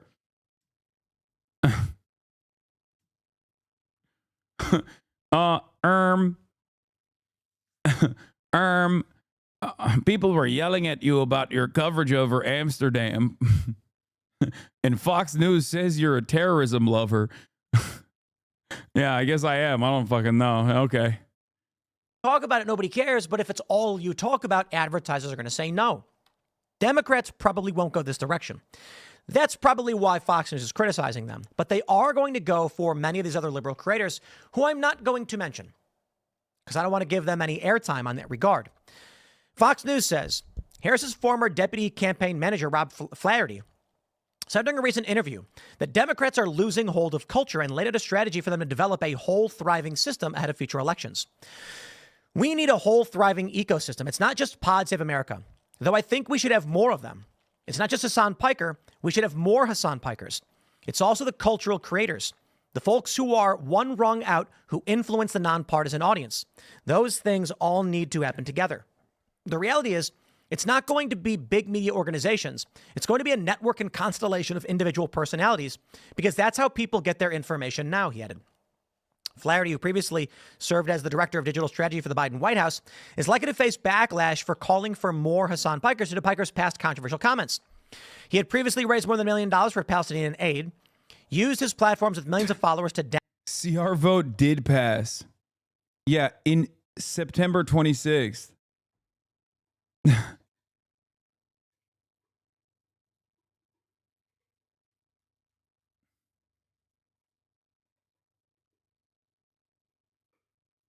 Look at the title that you sent me, the article. Look at the title article. It says Congress enacts a continuing resolution to avert government shutdown through December 20th, 2024. Now, look at your phone. What does it say? What is the date? It's December 19th, which means there is one more day for this continuing resolution.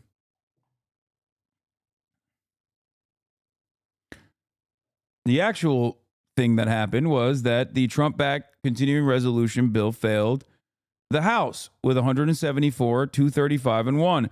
A stunning 38 Republicans ignored Trump and Speaker Mike Johnson and voted no. The bill was considered under a fast-track method that required 2/3 for passage.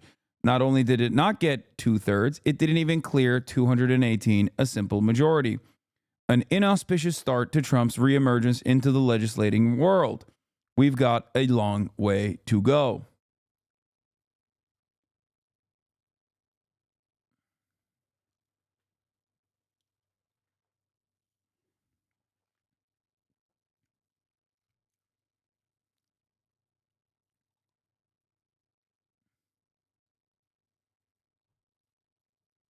downplay and justify attacks such as October 7th and 9/11 as acts of resistance in recent years. Yeah, he said something nasty about 9/11. He said nasty stuff about Dan Crenshaw's eye. I did. A little crass. Little During a crass. 2019 live stream. Little crass. He should only stick to saying nasty things about Ukraine. He should stick to saying nasty things about undocumented people and trans people. Why is he being so crass about Daniel Crenshaw? Piker praised the brave effing soldier who wounded Dan Crenshaw while he was deployed in Afghanistan as a Navy SEAL, asking, didn't he go to war and literally lose his eye because some mujahideen, a brave effing soldier, effed his eye hole with their D? Yikes, man. Is that what Democrats are going for? Holy. Yeah, I did say that. That was funny.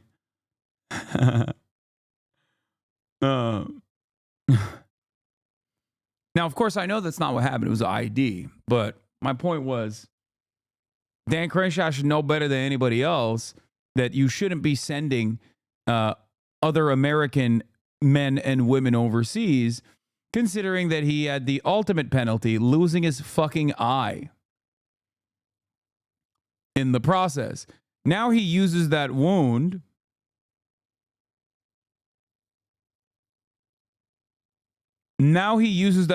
to, you know, send other people overseas. I think that is fucked up. Smokes. Look, this is what they're going for. They're praising the murder of that CEO. This is what they're going for. He went on to say that America deserved 9/11, saying before later walking it back, saying it was inappropriate. However, in another stream this year, he joked about 9/11 again, saying, oh my God, 9/11-2 is going to be so sick, and give Saudi Arabia a nuke so they can do 9/11-2. Wow, that's... This is not... Dude, Fox News is so funny. They literally wrote this as though it's like I'm in favor of it, and I'm not actually against arming Saudi Arabia with nukes.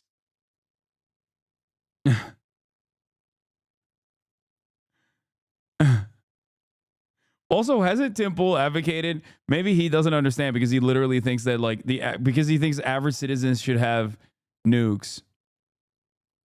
He thinks that I'm in favor of giving Saudi Arabia nukes. I'm not. Jeez, dude. In another stream, Piker broadcast propaganda from the my pearls, I'm clutching them. Houthis, an Iranian-backed group in Yemen. So we get it. Okay, guys, I'm not here to rag on Hassan Piker. I know people don't like him. They're going to mention that Hassan said Hamas was the lesser evil next to Israel. Oh, I love that when he says that, because I do stand by that. Like, that's not even a misattribution. That's not out of context. It is true. It's objectively true. It does not matter. You can fucking cry all day, every day in terms of targeting enemy combatants, armed enemy combatants versus civilians. Yes, Hamas is the lesser evil between the two. You might have a disagreement with that, but you can't disagree with facts. That's just pure, factually correct information. So I love when people point to that. I hate when people will clip me out of context to be like, Hassan doesn't believe rapes happened at all, or whatever the fuck, right? Like that I hate. I hate when people will clip me out of context on, like, Hassan wants rich women to get raped or whatever the fuck. And it's like, all of that stuff is very frustrating for me. Okay. That's not, I've literally never, ever in a million years advocated for any of those things. Okay.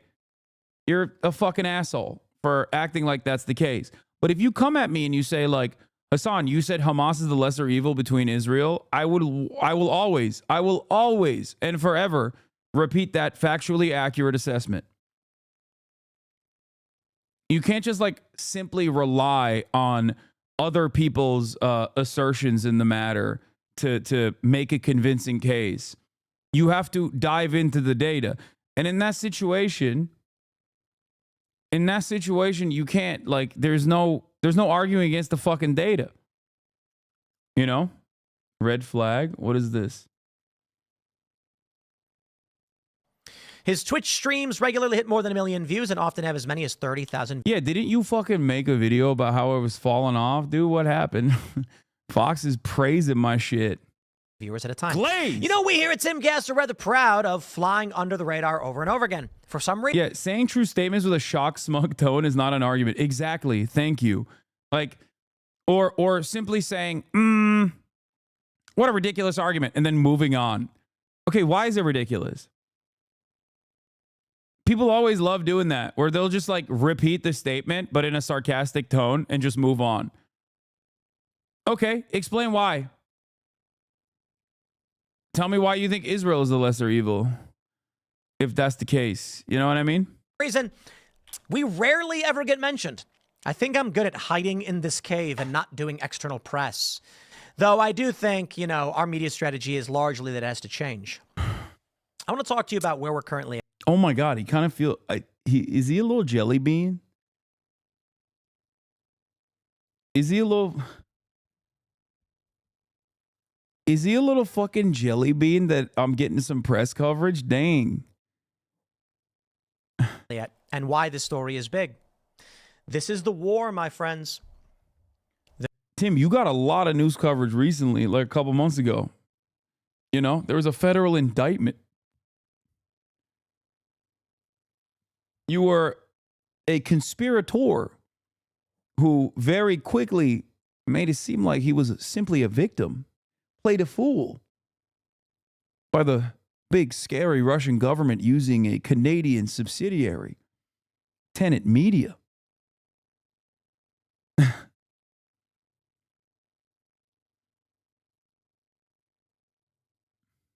The media is coming. They're praising Hassan Piker. It's exactly what I predicted. We are going to see more of this moving forward. I got a response on the comment section from Candace Owens about what I said. And I think there's a lot to bring up in this, so I definitely want to get into more of Candace's argument and the point she's making, because I'm not saying she's wrong at all. Hasanabi, Israelis and Palestinians are both ethno-nationalists, right? Isn't it better for us if they're just busy fighting rather than trying to rope their diaspora to what effectively is a totalitarian identity? That is an insane way to approach the situation. It's like saying, well, the IRA and the fucking British Empire are both ethno-nationalists. Let's not get ourselves involved in this. Excuse me. Don't you think that the ANC's militant factions are actually engaging in anti-white efforts, just like the apartheid government is implementing anti-black initiatives? I mean, these are two sides of the same coin. It's like, yeah, dude, they're not, okay? They're not. It's ridiculous. Israel is the responsible party here. Israel is the militant state with nuclear arms. Israel is being backed by the wealthiest and most powerful state on the planet, the United States of America, that offers it both social and political cover, and also an unlimited amount of weapons.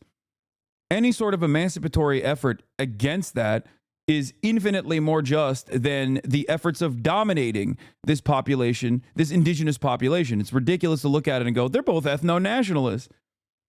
Just like the FLN was not simply ethno-nationalist, or the IRA wasn't simply ethno-nationalist, or the ANC simply wasn't invested in the affairs of black people. They had a righteous cause in that circumstance. Against terrorism? Oppression is real against terrorism? Yes.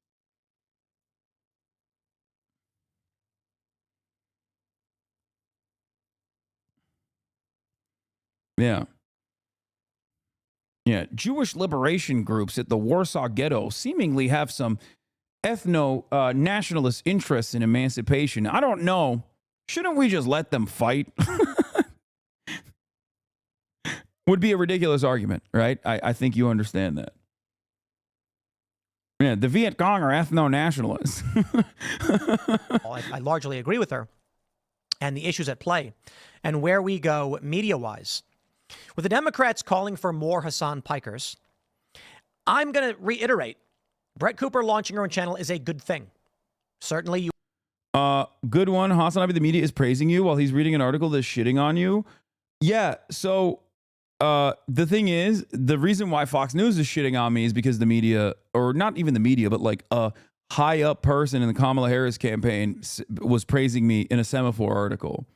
So they're like using me as a way to attack the Kamala Harris like digital media person. I'm not the real target here. I'm not the real villain here. The real villain is the Kamala Harris campaign, is what they try to present it as. But I'm simply being used as a tool in this counter messaging campaign. It doesn't really matter. There is no real motion here at all. It's not. It's very stupid.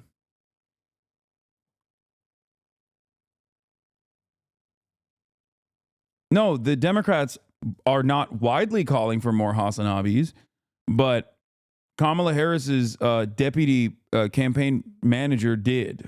He very openly, very clearly did say that. You wanted her to retain the map. I'll be honest, though. Any day that I piss off Fox News is a good day to me. Any day that I piss off Tim Pool is a good day to me. It just is or used to be more heartbreaking when I would see people who also brand themselves as liberals, not like Tim Pool, but like actually actively defend the Democratic Party. When those guys are also fucking doing this shit, then it's like, ugh. Because their audiences do have some like-minded progressive individuals every now and then before they see the truth, before they see the light. They finna make you an industry plant, Unc? Yeah. And I'm gonna do it. I'm gonna do it. Your detractor is calling people's love of Luigi the Hassan effect, only liked because hot. I do love personally when my haters, my biggest haters, will actively say, oh, you're just only liked because you're fucking hot. It's like, thanks for saying I'm hot. I mean, that's nice. I'll take it. Massive marketing efforts at the Daily Wire. She's not going to, but I think she'll be all right. Brett Reagan, replacing Brett, is going to get the massive infrastructure of the Daily Wire. Is that what people are mad? Like, honest question for those in the comments.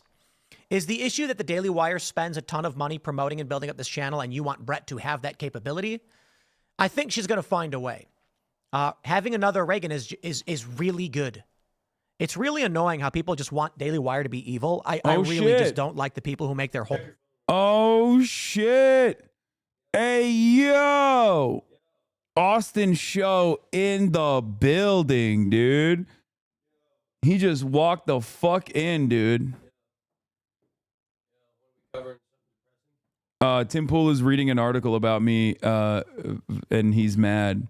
What? Fox News wrote an article about how like the Kamala Harris like campaign deputy manager was like, we need more Hassan Pikers, and then Fox News was like, Kamala Harris is, higher up in Kamala Harris's campaign is fucking talking about how you need more. That's awesome. Yeah, but Fox News got real mad and they were like, he's a terrorist. He wants 9/11 too. No, he doesn't. Yeah, I mean, it's fine. I don't give a shit that they say that. He doesn't want that. He's a 9/11 enthusiast. What? I'm just kidding. I'm joking. Oh, no. He's not. All right. Okay. Well, I need to do a little what? Secret shopping.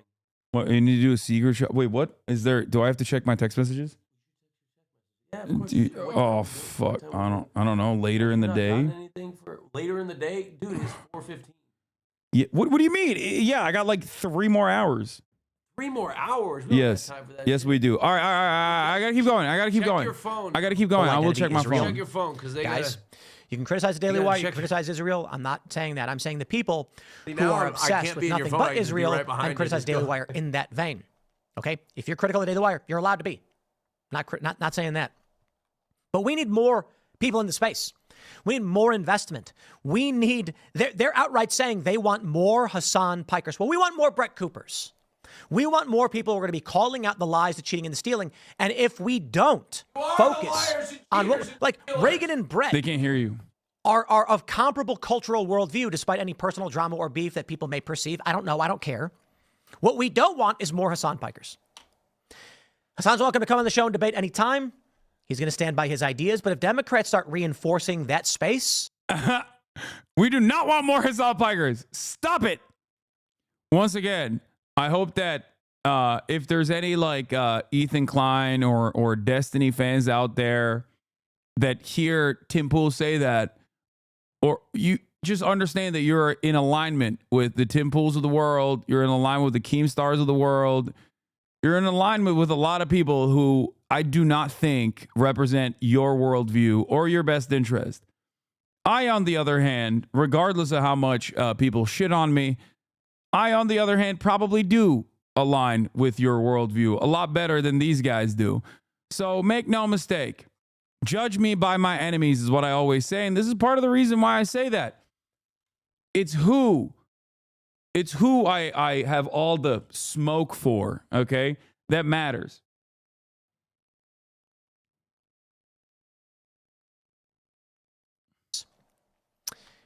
we get crushed. They're going to pull in, Disney's going to have $1 billion in revenue, and they're going to say, let's allocate $500 million towards owning the podcast space. They already largely control a lot of it. And while they come out and say conservatives are well-funded and organized, that's just not true. The majority of these people who are quote unquote conservative, independent, the biggest names in the space, largely independent, no big networks. Then you look at these other popular podcasts, and they're more likely to have networks and be produced serialized shows coming from the corporate press and legacy media. It's changing. Rumble's doing a great job. Daily Wire's doing a great job. The Blaze, they're there as well. But, everyone's saying, what, you don't think they're doing a great job? The Blaze is doing all right, but they need to do more. You've got these networks. They could do better. So in response to what we're seeing here, as it pertains to NDAs, I want to cover this and highlight this because Candace did respond based on my last post. For those that aren't familiar, I basically said that Brett leaving the Daily Wire is likely a contract dispute. They didn't come to terms, so she went to do her own channel. So long as she gets good advice and she knows what she's doing, she should be totally fine. I do have concerns about the launching of her channel as of yet without any content on it. That could be a big risk as it creates dead subs. I want to stress that because I hope people around her are telling her this. But a lot of people are saying that Daily Wire this bad. Otherwise, they're saying, oh, it's all your friends. Yeah, I consider them to be friends. I think they're doing a great job, and I want to see them succeed. They're building culture. Rumble's doing the same thing. Where's anybody coming out telling me that I'm shilling for Rumble when I praise Rumble over and over again? And this is the funny thing. TimGuest.com is Rumble infrastructure. It's all our back end. So here's what I want to say. As per NDAs, there's something important to know. Candace responded when I said there's more to law than just what is written down. There's the court of public opinion.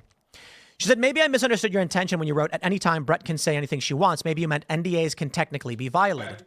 They can literally be violated any time with consequences commensurate with your willingness to engage in such consequences. Candace said, parking that aside and speaking more Dim tool. Do you think that the judge me by my enemies rhetoric actually works to persuade people? I think that it's important for people to understand where I stand. And I think talking about your ideological opponents in that regard is a good thing. And it's something that I bring up quite frequently when talking about Destiny, because Destiny spends a whole bit of time shitting on the left. It's actually, ironically, something that I criticize Cenk for as well. I criticize anyone who spends a good bit of time shitting on those to the left of them. I think that there's no reason to spend any time talking down to people that are further to the left than you. And every now and then I do yell about like anarchists or wreckers or whatever the fuck. But I think it's ridiculous. These people are utterly powerless, okay? Myself included. We have no power. We have no influence in Congress. And I think that it's important because it shows who you really are. It shows what your worldview looks like. If you spend so much time specifically calling out, in air quotes, calling out those on the left, and the severity of your commentary for those that are on the left, the severity and the anger that you demonstrate when talking about those on the left versus like the conciliatory tone you take with someone like Ben Shapiro. This is specifically Destiny. Like it's shocking. Like a random trans person that has pissed them off on Twitter gets endless amounts of smoke, but Ben Shapiro is like, an intellectual giant that is worthy of respect. That's crazy. I think Ben Shapiro is infinitely more influential in terms of American political discourse, infinitely more powerful, and also infinitely worse for American society than some fucking random trans activist online. Okay? Even when a random trans activist online turns around and says, like, I'm transphobic or whatever, in a panicked moment because they misunderstood the point that I was making, I still think, who cares? As content creators started moving right a few years ago, I've noticed them talking a lot of trash about you, and it made me want to check you out. And I noticed you were calling out people in power instead of marginalized people, and I've been listening ever since. Your enemies are a big part of the reason why I tuned in the first place. I think that there are a decent amount of people. I think there are a decent amount of people that actually do get funneled in to my side of the world. He admitted he used kid gloves at Ben Shapiro because he wanted access. Yeah, like that stuff is gross in my opinion.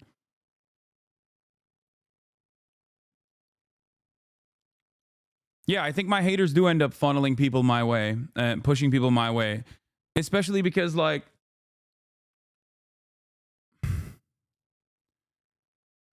especially because they just have so much hatred that it inevitably, I think, causes people to take interest. And then maybe even if you're like a rabid hater, even if you're like a vicious hater, okay, you come in here and you're like, why the fuck don't people hate him in the same way that I do? And I think when you realize that it basically breaks your worldview, and I hope it gets you out of this weird cult-like place that you were in.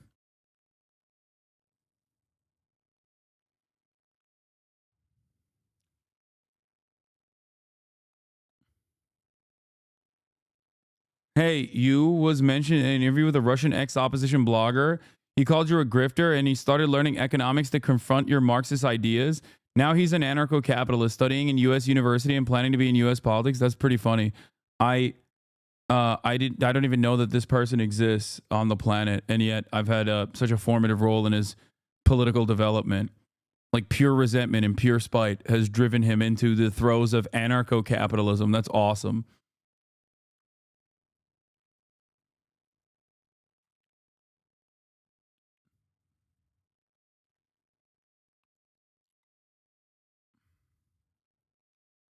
So yeah. You know Candace Owens, buddy? Calm down. Oh, you're talking to Tim Pool? Yeah, why is he shitting on Candace Owens? Maybe it's because he got that Daily Wire check Broadly, now. I find that the purpose of NDAs should be simply to protect important company information. I make my employees sign one-pagers to protect information about addresses, contacts, information about my kids, etc. I've never put an employee under NDA contract because I was worried about them telling the truth about how I treated them. I think that is the core of the current NDA debate, disclosure versus disparagement. And at the heart of what Kanye was hitting at 2 years ago. Putting people under contract so you can treat them like ish, and then... The rest of the video is about Brett. Boo. Putin's... After Tim Pool, let's go to Tim Pool's favorite donor, Vladimir Putin. After wielding power for almost 25 years, this was Vladimir Putin's chance to show his people and the world how comfortable in power he still is. Facing over 4 hours of questions after almost 3 years of war in Ukraine. I have started joking less, he admitted. I've almost stopped laughing. But then his ice-cold composure returned. He unfolded the flag of a naval infantry brigade accused of committing war crimes. He claimed he wished he'd decided to launch his so-called special military operation earlier, and he talked of dramatic territorial gains. Soon, Ukraine will run out of those who want to fight. In my opinion, soon there will be no one left who wants to fight. And we are ready to talk.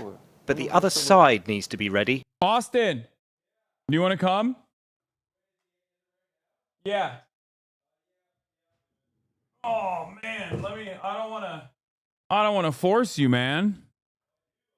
Oh, you're like, okay. Yeah, well, I mean, you can leave whenever you want.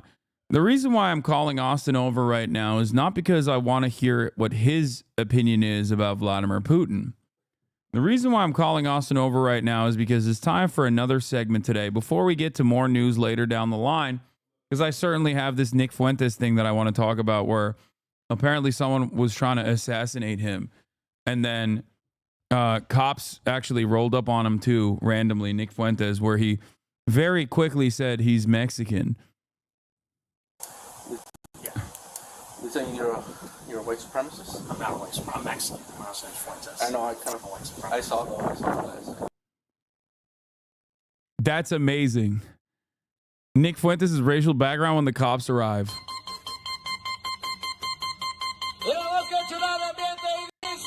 This is my favorite video of all time.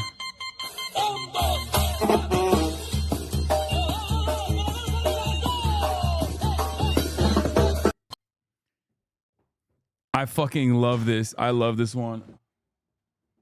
Pull up. Here, turn that around. I'm gonna move this over here.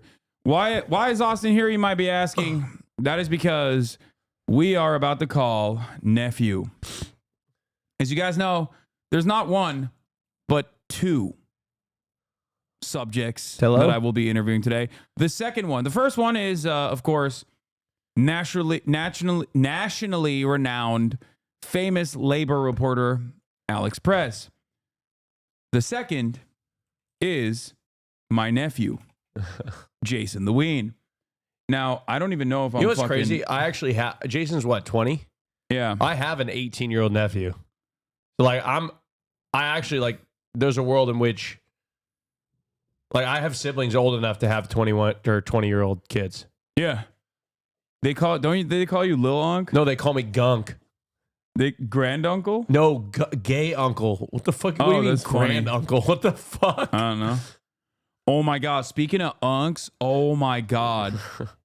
Two kids from Fairfax High School basketball team tried to pull up on me and my friend, and we're both older Muslim men, and we were balling. And they thought they could cook us, right? At first, they're like, "Oh, no, we got to do practice, Unc. Like, we can't play. Okay, we can't play." And then we're like, "Come on, let's do it. Let's do it anyway." So they were like, "Fuck it, let's do it. Let's ball." We destroyed them. Yeah, dude. You know, men reach their physical prime about your age. I think we're coping. What do you mean? We're coping when we say that. No, I think it's true. As men, we reach our physical prime at like mid-30s, right? Hold on. Somebody said at 25. Okay, I look better now than I did at 25. So. I wish I could say the same. I mean, I don't think I look better. Oh, shut up. At least I have better style, though. I have better style than I had at 25 too, but it's like not. Oh, dude, yes, dude. But it's still not saying much. Yeah, your style was, oh my God, it was so fucking horrendous. I have to stay close to somebody who has good style, or else my style will deteriorate. Your fucking style was horrendous. Do you like this? Do you like this? You like this sweater? What? Yeah, it's nice, not bad. This sweater is a guy that I know. He like took it out of his dad's closet. And now he wears it, and I stole it from him. Why can't I call him? Oh, there it is. I'm calling him. Hey! Yo, what is that? What is that fucking PFP, dude? That's my dog. Yo, what's good, Austin? Yo, what's good? How y'all doing, man? I'm here for the session. Jason the Ween, everybody. Nephew. Shout out to the Hasanabi. Wait, what do you call your chat? He calls them Hasanabi heads. I call them Hasanabi heads, but like honestly, why I don't cover my heads. He just covered my head with Jason. Oh yeah, that's true. Here, I'll put it down. Cover your big ass head. Look at that. Oh, here, this is good. What the fuck am I supposed to? Dude, hold on. I got an even better way. You invited me on this. What the fuck is it? Here. My chat said W Unks. Yeah, W Unks. They were calling me. I was in your chat the other day and they called me Gunk. What is Gunk? Gay uncle. Well, in any case, Jason, I wanted to have a conversation with you. Oh, about politics. Luigi. Yes. Yeah, I'm because ready. you are one of the preeminent, one of the most brilliant political minds that America has encountered. I advocate for women's rights. Hell, brave. That's brave. That's why I don't, Jason. I really don't. You really don't. You're a misogynist. I'm just kidding. Anyway, Jason, the reason why I have Jason on is because tomorrow I'm doing a 20v1 with him. Now, he's doing a 20v1, y'all. Yeah. So I want Jason to first explain what that is. Okay, Jason, what is a 20v1? What is that? What does that look like? Do you have any video references that we could point to? Basically, it's me talking to 20 women, and Hassan is basically going to try to find my future wife. I also have a phase formal on Saturday. So basically, whoever, I get with, I'm taking on a date afterwards, And wow. Honestly, yeah, it's big. It's so huge. There's going to be 20 girls that are fighting viciously to win your love.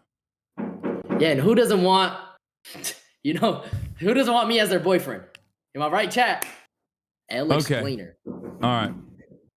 Who's Oh my god! Oh my god! Oh my god, Hassan. What? Oh my god! Who is that? Oh! No! Double chocolate cookie! Boom! I'm losing it! We came to bring the ball! Oh my god! Oh my god! Hey! SB Justice! It's a double chunk chocolate cookie! Oh! This is insane! Oh, I gotta go get the cookies before he leaves. Yeah. Yo, everyone's upstairs. I'll be up in a Bring little the boom! That's insane. Yeah. Oh my god. They bring the boom. That's what they do.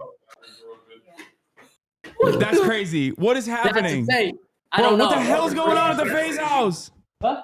I love the Christmas decorations. Yes, it's amazing. Bring the boom! Yes! Bro, what the hell? Okay, we just peaked. There's no way this broadcast gets any better than this very moment at this point. That's crazy. That was a very interesting cutscene. What the heck was that? That was crazy. That was Big Justice. You were in the presence of a goat. He's a goat. He was yesterday I went to Mr. Beast's premiere and Big Justice was there wearing an iced out gold chain with a Rolex on at 11 years old. What is happening to America? Okay, all right, listen. I don't even want to. All right, whatever. Look, let's get back to it. So you're going to do a 20v1. Is there like a video? I think you did one with Pokimane, right? Yes. Okay. Actually, before we get to that, let me ask you about this. Have you seen this beef with the Faze? I'm sure you've seen it already. Hold on, let me Jack Doherty? Share screen. Yep. Okay, why does this Jack kid? Why does he always call people poor every time people go at him? Because when you're a fucking loser and you have nothing else going on, you just flex your material possessions. Retweet. It's just like the dumbest fucking thing that people do, and it's so goddamn annoying. I set you up for that one. What? Good commentary. Oh yeah, thank you. Thank you for that. That was a layup. Yeah. But yeah, Jack Doherty said, I wonder how much Banks paid. Okay. Jack Doherty said, I wonder how much Banks paid in taxes last year. I know bro makes no money these days. I don't know why he even has my name in his mouth. This comes after I think FaZe Banks, brother Banks, peace be upon him,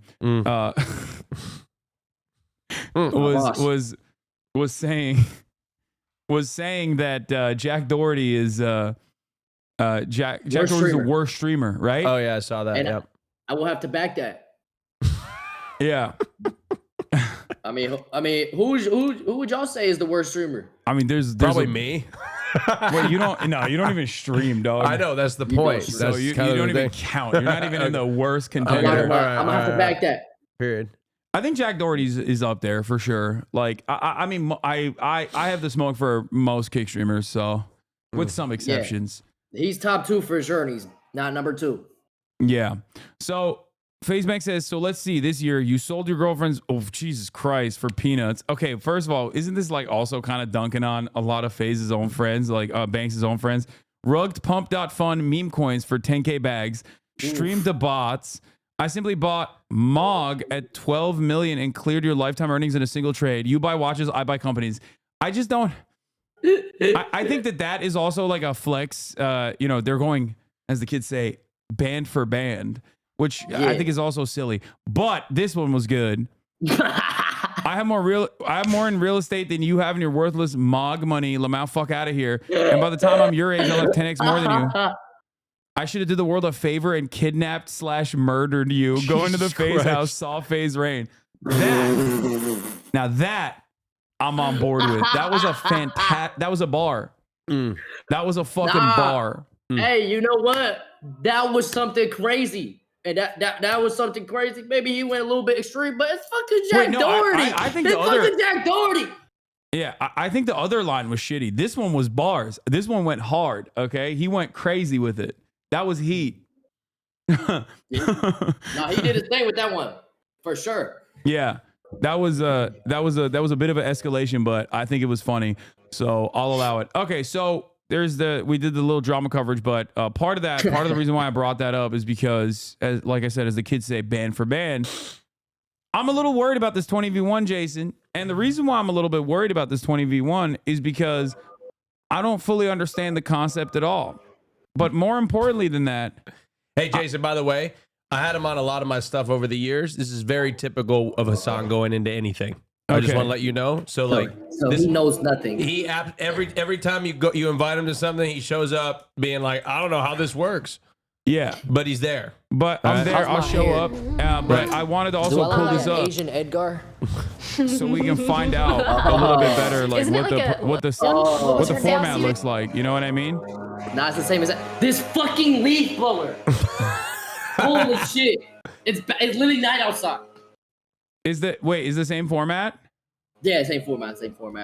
Okay, so you got Pokemon and Cutie Cinderella in the corner, and they're in your ear. They're telling you what to say to these girls, right? Is that what's going on? Later. Okay, I'm gonna just anything. You could literally be in my ear telling me some crazy, weird shit, and I'll say it. Okay, good. That's good to know. And then the girls approach you. Are you feeling it? Let's do a lot of howls. I think. Howls. Okay, first and foremost, I'm so fucking glad you don't have this haircut no more. Oh my god, bro. What? It wasn't even that bad. Bro, you were just like you don't have that level of mileage to be able to fucking put a hurdle on yourself like that. You know what I mean? You're not like you're not batting 5,000 over here that you were like, you know what? Let me get a handicap. Let me cook myself a little bit. Oh my god, Sophia. You know who that is? Oh my god, that's the girl you kissed in the cheek. No, is that the same girl? No, I didn't kiss her. She did kiss me. Yeah, the girl that you gave a strength boost to. Yeah, no, I tried to. Now, this is crazy. I didn't even recognize her at the gym. Oh, dude, fame changed you, bro. You got that fucking thing right there. You got the award that you won right there. It changed you. Fame changed you. No, it didn't change me. I have bad memory, but once I recognized her, I was very ecstatic. Oh, she's in the chat actually. Okay. Hey. Is she gonna be in the 20v1 again? Shit, if she wants to. I don't know who's in the 20v1. I don't know. I got someone to get on my Instagram and DM a bunch of people. Oh my god. Okay. All right. So that's the format. 20 girls. You're blind. You don't know who they are, and I'm gonna riz them up for you. But so here's the thing though. As a 33-year-old Volcel who is retired, voluntarily celibate, who is retired and does not speak to girls whatsoever and doesn't really speak to people in general, who recently got an autism diagnosis by doing an online test. Oh, you're autistic. I mean, I don't think so, but the internet sure doesn't believe it when I say I'm not autistic. They think I'm autistic, but you're so like you scored so high on the test that me being near you people think I'm autistic too. Okay. Like every time I'm like on the internet now they're calling me like, what the fuck? Okay, maybe they saw you. So maybe they saw you talk about planes one time. That's just an interest that I have. Yeah. Okay, dude. I think all streamers are a little bit autistic because we all put everything into streaming, and that's something that it's a hyperfixation autistic people do. Yeah. Yeah. Anyway, Austin is arguing over here like he got secondhand autism. Okay, RFK Jr. But anyway, I did get vaccinated. I don't know the language. Like I don't talk to girls in general. They're icky. Why they got lying? They're icky and they got cooties. Okay, so you told me you had over 100 bodies. Okay, first of all, we don't call them bodies. Okay, this is they're just they're partners that I've had over many years. Okay, of being a healthy, sexually active man. But M-star and. But listen. Is that what they call them now these days? Bro, they used to call them that back in the day too. What do you mean? Oh, you're gay. Bodies? We don't call them bodies in the gay community. What do you call them in the gay community? We don't have you know, I was going to use the word gay in a derogatory sense. We don't have those types of words to describe. It's just an, I don't know. We kind of lose count. Oh, somebody said holes. Yeah. Okay. Okay. Anyway, I don't know. I don't know what the thing is. I'm ill-equipped, and I want to do my very best for you, right? Please. So I need you to show me like how Zoomers communicate with one another nowadays. Okay. Maybe you can show me your Hinge so I get a better understanding of what's going on. You want me to show you my Hinge? Just so I get a little taste. But you know how to screen share, right? On Discord? Yeah. Where's my Android? Hold up. Yeah. You're on Hinge? Yeah, bro, he's on Hinge. I'm really about to do a Hinge. He's not just on Hinge, bro. He is Hinge. I'm curious, in the straight world of dating, like are most of these matches and things like that, did they just like not go anywhere most of the time? For me, I haven't had female interaction in a very long time. I'm gonna be honest with you. Okay. I honestly yearn for just a cuddle session. Okay. So I'm looking forward to this 20v1. Maybe something could come out of this. I completely forgot the question. I find that I sense that you're working a lot, and you don't this is a by choice sort of situation. You don't have time to put the effort into finding somebody, right?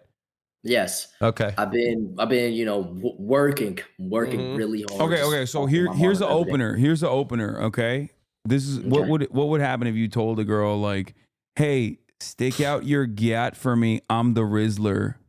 And then when she replies with like, "Oh my God, that's so hot," you say, "I'm so skibbity," and you're so phantom tax. That might be borderline harassment. Okay. Okay. You Good to go know. through my phone or no? Yeah. Open up your phone. Let's take a look. Let's take a look at what you got here. What app? Wait. I thought you were gonna do Hinge. Nah, I can, but dude, the balls that you have to do this on stream is crazy.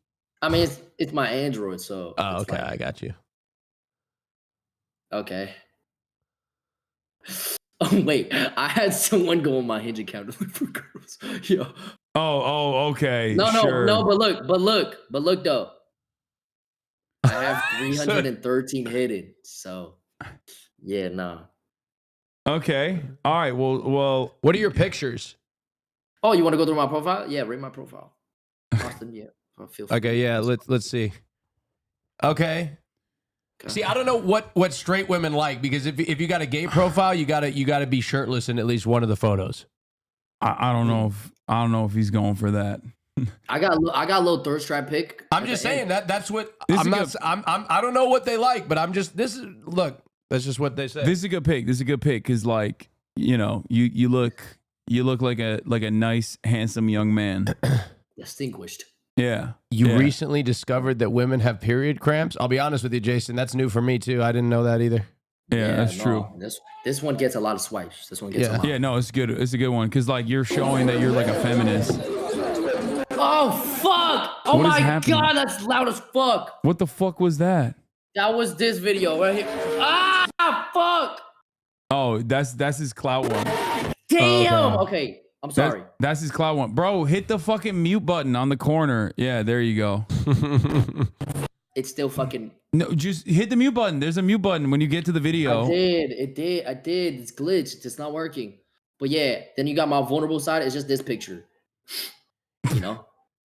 Why are you laughing? It's your vulnerable side. It's my good side. It's my good side. Be showing my good side. Okay. Oh, you have a good side? Okay. Yeah. All right, Austin is not impressed. Keep going. No, well, hold on. I didn't quit speaking for me. You went, okay. What? Look, what do you want me to say? You put some stank on it. I did not. I'm trying to help this guy out, okay? I'm going to try to help you out, Jason. The next video is loud as shit, but it's basically just me and Ron jumping into a crowd at a ski mask. Yeah, that's the clout one, but that's a good one, honestly. It shows that he's like well-traveled. Okay. I geek out on the fact that women are the epitome of art. Come on now. Listen, I had the period cramp one, which is the funny one. And then I got this one, which is like the real one. I think you're gonna find a niche group of women that's really gonna enjoy this. I think they're gonna enjoy this type of humor. I think you're gonna find your match. You know what? Don't change for nobody. That's what I have to say. I get geek out on the fact anybody who takes that seriously. I mean, you know what I mean? Like you're just being cutesy. Okay, so show me how you talk to these girls, just so I get a better understanding. I'm not done yet. Okay, love bombing. Okay.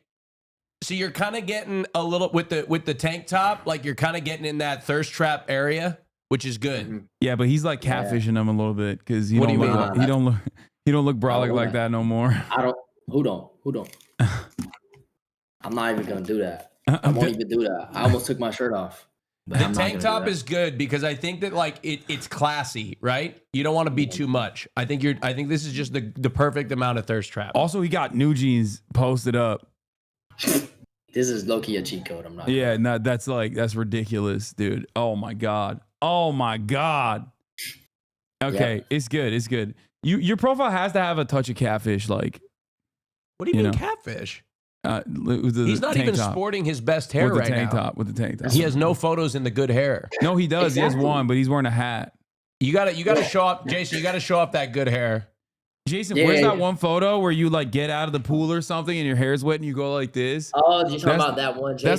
That's the hottest you've looked, dude. That's like, hey, yo. I feel like that's been carrying you like spiritually. That got you in my head canon. That's what got you new jeans. I think. Really? New jeans? Yeah, that like changed. You don't know new jeans? Oh yeah, I know what new jeans are. What's your ETA? What, bro? The song. Oh, shut up. You don't know anything, bro. You are fucking old. You're old. Come on, old man. Hey, don't let him do that to me. Bro, he's he's older than me. It's crazy. He's not. No, I'm not. Hassan was born in 1991. I don't know what I you're was talking born about. in You were born in 1993. 1988. No, I was not. I was born in 1988 ass. 1993, November 1993. Yeah. Am I witnessing an old off? Yeah, we're having an unk off. All right. Look, I have not had a hip related injury in the last 12 months. This guy's been on IR like half the year. You know who else had a hip related injury? Who? Luigi Mangione, bitch. That's right. What? What And the he's fuck? Why you gotta bring him up like He's that? 26 He's younger years than old. both of us. Yeah, that's what I'm saying. He's 26 years old. So sometimes young All right. people get injuries too. I guarantee to the frequency he does not have that many back. Okay, Jason, give us some hi, wanna love bomb me back, says Angel. Is that what she said to you? Damn. Okay. I was straight. Okay, this is different. Okay. Bro, I feel like this doesn't. Yeah, it's crazy. It was never like, like this. It was never like this. I'll be honest. yeah, because you have like new jeans in your profile. Like girls are literally aggressively throwing themselves at you, which is not something that I know. I don't have any experience in that field, so I don't even know how I can help you. But I have seen women part the club to get to Hassan. Okay, there is no That's like, a fucking liar. I'm just like parting like Moses parting the Red Sea. Like I don't know what he's talking about. It was like unreal. Shots of himself Beelining it. Over 500K likes. I have seen women run over their own friends to get to Hassan. I don't know what he's talking about. Don't listen to him. Don't listen to this old man. All right, show me how, bro. Every girl is trying to talk to you. Like you've already destroyed like the highest hurdle to clear is having women be interested in you, and you've already cleared it. It seems. Jesus. Matcha and missionary. Yeah, 1, 2, 3, 61st, your place? Down in Doggy?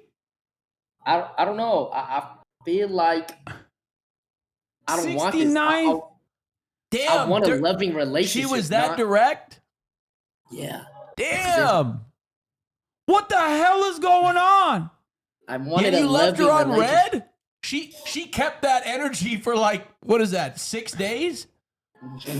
That's like a week later, and she's waiting for your address. Bro, you're worse than me. Oh my God, there's voice messages. All right, you ready? All right, let's hear it. Prepare yourself. Wait, it's muted. It's muted. Wait, what? Did you burp? Hold on, wait. Ready? What was that? Wait, my volume was off. Let's go get some boba together then. Oh! Yeah. Oh! Yo, he did the voice. Yeah.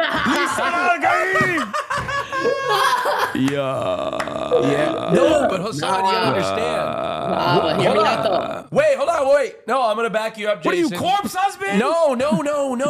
We're 30 now. We're 30. That's cool when you're 20. Fuck. Like when you're 20, like that shit's so cool. Yeah, they're like, right? damn. Like we lost it a little bit. Yeah. But like when you're 20, like 20-year-old girl, 20-year-old girls are like, damn, you sound so mature and adult. Like you sound like you could run the Department of it's not Health. cool. No, it's not. Okay, I'm just lost. I'm trying to be devil's advocate here. 20-year-old girls love when you sound like RFK Jr. Well, hold on, just a second, Jason. I'm listening. Hassan took a census in this chat. Everybody here is over the age of 25, 26. That's not true. What? No, there's still a decent amount of people that are under the age of 25. It's just that 25 to 30 is now the largest grouping. Anyway, sorry, distracting. So I was just taking benefit of the doubt. I think it could have been cool. I was never cool at 20. I was a nerd. So you're already farther ahead than I was. Yeah. I mean, I play League of Legends still. Yeah, bro, I saw you kill Dante's. Congratulations. Yeah. Shit on a bunch of League players. But let me show you this, okay? You heard the voice memo, right? Okay, what'd she say? But yeah, it's crazy. Boba, honestly, depends on how well we get to know each other. God. Wait, Hold on. I can't. The date. She said maybe to the date. I honestly don't know how that shit worked. Bro, you got Nuji's on her profile. What the fuck do you mean? You literally is OP. Is OP. You could be farting into that fucking thing and they would still be like, oh, that's cool. It's a great fart, king. That's what they would say. No, this was before New Jeans. This is pre-New Jeans. Okay, but you still have Playboy Cardi or Ken Carson. Okay, I went to his concert. I didn't oh yeah, and I did meet him. You also dove from the stage. What are you talking about? You have yeah, I mean, just keep, yeah, don't act like you know what it's like for us normals out here. So you're saying if I didn't have anything from the internet to my advantage, I'd be a fucking loser, nobody. No, that's not what I'm saying at all. But I'm saying that, like, first of all of those things are still you. So you're using those things that are still you to your advantage, and that's a good thing. Yeah. I think you're kind of quirky. I think it's like, is that not cool to say anymore? What? He cringed. Wait, what is quirky like? Like you kind of like you definitely stand out of the crowd. Right? Okay, like you stand out of a crowd, and I think it's a good thing. I think that gives you a competitive advantage. He's saying you're quirked up.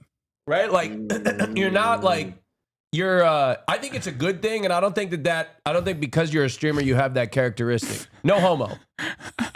No homo. No homo. I want to preface everything. What? I'm a straight man in this conversation. I want to make that very clear. All right? No homo. All right. So here, hit me with what you said back. Okay, let's just finish the voice memos real quick.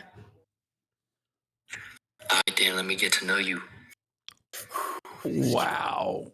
Okay, then. What do you want to know about me? Oh, fuck. Okay, she's doing sexy voice. Yeah, like you guys are both doing sexy voice. I feel like we shouldn't like this is a deep and personal conversation that we should be privy to, it feels like.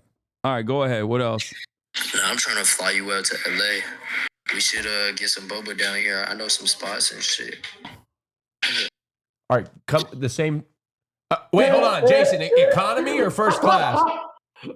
Spirit.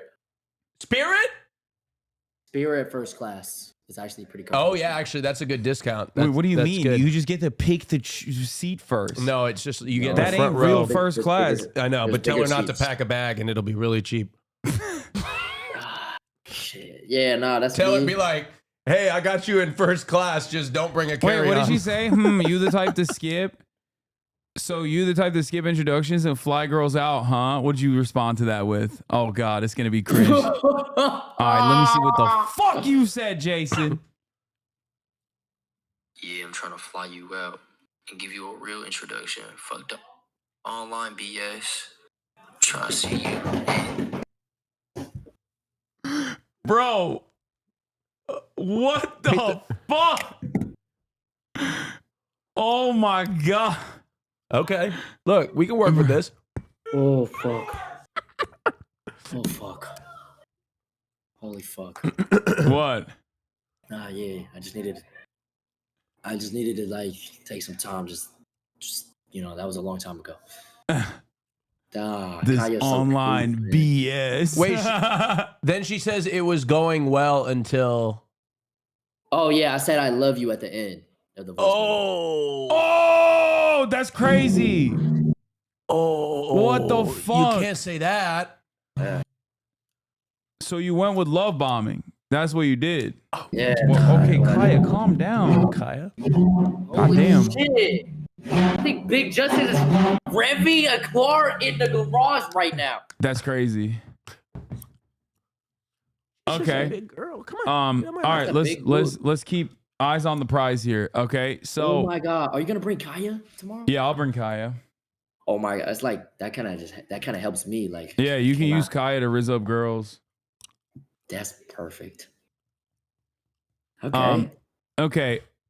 I envision a private marriage with 3 kids in the future. Let me love you. Wow, that's quite the love bombing line of 2024. Ever been to Toronto? Jason, you ready? Ready? Yeah.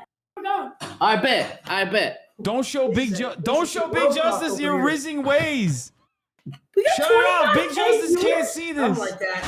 Something like that. Hey, yo, wait, where y'all headed? Oh, the fuck? She fucking. Bro, that's crazy that you just did that. I didn't do that. She fucking climbed. She pulled me out of the chair. No, I didn't mean to leave you hanging. I didn't see it. Yo, or a drink I don't know what's going on. There's so much shit going on. That was crazy. You missed it, but Austin almost died over here when Big Justice came through. Yeah, I thought you started twerking on the ground. No. They saying Lacey's brother. That's funny. Well, tomorrow should be fun, no? Are you excited? I'm excited. I'm still a little worried, but I think I'm gonna try my very best to give you the best possible lines that you can use to rizz up these girls. But I just wanted to get a basic understanding of how you talk to these girls, and how they respond to it. And I feel like I got a decent enough understanding here. Yo, Hassan, tomorrow, Pokey had a duo. Would you like to have a duo? Sure. Wait, who do you want me to bring? Anyone. Are you asking for Austin? Cause he's what? Look, Austin's busy. No, Austin's I literally can't because I'm hosting a gay Christmas party. Wait, wait, someone in the chat said your Rage. Is he around? I would have totally done it. Rage. I would have totally done it too, Jason. You should have told me in advance. I would have canceled the party. No, he wouldn't have. I would have. No, he wouldn't have. What time is this at tomorrow? Hold on, wait. What time is it late at night? Wait, tomorrow? At 5 p.m. Things at 5 p.m. No, he can't do it. Wait. What about Rage? What about Rage? Son moved Is on. he around? Look how quickly he moves on. I don't know if he's here. I don't know. If Okay, he's here. I'll figure it out. I'll ask. I'm not ask for acting. someone. I swear to God. I'll ask for someone. Oh my God, Rage. Everyone in the chat is saying Will Neff, but it's his stream time, so I don't know if he's gonna skip streaming 2 days in a row. Well, it's up to you. It's up to you. You could bring a duo. You could pull up. But yeah, it's 5 p.m. Literally, you're a good-looking dude. I feel like you get girls easy. Nah. Don't, Jason. Don't let him play you like that. Nah, I don't know what the fuck Austin is talking about. This man has a lot of he's very popular on the internet. There's part of the internet likes him for his politics, and the other one is just loves how hot he is. That's what I don't know what he's talking about, bro. You know what?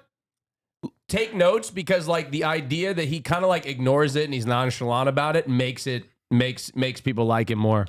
I will say that yes, being unattainable is definitely the method. It's good. That's one thing, Jason. One thing you could learn from Hassan: never admit that you're attractive, ever. I never concede. Never concede that you're attractive. Never talk about how you're attractive. Yeah, never do any of that. You can thirst trap. You can do all that Have stuff. But crippling self-doubt. Yeah. So be nonchalant. Be nonchalant. Yes, be nonchalant. It's a very attractive quality and trait. Yeah, be nonchalant. Wear your Sunday best. What should I wear tomorrow? What am I gonna wear tomorrow? I don't know. I'm gonna wear some shit that I always wear. No, what should I wear? Oh, should I come suit and tie? I mean, if you want, like, if that's what you're gonna wear to the phase, you can't outdress him. I'm not gonna outdress him. No one's gonna see me. Yeah, they are. No, I'm gonna be in a room. Yeah, I'm gonna be secretly beaming shit. Oh, okay. Do the girls know that he's beaming? Yeah, bro. shit That's to you? like that's fucked up. They don't know. No, they don't know. I'm not gonna fucking stand behind him and fucking mog while he's talking to girls. That'd be ridiculous. That'd be kind of funny. Would not be. That'd be kind of funny for the content, though. Maybe. Motherfucker. Are you gonna bring him out at the end to like say that he's been telling? I mean, honestly, he could do whatever. You could go down mid conversation. You could go down to the end. You could go down anywhere. You know what I mean? All right, we'll see. What do you ever think it works? We'll see. I might enter the room with my presence. Okay. All right. We'll figure it out. But you gotta go. You got Big Justice. I understand. You know, you got important guests over there.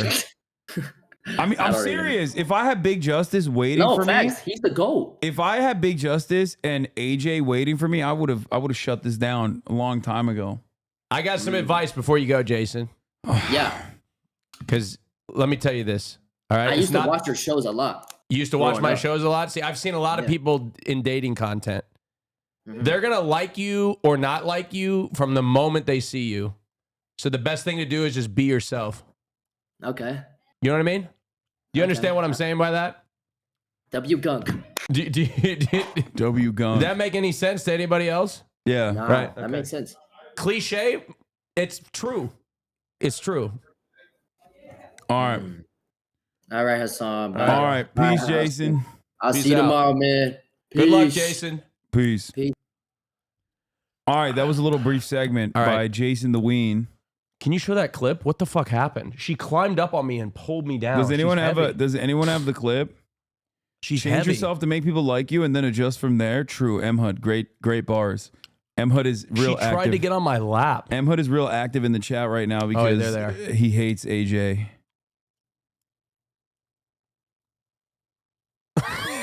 I look like I fucking body slammed her. Hey, wait, where y'all headed? Shut up! Big Justice can't see this. Something like that. Hey, wait, where y'all headed? Hold on, I gotta get that to my TikTok editor. That's hilarious, dude. That's hilarious. Kai is such a big old bitch. Can you send me that clip? No. Somebody DM me that clip on Discord. How much does she weigh again? 100 pounds? See this? Something like that. Austin just dumped her, too. No, she pulled me off the chair. Austin just literally went, get the fuck off me. She deserves it, though. No.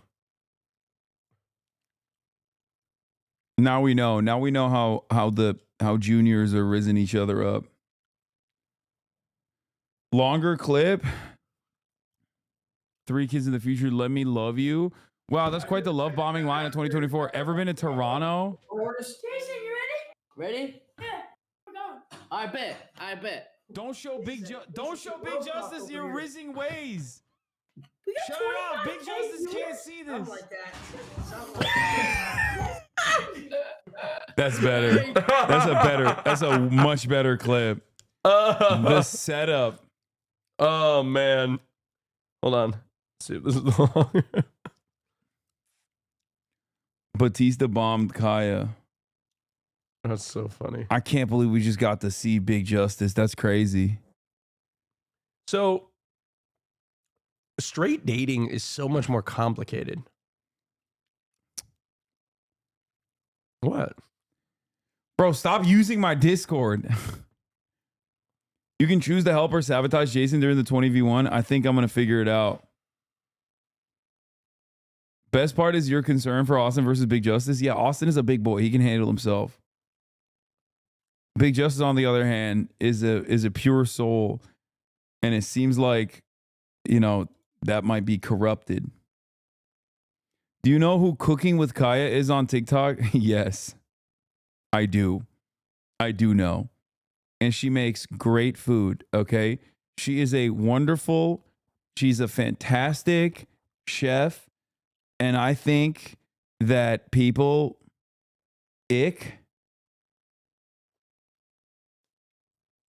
she's got great recipes. And I think a lot of people are making it something that's not, okay?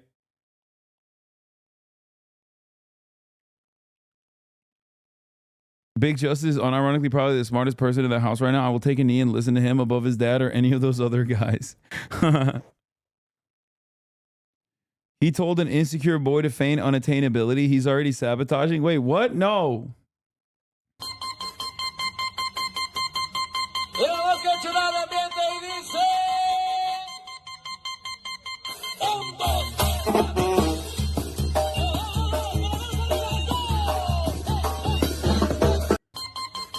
I love this video. But here, let's take a look at this. Like, this is a pretty good format, bro. It's got 600,000 views. Kind of a lot of them here. Yeah, I'm not on camera when I'm sleeping. And hopefully on our future dates. And hopefully on our future date. Okay. Mm-hmm. Okay. All right. So Well, I'm loving this. I'm loving this. I'm and I would swiping love to, right, and I'd love to get to know you I better. would love to get to know you better. All right. Cool. All right, man. That you feed him every line. At least give him a handshake at the end. Hold on, Hassan. No, you don't gotta go Do in you for a feed him hug. every Maybe line? dap him up. Yeah. Talking between, you gotta make sure you talk more than you normally do. Oh, what do you mean? Like in a conversation, you gotta deliver more lines than you normally would in a strategic. Like you gotta over deliver some. I'm gonna tell him like, just sit there like this. Just. I know but there's gonna be so much silence in the conversation. It's Yo, just gonna what's be. up? Wait, this is gonna be awesome. He's just gonna be what's staring up? at her most of the time. What's up? How you doing? How you doing, lady? What's happening? Yeah, my name is Jason. Jason the Ween. And I could be your next baby daddy. Mog, mew, and rub his hands together till they fall for him. Yeah, that's what I'm gonna do. Like this.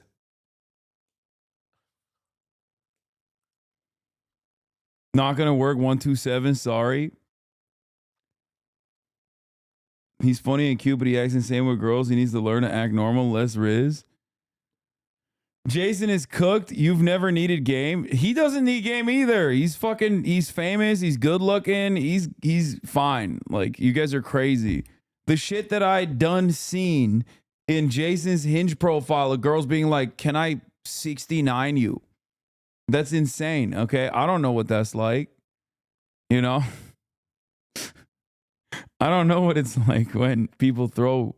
Can't even say it with a straight When face. people throw themselves at you like that. I don't know. That boy needs to use those pipes and sing some Usher. Hassan, quit acting like you're like one of us. What do you mean one of us? I'm not. I don't know what that's fucking like. I'm worse. I don't know anything. Don't act like you're one of us. I don't have anything. I don't know how any of this stuff works. Apparently I don't even know when girls are rizzing me up. Jason, tweet of yours. This is my nephew who's built like a brick house. Ladies in LA, where you at? Tell him not to say females, Lamau. Normally I would say that, but I feel like you gotta do, if you're a Zoomer, you have to do AAVE or they beat you. Like, I feel like if you're a Zoomer and you don't do AAVE, like they're like, oh, what are you, gay? Like, what the hell is that? You know what I mean? They got two speeds.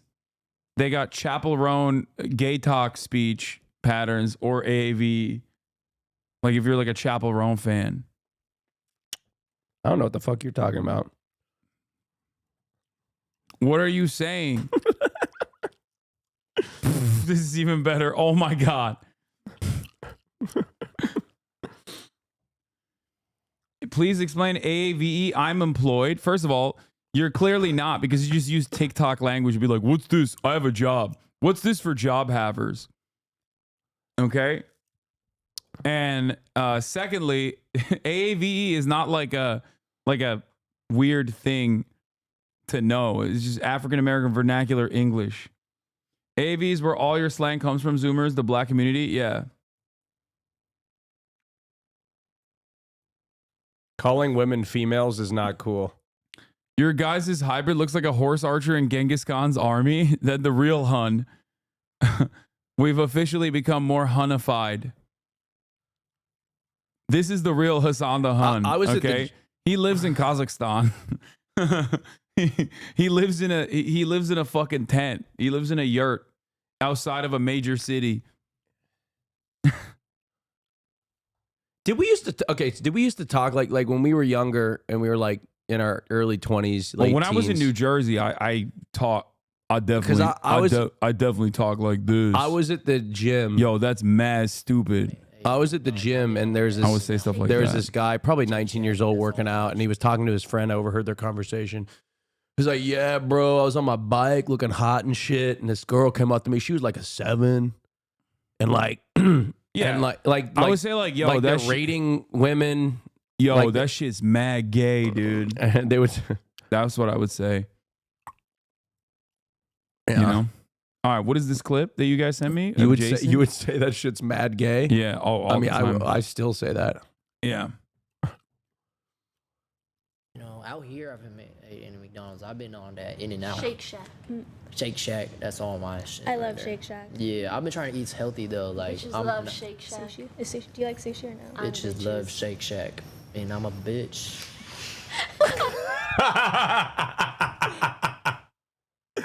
Wait, this is gonna be awesome. No!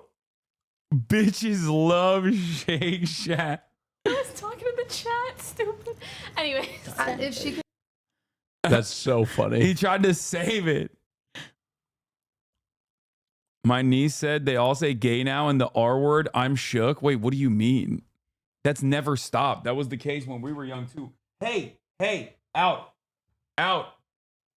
Place. Kaya, place. Go. No, place. Enough of this madness. Look, people have never stopped saying gay and R word. It went away, then it came back. Really? It went away? Isn't the whole unattainability thing toxic? Why not just tell them you like them? Give me actual advice. No, there's a time and place for it. The reason why I used to tell men, and I still tell men to not like be so over the top, is because most people's starting position is like they want to be so available. Okay? That's it. Yeah. It's like people are over the top with how available they are. They're too eager. Yeah. Well, I think a lot of people like be cool.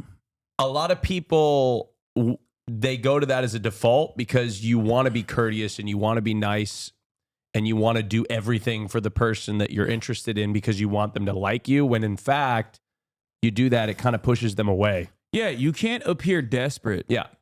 And when you have, it looks like you have no options. Yep. It looks like you just look desperate. Yep. Like I'm not saying just be like, yeah, I'm not. Next week, nah, I ain't got time for that. Like that's not what I'm saying. I'm simply stating that it's better for you to come across not over eager and be chill and be normal. Like when they message you, not responding right away, letting it chill for a second. I mean, you can respond right away sometimes, you know, when you're in like a conversation, but don't make that a constant thing. I'm a big fan of letting it, let it a little bit of a slow burn. Let it cook. Let it cook a little bit. Yeah. Don't just constantly respond. Like every time they message you, you're opening and you're responding. What is this? Bad Advice for Men by Jarvis? Let's see what this is. Welcome back to Jarvis Johnson Gold, the premium channel that is free. It is. But here with us, you're gold. It is free. But if you're watching this, you're premium. Fuck, you're premium. Gentlemen, I tip my cap to thee. Today, the gentlemen of Gen Z are on my mind. And the reason is because I'll be exploring the channel Gent Z, which is aptly named to teach, I was going to say to train, but I guess that too. They're creating a generation of gentlemen over on Gen Z, teaching them style, teaching them dating, teaching them the best items to buy on eBay, I guess. Everything you need to be a successful gentleman as a Gen Z person. Now, I am not Gen Z, just missed it. Oof. I do feel like I often am speaking to Generation Z, as some call it. And I also think that maybe the men of Gen Z have felt underappreciated. You know, you've got your Andrew Tates and your alpha males of the world who are, sometimes it feels like the only people talking to this group of men, but I'm here now. Jarvis is here, and he's a gentleman as well. And I'm going to judge Gen Z's advice against my own advice coming from my noggin and my life experience. So your mileage may vary, but it'll be fun and weird. But let's just jump into it. Gen Z is for men who want to dress well, treat others with respect, and I feel like the advice is going to be bad. Because not only is the title Bad Advice for Men, but I'm not even judging this off of like the stink that Jarvis is putting on it, but instead just simply by like, if I saw those thumbnails in a row, I'd be like, this is going to be a bad channel. And be the most excellent versions of themselves. Okay, sounds good so far. The mission of this channel and community is to create a generation of gentlemen, hence the name Gen Z. Channel founder James is 26 years old and lives in Chicago. When not working on the channel, he enjoys double-breasted jackets, playing the guitar, and sipping Manhattan. Double what? Double-breasted jackets? Nope, that's a red flag. Like, you're far too into like traditional wear. I don't like it. A classic man. More of an old-fashioned guy myself. Is gotta be fucking is probably gonna be red pilled, but respect. Just a few days ago, a new study. Oh my God. Okay. No.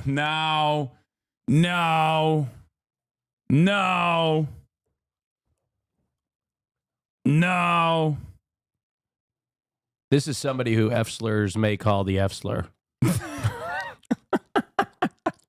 That's crazy. Revealed the male hobbies that women find most attractive. This guy is a 26-year-old from Chicago? What accent is he speaking with? And the results may surprise you. Some of the hobbies that we as men think women would go wild for. The menswear guy on Twitter would be upset because he's wearing like, I think the wrong type of shirt for this jacket, but again, I'm not an expert. He's not wrong. That's a far too casual of a shirt to wear with a far too formal attire. The jacket itself is definitely very formal, and the shirt itself is like a denim shirt, like a denim style shirt.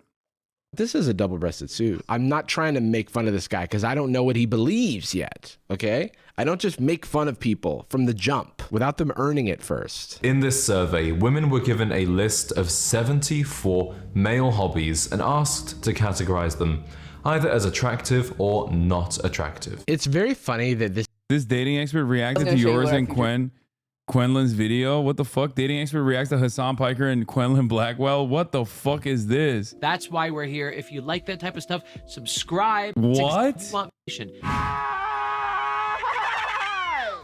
That was a crazier reception than I thought it was gonna happen. Okay. I got a little cartoon character sitting next to me. I'm here with Hassan.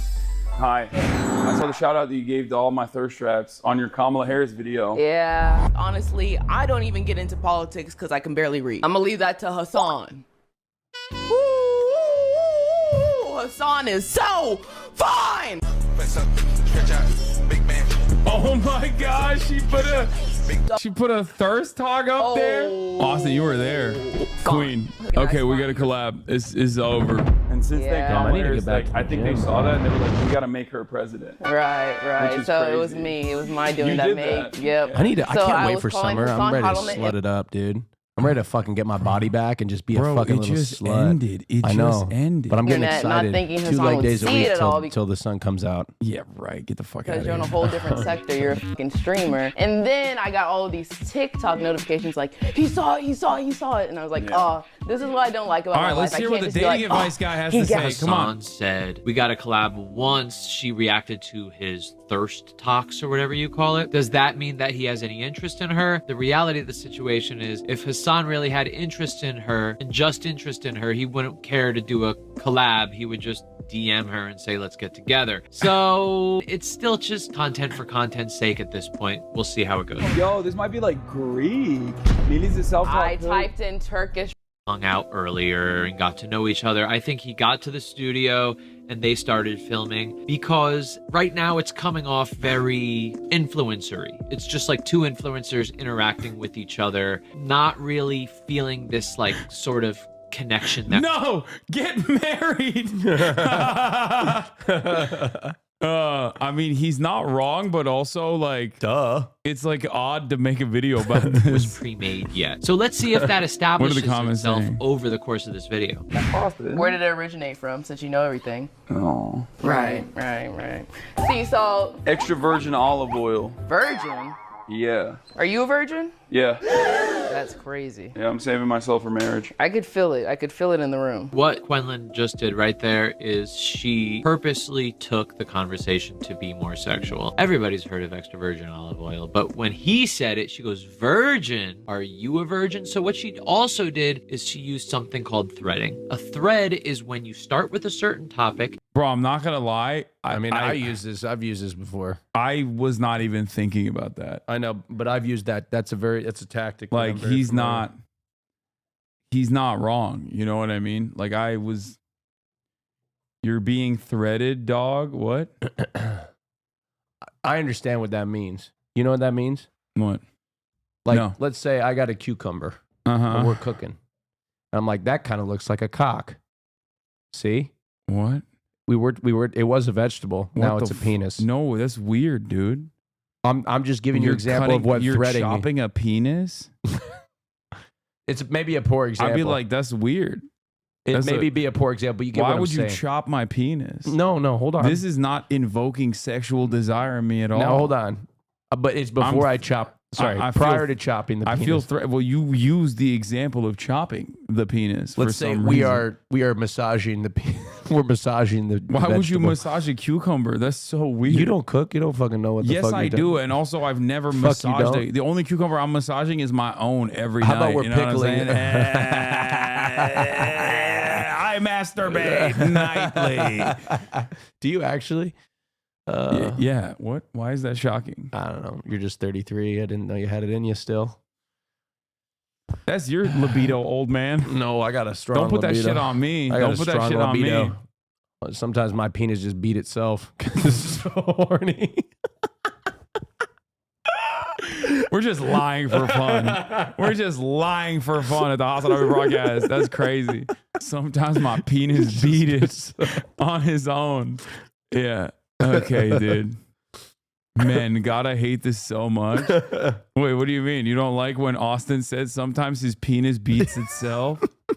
You take whatever you want from there and bring it into another topic. You Great. do it by these kind of like visual associations that you might have. So I have a light over there, and then I could think lights, camera, action, and then I could think of acting, and then I could ask somebody, oh, are you an actor? Are you? You should seriously consider employing a concubine. What's that mean? That's insane. Like he's saying like hire someone to have sex with you. Like for me? No, he's talking to me. Are you interested in being an actor? I Do don't you ever enjoy. have I've dreams never of, paid like, for becoming sex, a and I don't think I ever celebrity? would. So Not I'd go because for I don't think that like obviously sex is I support sex workers. I want to be very clear about that. Uh-huh. As an industry, I support sex work. Nobody supports it more than I do.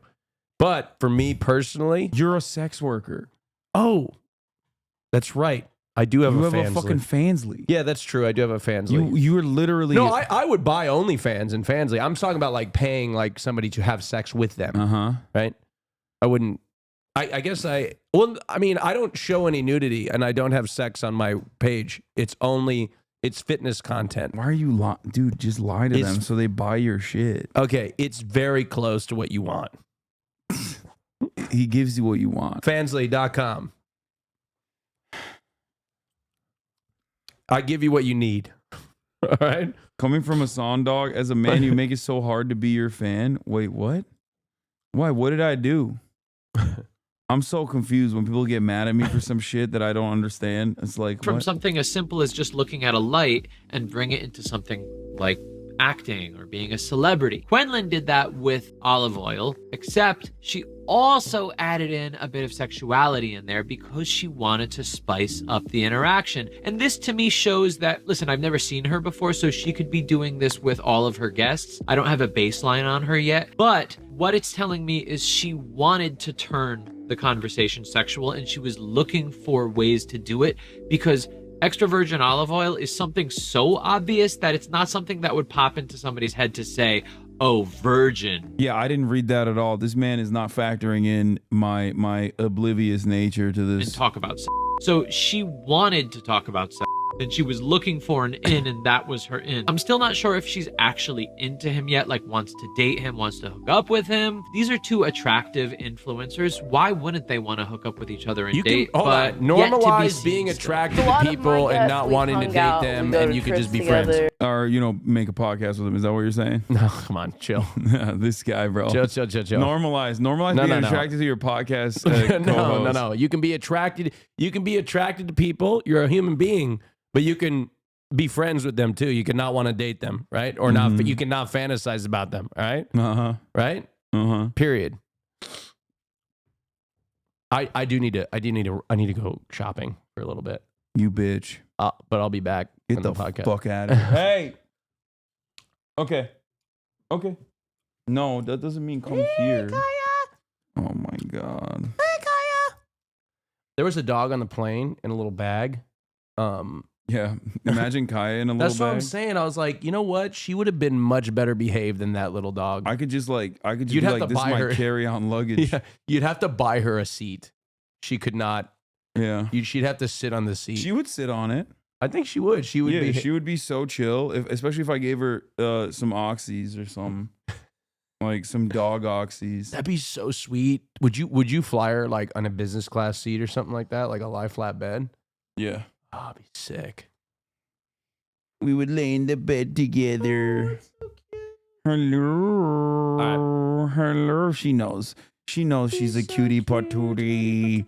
She knows it. Look at the face. Look at the face. Smush. Smushy. Smushy face. Smushy face. Yeah, but they almost kicked the guy off the plane next to me because his dog was yapping. Oh, that's crazy. Yeah, but he shut it up. I had a You shut it up. Yeah, I had a pill in my bag. Just kidding. I didn't give the dog the pill. Squish. All right. See you guys later. All right, get out of here, dude.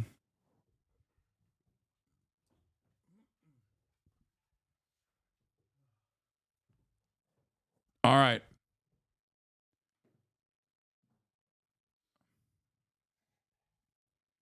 There's only one circumstance that could be seen as a sexual transaction, and if you still have clothes on, this ain't it. What? What is this? Oh, yeah, this is cute as hell.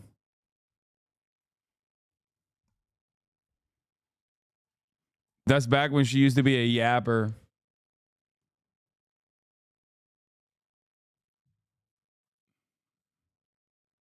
She's no longer a yapper. Gaming? His true power comes from Allah. Yeah, oh, I saw this. Tasty, thank you. Hi. Hi. And welcome to IGM Middle East. We are so glad to have you here. Assalamu alaikum. Wa alaikum assalam. Nice to see you. Wow, mashallah, brother. Mashallah. Okay. Okay. That's our brother right there. And the atmosphere and the energy of this place I find quite moving, maybe because it's so close to Mecca. I'm not sure. What do you want? My goat, dude. My fucking goat. My freaking goat.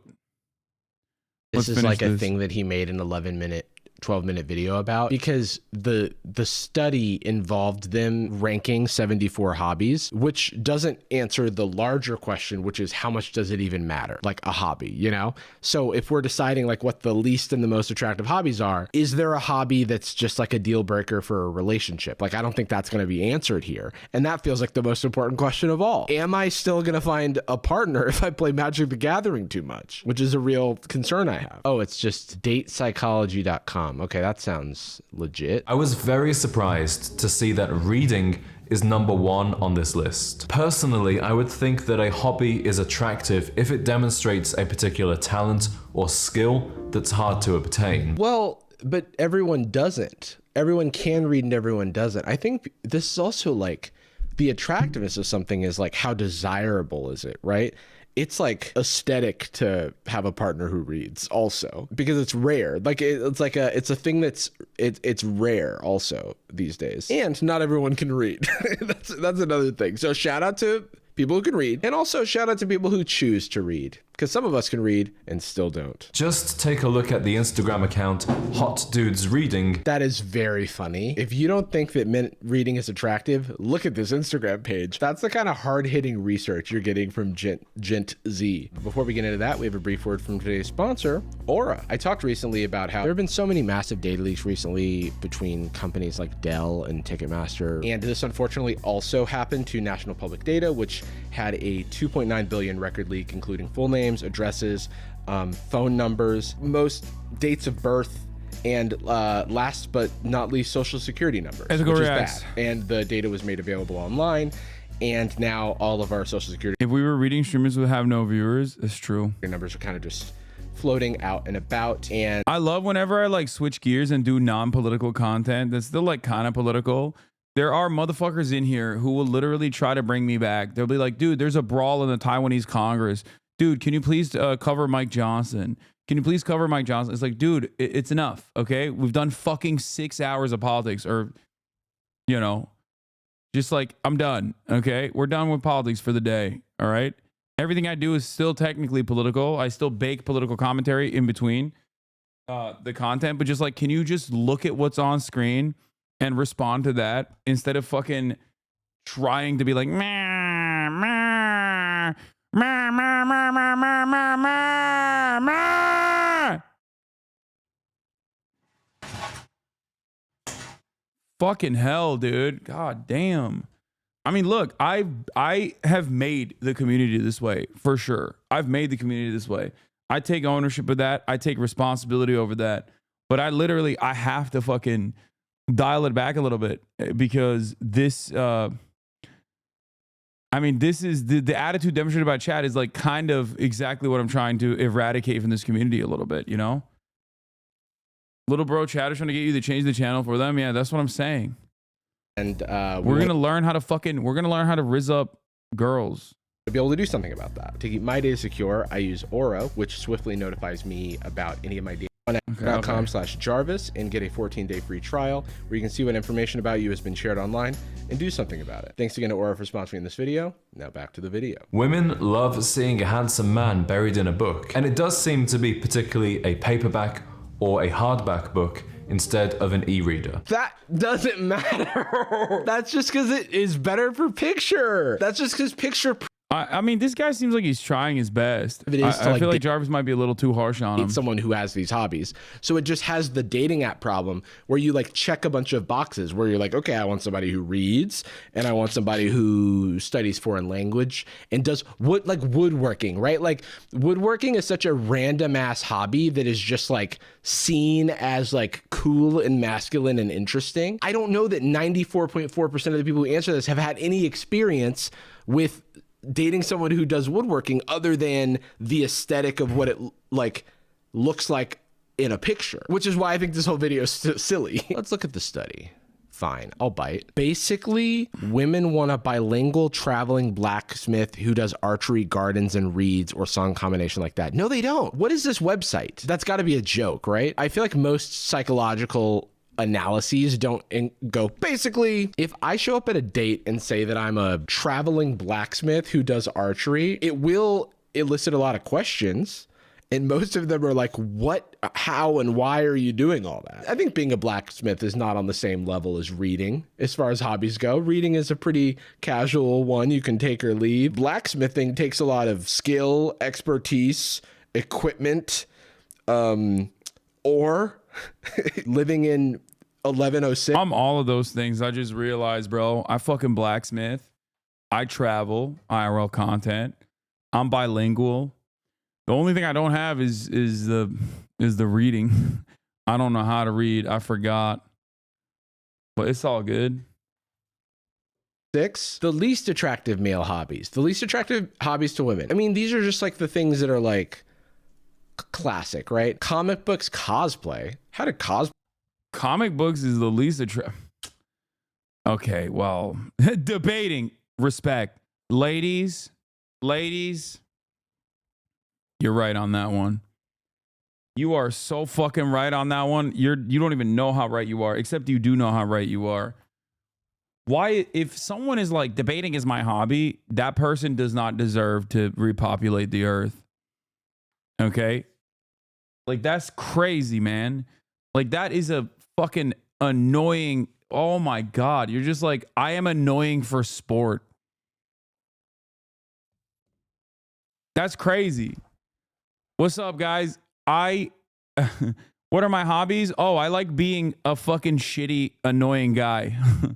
Play catch a stray here. Debating, okay. Whoa, Magic the Gathering, let's fucking go! Is MTG Magic the Gathering? That is so fucking specific. Why is that in this study? Hey girl, you want a bad boy who engages in some hobbies you might not be fond of? We'll catch your boy participating in one of the top 5 disliked hobbies by women. Okay. Yeah. So you probably don't want to hang out with a guy like me. I'm from a different side of the cardboard or whatever. We also see strong congruence in the bottom choices. You're telling me that it's always the bottom male hobby to women. Manosphere was watching Manosphere videos. This article. Okay, this article is A1. Like, I mean, this makes sense. Yeah, I wonder why women would be unappreciative of men whose hobbies are literally watching YouTube videos about how women ain't shit. You know what I mean? This tracks. Like, who the fuck's like, my hobby is porn? I mean, this is, by the way, like, low key, this list is basically Kick. If you're a Kick streamer, that's like what women despise, okay? Women apparently, seemingly despise everything that Kick represents, from crypto to gambling to manosphere content to arguing online to debating. With the exception of, like, I guess, cosplay and comic books and anime and shit. Okay? But, like, who the fuck would be like, oh, my hobbies are porn? Dude, you are out of control, dude. Like, my hobbies are debating and pornography. That's disgusting. This write-up is just explaining what the labels are. This is embarrassing. I don't know if this is like a legit website, but this is providing no meaningful color whatsoever. You were just explaining the labels in paragraphs, and it feels like glorified fucking SEO bait. It's like this is not much more than a BuzzFeed list. So far. Comic books was collecting comic books. Arguing online was arguing with people on social media. Who would describe that as one of their hobbies? Who would describe porn as a hobby? That's your hobby? And they don't explain whether that means watching or participating in, either of which is valid, by the way. But it's weird that they didn't explain MTG, which is the sole acronym on this page. But they did explain that arguing online was arguing on the internet. Now, I'm interested in finding off-ramps for people who are engaging in like very dangerous behaviors, very harmful behaviors to yourself, which is arguing online.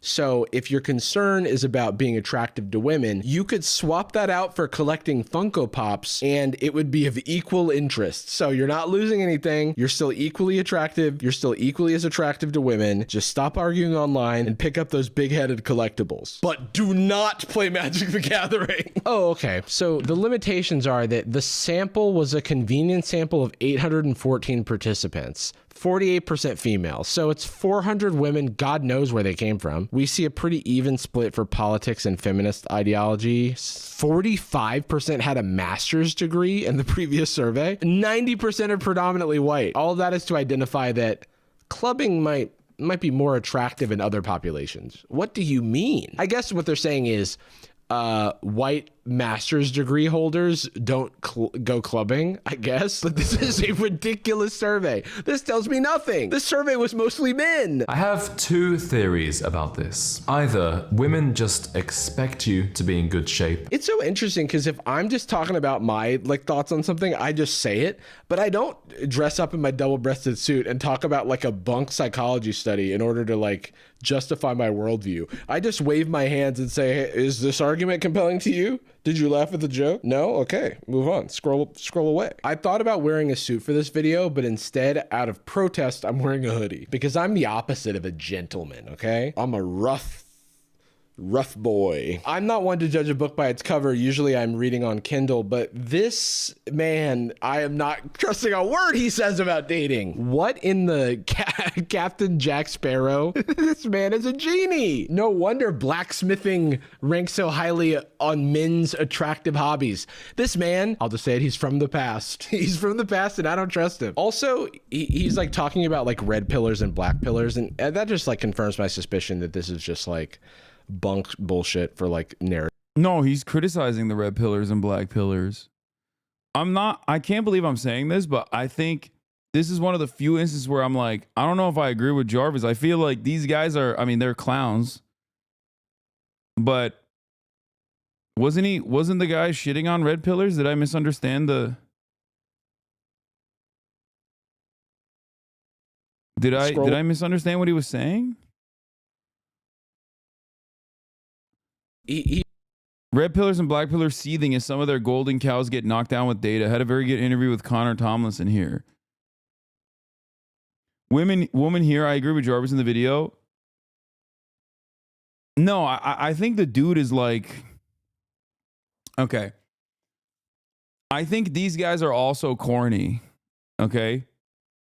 I think they're also corny. But they're not corny in the red pill manosphere way. They're just corny in a different way. Does that make sense? They're just cringe. They are trying to do their best in a way that combats the red pill stuff. In a way that combats the red pill stuff, but they're still coming across as very cringe because their arguments are not just be a normal person. They're wear a double-breasted jacket. Are you defending him because he called you an attractive influencer? What? That's a different video, chatter. That's this video. I know I dove into that video and then dove back out of it, but that's a whole ass other video of someone entirely different. He's talking about red pillars and black pillars, and that just confirms my suspicion that this is just bunk bullshit for narrative building. How to prepare for a woman staying over. Brother looks like a senator right now. What are you wearing, dude? He's got his My Fellow Americans ass fit on, dude. Romantic gestures. We men make many efforts to appear an attractive prospect to a woman. He heard the survey that women like reading, so he put big subtitles on his videos. On your bed, make sure there are enough pillows for 2 sleepers. That means 4 pillows, 2 on each side. In the bathroom, a lined bin with a lid is essential. Also in the bathroom, Ew. I didn't think I would need to mention this, but from my research, Ew, that bin is rubbish. There's a dog shit ass bin. Honestly, that's not bad advice. I forget that the average men, especially if they're young, have no clue on how to live, myself included, back when I was that age. So yes, this probably is good advice, even though to me it reads as the most basic thing on the planet. I sometimes forget that you gotta pull it back a little bit. The bin in and of itself is shitty though. I didn't like that. Yeah, having 4 pillows is essential. it seems I do. Make sure you have enough toilet paper. I didn't think you need to mention pillows for the bed if we're talking about stuff we didn't think you'd need to mention. But a lot of this stuff is wiki how I'm having what do I need if a guest is staying over? Not like in a romantic context. This is very practical. In the bathroom, a lined bin with a lid is essential. Okay, so guys, if you're gonna have a woman over, make sure to have a trash can. I can't tell you how many times I meet a girl at the club, bring her back to my place, things are about to get hot and heavy, and then she asks if I have a trash can, and oh, awkward, because women bring baggage, okay? So in order to have somewhere to put their baggage, you have to have a bin. And if you don't have a bin, then your chances are thin of her staying the night. Also, pillows for the bed. And it's definitely worth spending money on some high quality toilet paper. It's worth spending. Is that where we are in Gen Z? I'm telling you, I think he's like, I immediately also think like, this is so obvious. What the fuck? But then I'm reminded that like the audience that he's speaking to is probably oblivious. So he's cringe for sure. The guy is cringe, but I don't think the advice he's giving is bad. It's sound advice, and it's probably necessary advice, unfortunately. It's worth spending money on nice toilet paper. This dryer has a brushless motor, which dries your hair. Well, you're just selling that. It is sponsored. Wait, that's just an ad. Just having any kind of hairdryer is better than none, but if you really want to blow her away, sorry guys. Dude, he got kind of twisted for a second. It's crazy to make a joke like that in front of all of his constituents. Okay, so I'm not going to show this whole thing, but this video just turns into an ad for a hairdryer when he's talking about essential items. So he's like, all right, essential items for when a lady's coming over. You need pillows, a trash can, and today's sponsor, hairdryer. And then he just talks about the hairdryer for a while.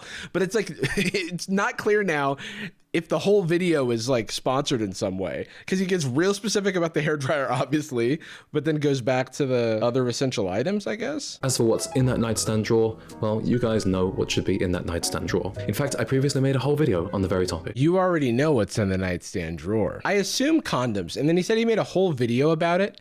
And he made a whole video about condoms. There's a part of me, a sick part of me, that wants to watch Senator Z over here like talk about condoms for 9 minutes and then have a sponsored video where he talks about the condoms that he uses. God, I really hope that's not what it is. It shouldn't take more than a couple of hours a week to clean it yourself, or more than around $150 to hire someone. Make sure you also clear your home of clutter. A lot of this video is like very common knowledge, and I get like, why do you need to know this common knowledge? Well, you got to get it from somewhere, and maybe people don't have someone in their lives telling them this information. So doing a service where you do tell people this information, I do not think is bad. Presentation needs a little work, I think, but... In the bedroom, make sure you wash your sheets at least once a week and clean them again if you're expecting a guest. I think that it's actually good that there's like random guy telling men to like wash their sheets once a week and like clean the bathroom and stuff. That's good. That's not a bad thing. Some women are incredibly messy and live in utter pigsties themselves. Whoa, relax. The video is called How to Prepare for a Woman Staying Over. And now there's a section called mental preparation. I don't know if I should laugh. It's just kind of a goofy presentation. Like the information itself is not, it's not embarrassing to need this information. I just think the presentation is extremely formal for what it is. It's important not to put too much pressure or expectation on the overnight stay, and rather just see it as an extension of a date. Okay. I'm like really nervous about this. So I'm crossing my fingers here for our senator. Even if you sleep in the same bed together, it doesn't mean she's ready to go all the way. Okay. Yeah. You want to show that you are a disciplined and respectful man who is okay with taking things slow. Okay. There's like still a little too much like, I guess the whole... Are you racist? Yeah, dude. Yeah. Whole channel is like this whole gentleman vibe, but it's not terrible advice. And in this video, I wanted to help you prepare for all manner of situations. Yeah, I want to be prepared. Be proud of your home and create a comfortable environment so you can just focus on enjoying your time with her. And of course, not to kill your chances by living in a disgusting home. Okay, it's pretty tame. It's just like, I would say that like, there's a few critical things where things could go horribly off the rails, and I was nervous about it. Fox News about to clip that? Are you fucking kidding me? They would clip that to be like, let's go. Like, we were wrong about him. Fox News about to clip that and agree with me and start defending me. Kind of like this guy, though. This is actually really nice to tell men to have a nice change from the disgusting macho men online. Yeah, I think that it seems like Jarvis is also softening on him a little bit. And I think that his biggest crime is just being kind of cringe. Like the guy's crime is just being cringe. Like the packaging is not great. And that's it. Whereas like the advice that he's giving is pretty good. Because you forget that like people, you forget the type of person that would search this, right? You forget the type of person that would search this sort of thing. Like what to do when a girl is coming over for the first time ever in their fucking lives. Like that guy needs to hear this. Okay. That person has not had a fucking positive male role model in his goddamn life to be like, dude, what the fuck are you doing? Put a goddamn, like, line up your trash bin. You know what I mean? What the fuck is this? Buy some toilet paper and soap, you fucking animal.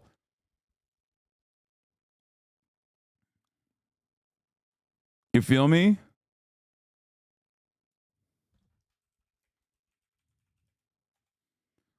Anyway, I'm going to sidestep away from this because my goat needs me. And who my goat is? Yo. My goat needs me, chat. Let's go.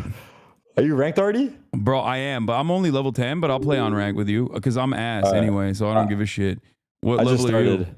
I'm level 2 or 3, maybe. Oh my god, bro. I'm the best Hawkeye in the fucking country. I bet. Oh, dude, fuck. Well, Timmy is pretty good too. No, me and Timmy are like number 1 and 2. Okay, no disrespect, like, but I've seen what that man can like, do. we're like head to head. We're like head to head. Okay, if you say so. But listen. It's Marvel Rivals time. Okay. Let's do it. What's your username in the chat? All right. This is just my.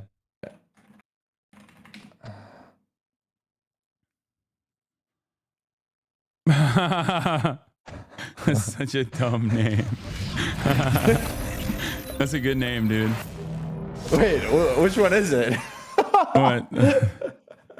Wait, let me see if I accept you. Well, no, I haven't added you yet. Oh, okay. Wait, we should get some people.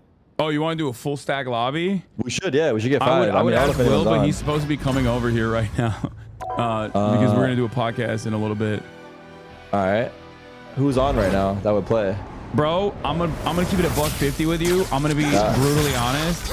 Wow. None of our friends are invested in playing with us because you know you're unranked. You'll be good once you get to 10. They'll definitely. They would play with us. They would play with us. No, bro, I've been kicked out of fucking lobbies. Okay. They won't kick you out if we're a duo. Ray literally has kicked me out of lobbies. They won't kick you out if we're. That's crazy. Yeah, I'm not even kidding. Like, I'm not even kidding. They're fucking fake, dude. I mean, you'll be fine once you rank up, but for me, it's like I'm not good enough. So like, I literally just I'm training out here so I can be good, so I can fucking not get kicked out. Nah, we'll be good. Here, I'm adding you right now. All right. I invited you to my game. But also I added you as a friend and invited you to the game. All right, I think I'm in, right? Oh, we can get a third. We got Nandre. Who's that? He's a buddy of mine. He's a streamer as well. All right, I think I got Jody as well. Oh hell yeah! Okay, we're cooking. We got fucking people. Let's go. All right, we got room for one more then. Bro, they don't even want it. They don't even want me, even if we're like streaming together and I'm giving them like extra, like a 20,000 extra viewers. Like they don't even give a shit.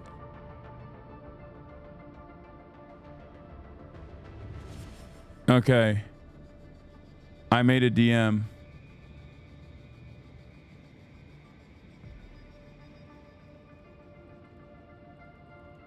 Oh. Yo. Okay, how do I add to here? Add friends to DM. Nanjay, what was your fucking... Oh, I said, what was your username? As though I don't know what your fucking username is. Oh, that's so funny. How do I add on this shit? You'll never forget it. I will not. Damn, Jody said no. What do you mean no? She left the group, dude. No, she didn't leave the group, but...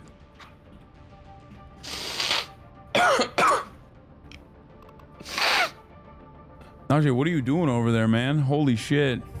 I had a bit of my Chipotle go down the wrong pipe. Najee, get on the fucking... Get on the ones and twos, my man. It's time. Andre, you're cracked or what?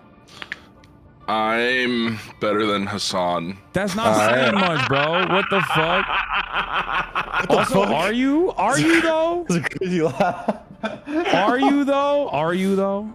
Well, how about this? We're gonna find out who the real Hassan is right now, aren't we? I know, I know. Here's the invite. Look at this man's name, dude. Look at this man's username. Oh, real Hassan Piker? The hell? Wait, that's actually a good thing though, because if one of you pop off, it just looks good for you. Oh, yeah, exactly. I know, but the problem is, yeah, Nandre's not that good either. You know? Well, we're about to find out. We're about to find out. I'm talking shit ahead of time. You know what I mean? I don't know how to. Hold on. I think Jody's coming right now. All right. Who else are we gonna get in? We need a fifth. We need a fifth. We need. Oh, so is it? Because we can play. We can play up to 6 if we're not playing ranked, right? Oh wait, it's 6v6. I forgot. Yeah, oh, yeah, we need six. Yeah. I don't know. I guess we'll just run it with the 4 of us until someone comes. Okay. Is she coming for sure? Yeah. Let me see. I don't know. Jody, please.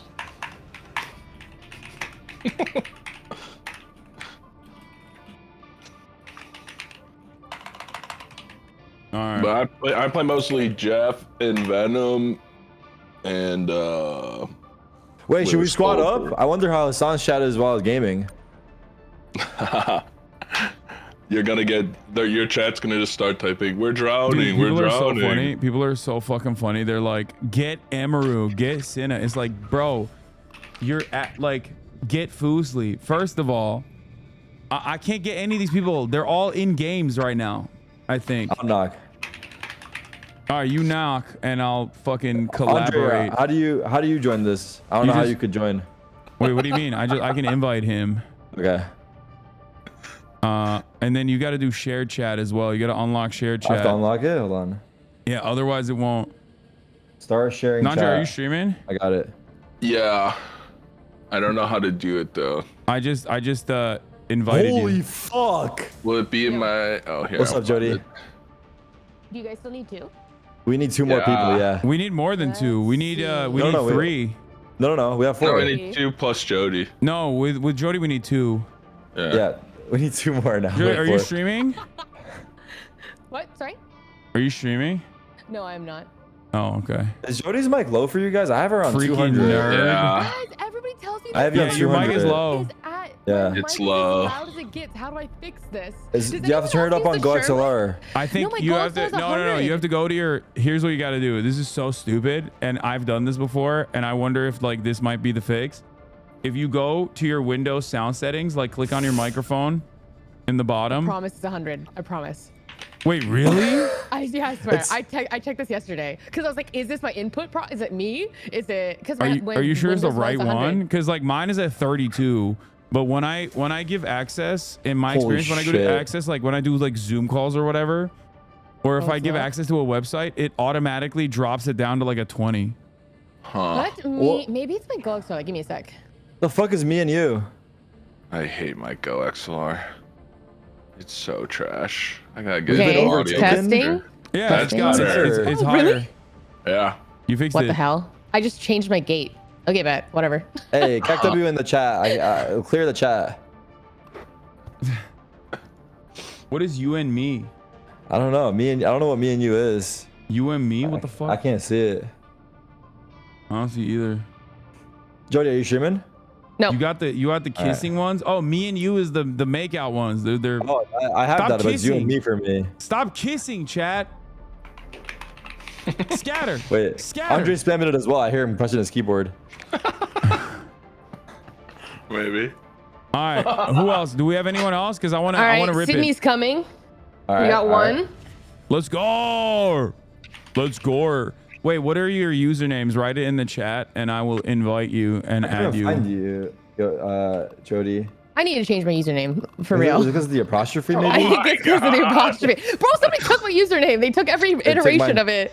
Dude, someone took mine too. I had to switch. That's an incredible. That's an incredible username. That's crazy because that was my first username, and I. Wait, you had to stay, made you change it? Yeah.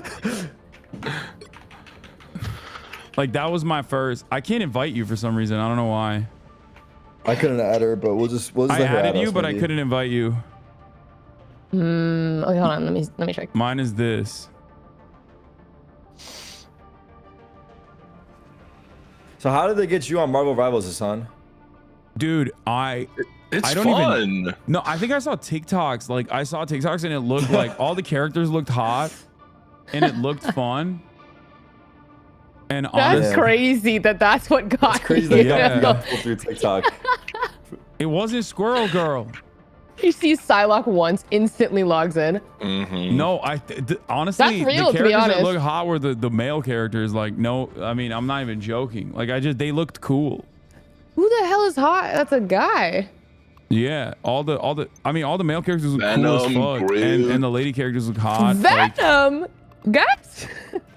Let's see what these guys look like. Come on, we can keep it a buck here. All right, Venom's hot. Wait, Oh, I agree. Well, I agree. guess I agree. I could be convinced. I think Black Panther's broad hot. shoulders, tiny head, the whole Okay. package. Who's the hottest character? Hands down. Magic put in that one skin. You know what I'm talking about? Magic who? Magic. But she has like this skin where she's like in this armor. I like unhulk Bruce Banner. Okay, that's a unique choice. I don't know. I'm a Jeff main. I just play the cute characters. Cute but deadly. Yes, I gotta reset very. this for 1 sec.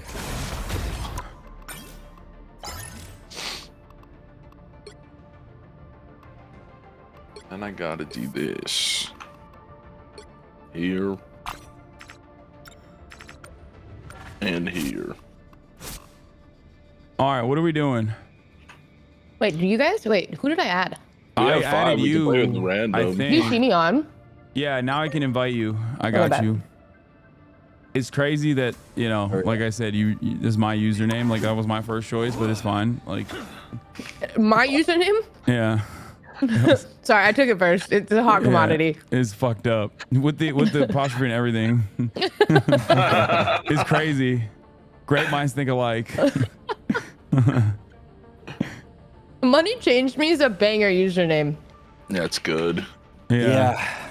Because it's fucking true too, by the way. You Yeah. guys want to know something? That's why I doubled down on it. Okay, guys he's gonna wanna talk know about it. He's something, gonna talk like- about me staying at his house for sure. Taught you. Go ahead. Go ahead. Oh, It's you so know obvious. it because It's it's so obvious. fucked up. No, he has one card in the book. He just spams This it. man, He's I got used the to. one This man card. knows my mom, my dad. You know what I mean? I'm like, this is my brother. Like I Hey. tell everybody, and then Myung is like, hey, do you want to come stay at my house? Like it smells nice, and also there's like all of these like wonderful, fun friends around at any given moment. Like you would like that, and he was like, yeah, Hassan, who? Fuck that guy. Nah. That's basically what. That's basically what he said. All right, so we don't have a 6, so we should just like get We one. just run it. Yeah. No, we have. Oh, someone has one. Wait, is that actually disguised Oh, we have a toast? six? Yeah, toast is We got coming. toast. Oh, we got a fuck yeah. squad here. All right, We're perfect. so Let's back. do it. Add toast on there in the chat. Is toast good? Everyone's Damn. good. Everyone's gonna be Everyone's much better cracked. than me. We might actually just win out right here. Okay, we're not doing ranked. Remember, because Todic is not 10 yet. Damn, Yeah. he really put you on blast there. Yeah, Yeah, said well- that's your fucking fault. That is a small issue here, but hopefully the games are still fun. Is anyone else streaming that wants to join the squad? It doesn't work for me. Okay, toast is not streaming, I'm guessing. Nah. All right. Hey, surely all right. someone in this What call up, plays Toast? tank, right? Mm-hmm. Oh wait, Okay. I'll play can take- healer. I can I take. can I'll feel play Venom. Hawkeye. I'll feel Hawkeye. That's the only guy I play. I'm a I Venom feel man. Hawkeye. Oh, Well, it's, Alright. it's, it's not a, it's an insta fill. hella. You're gonna be a hella main. I Do can you feel guys know how to it. make bubbles Hassan out of? plays Jeff. No. That's not me. That's Nandre. That's Nandre. I play Venom. Wait, yeah, Dude, these you're two a great usernames are gonna Jeff. fuck What do me you up. mean? Okay, do we need one more support or maybe one more tank? I can support. I'll support. Okay, question. Wait, how do we do bubbles in a normal chat like this? Do you guys know? I don't know if you I don't think you can. That sucks. Okay. You guys want to just join a Discord call? I mean, it's fine. Before you attack. Too much work. Get ready. Bro, it's 2 clicks away. It really, it's too. Boom. Oh Oh. fuck! This shit is loud as fuck. Yes, it's really loud. Your first game. All right, we good? We locked in? Yeah. Oh, I'm fucking locked in. Game? This is my 4th game. Oh, what the fuck? Yeah, I Says don't have Luna a lot of player. hours. This is awesome. I can do ice bombs. 4, Sounds got the 3, venom 2, 1. Yeah, I'm a fucking whale, dude. You know this. Securing the mission area is your top priority. Wait, who took my boomerang arrows? I'm a freaking whale. Kind of guy. Oh, Punisher Why am I turtle. lagging? There's a portal. Yeah, that probably drops you into fucking There's hell. someone behind it. Spider-Man behind it. Doing. I'm dead. You guys can hear me right now? Wait, I can't kill this turret over the. Wait, what the fuck? It's I'm stuck. in a really good I'm not even spot. kidding. I'm stuck. This has never happened. What the fuck? All right. I'm aiming the turret. Oh my god. Wait, why am I stuck again? What is happening? Okay. I'm aiming Luna. Luna dead. Nice. I'm aiming Spider-Man. Spider-Man dead. Wait, I'm dead. what is Big nice. heals, big heals. All right, we got the site. Nice. He's above. He's up there. You can swing up there. Winter Soldier's on toast. How the fuck did he get there? Wow, that was a very easy cap. Vehicle to its destination. I'm behind you, son. Oh fuck, I'm gonna die. Oh, you're good, you're good, you're good, you're good. I got you. One healer down. All right, let me get this real quick. Oh my god, I'm one. Oh, behind us, son. Behind us. He's low. Only one healer, sorry. I'm coming! What the fuck? Nice. I like the cold. I have ult on Jeff. I have Luna ult too. That guy can die. That's a guy. That's a guy. Sorry. Oh, Punisher's got I'm the like turret. looking around. Punisher's got the turret. Watch out. I'm in the turret. Oh, I got him. I'm going Spider-Man. Spider-Man Yeah, dead. Nice. Luna's alone. Healer on Taylor. Where are they? I killed two. Luna's with literally Jeff one. ult. Is down the truck? Oh shit. What the hell is this? Yeah.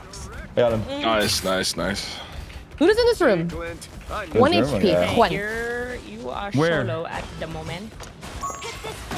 This top left room. I'm coming up there, Jody. Spider-Man. I'm gonna die because I accidentally missed. No, Again, no, I'm reloading. You're up, you're up, you're up. She's actually one. Dude, I just need aim. I hit him once. One on the cart. Oh, Jeff ult from I can't them. believe I missed her. She's Right alive. there. Get away. Get away. Nice. Luna ulted. Nice ult, nice ult. I'm aiming the tank in the sky then. Okay. Damn. Oh my god. Healing for Toast. If you can come back to me, Toast. Toast. I'm aiming Moon. If I could aim. Moon dead. Spider-Man up. He's You got me actually. real good. Oh wow, thank you. Fuck you, bitch. I got you, Sid. Where is the ult? Okay.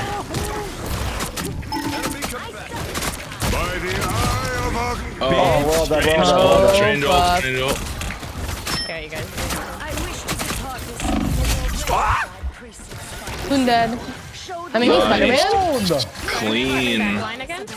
Or I'm he's running around reloading. somewhere. Yeah, he's way What behind am I us. doing?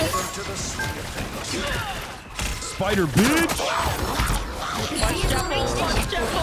Oh, I've been swallowed. What's happening? What's I done got happening? swallowed. Hit that He's not gonna thing. make it in time. He's not gonna make it in time. So just turn on him. Yeah. I can counter Jeff ult right now. I'm going Oh, he in. ulted me anyway, and he wasted it. Behind you. He's right I back only behind you. got Right toast. behind you guys. Short half. Wait, didn't he just swallow? How does he do that again? Yeah, he can swim up the walls. I think that was our shark swallow, right? Yeah, it's really strong. I mean, You can't shoot him while he's on the floor, right? yeah, you can. Nice. You can? Yeah, aim for the fin. One's above. One's above. There's a. Iron Man in the sky. Thank you. I'm healing Masayoshi's girlfriend. Why is this so? Oh my god. So far ahead of you guys. I've overextended. Wait, Thor, kill Thor. I heal. Thor dead.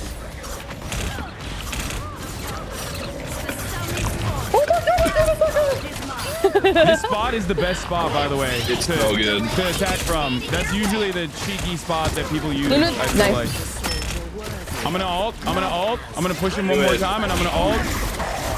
I'm trying to aim Jeff. Moon Knight low. Moon dead. They got me good. One's in the back. Shark in the right. He's got me. Moby Comstock is low. Come on, bitch, get down here. Wait, where the fuck? I'm Wait, done. where the? Oh, he killed you.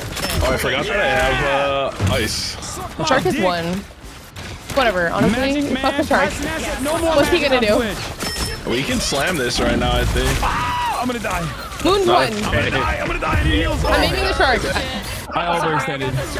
Okay, I'm backing up. Yeah, me too. Get out of here. He's getting you. We got 4 minutes to slam heals, this. heals, We heals. got this. So, yeah, you're dead. Oh. Oh, for this next push, if we make it. Not the Magneto. Oh, God. I don't have to be center stage. Alright. Defender, start assembling. I'm gonna go. Okay, I'm gonna go in the left room. I'm going into the room with the real Hasanabi. I'm swimming up here with you. You got both Hassans. That's so unlucky. Whatever, fuck it. I'm healing to it. I'm healing to it. Huge heals. Waiting for the key pop. I got 4 in my ult. It's Cool. Jover. Continuing to. Yeah, 4 ult. No one on. She's dead. She's dead. I'm fucking dead. Nice. Oh shit. Iron Man is so cringe. Slam this. He dies. Maximum pulse. Oh, they're coming up. Right side, right side, right side. I'm carrying. Okay, Oh, let's use it. I'm on Magneto in there. Oh, what the? Haha, bitch, your ult is I'm a- Iron Man one. Oh, they got hands. They got hands. Never mind. Get the fuck in there. Okay, Okay, I'm getting the fuck in there. Let's do it with the Oh, Luna why ult. did you say you were ulting? I'm coming. I'm coming. I'm coming. Sorry. No, we're chilling. Back. I got Moon dead. those in the back. Yeah. Just Magneto's ult, nice. Other tank blow. I'm killing Doc is so Luna. low. Doc is so low. Oh my god. Oh my god. Get ready. You're gonna have to jump out. I also think we die. Unless I'm alive. He spit me out. Oh, you're the ghost. You didn't aim it down. Oh, I didn't kill him. We gotta break this hold. Yes, bitch.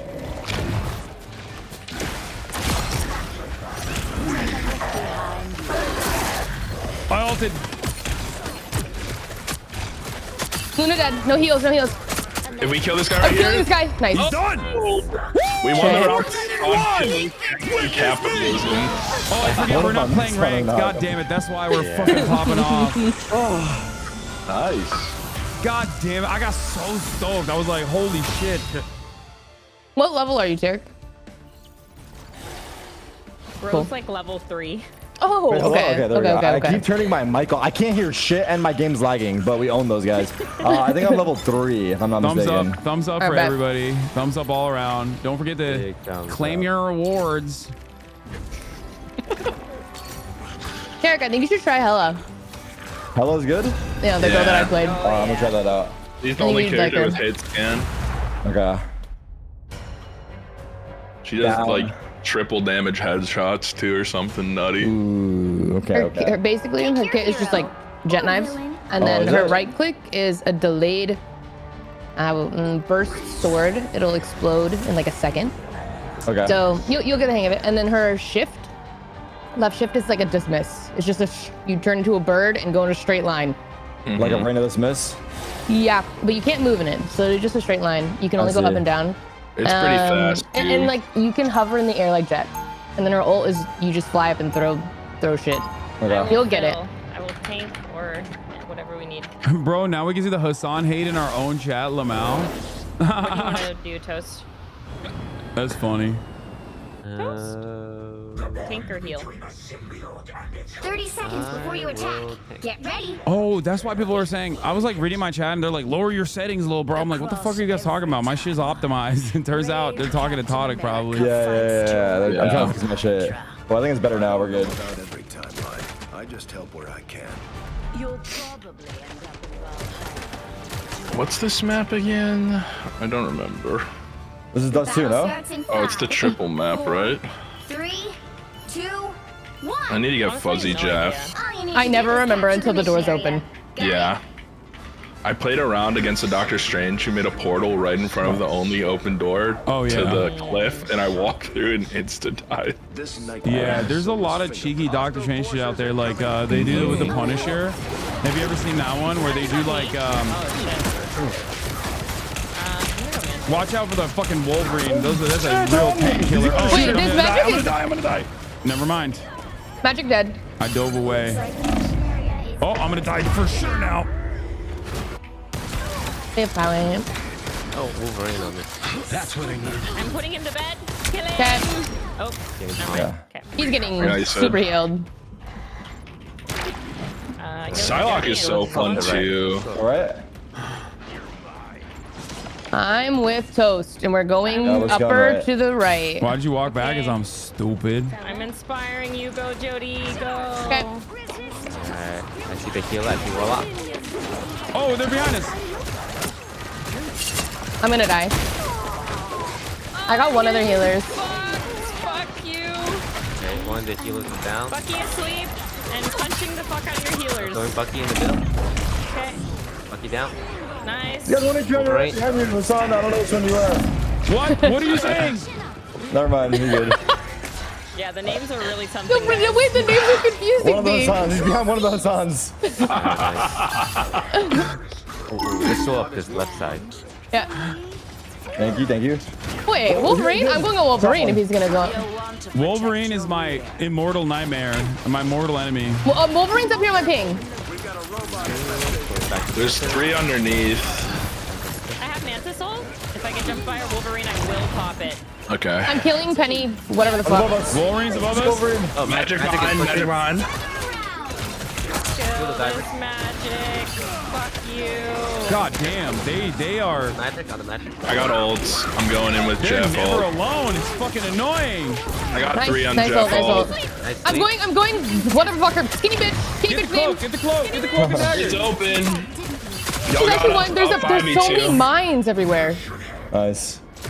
Yeah, you can't blow those up, right? There's like nothing you can do about those mines. They're just annoying. Nah, the like web's on the ground. I don't think you can do anything. Captured more than half of the mission area. Keep going. Unless there's, is that the one that has like the little hub thing? They're opening up the top as well. I'm killing pennies. Get the dead shot or whatever, the fucking Winter Soldier. I'm ulting. Oh, Penny Parker ult. Oh, there's a magic on the back line too. Watch out. I insta-died. You guys are so tanky, all of them. Oh my god. I'm done. Whoever killed her. Damn. Oh fuck. Wolverine. I'm gonna come try to get the back line. Oh fuck, Wolverine is here. Wolverine's up in You're his good. shit. I'm here from the Wolverine. He's got so much health. Wait, this guy is not allowed to do this. What the fuck? Oh, of course Wolverine's he's an insane character. He's a tank buster. Fuck it! He's a noob killer big time. Yeah, he fucks me up every time. I am a noob. Nice, We gotta nice. either all focus Wolverine or you gotta ignore him. I don't like this. Okay, he does something and I don't know what. Okay, coming. Holy fuck. I got so low. Yeah. Bucky can die. Magic is down. Magic is down. Wolverine is Yeah. Oh fuck. Nice. Wolverine's down. I'm going magic or whatever though. I don't know this guy's man with the big gap. Penny? Penny. Nice. We have sight. All right, We we have cleared sight. him. We have sight. There's one over here, but that's it. 93. They have 93. We can't lose. Yeah. It'll go overtime. Here they have I'm gonna poke to try to get my orb. Okay, you have damn Oh, booster. magic on the left. Oh god. Magic, I just come got... to me. She's solo. I have Jeff ult. I'm going in. I can't hit this guy. Warwick got me on the right. Warwick got me on the right. Got one. Warwick's one. Warwick dead. Oh yeah, I call him Warwick. Is it not Warwick? Nice. Think about it. Wait, someone's went Yeah, crazy. Warwick and Easton, you know what I mean? Oh. Job. Warwick. Wait, we're calling Warwick werewolf? They're basically the same. Wait, what am I saying? Oh my god. It's because I don't know superheroes. Thank you.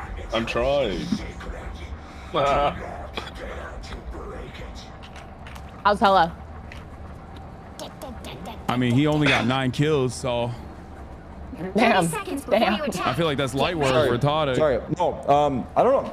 Either I'm missing or I'm not doing that much damage. They're so strong. I sense your concern. Headshots. Yeah. All the go for the skinny girls. Yeah. Headshots will make a huge difference. Yeah. Headshots on the skinny queens. They're saying I'm missing, but I think they're lying. Your chat is saying you're missing. No, watch closely. Watch closely. I don't even think I'm missing. You might have mouse acceleration on, or you. Apparently, the new update is gonna cook the mouse acceleration. Turn it off. Like you can't just turn it off. Which I think is weird. Like, why wouldn't they let you fucking turn it off? It's also weird because there's so many setting adjustments in this game. Like, it's really nice, but they won't let you do that. Why did you buy that skin? Are you talking to me, or I can't tell if this is my chat or not. I'm talking to you. Close, I'm dead. Oh wow. Okay. Shit. I'm going magic. I'm going magic. Magic's dead. Cornered us. Uh-oh. I need help. I need heals. I need heals. I'm ulting. They're capturing the point. I'm trying to touch the point. I'm ulting. I see you, Hassan. I see you.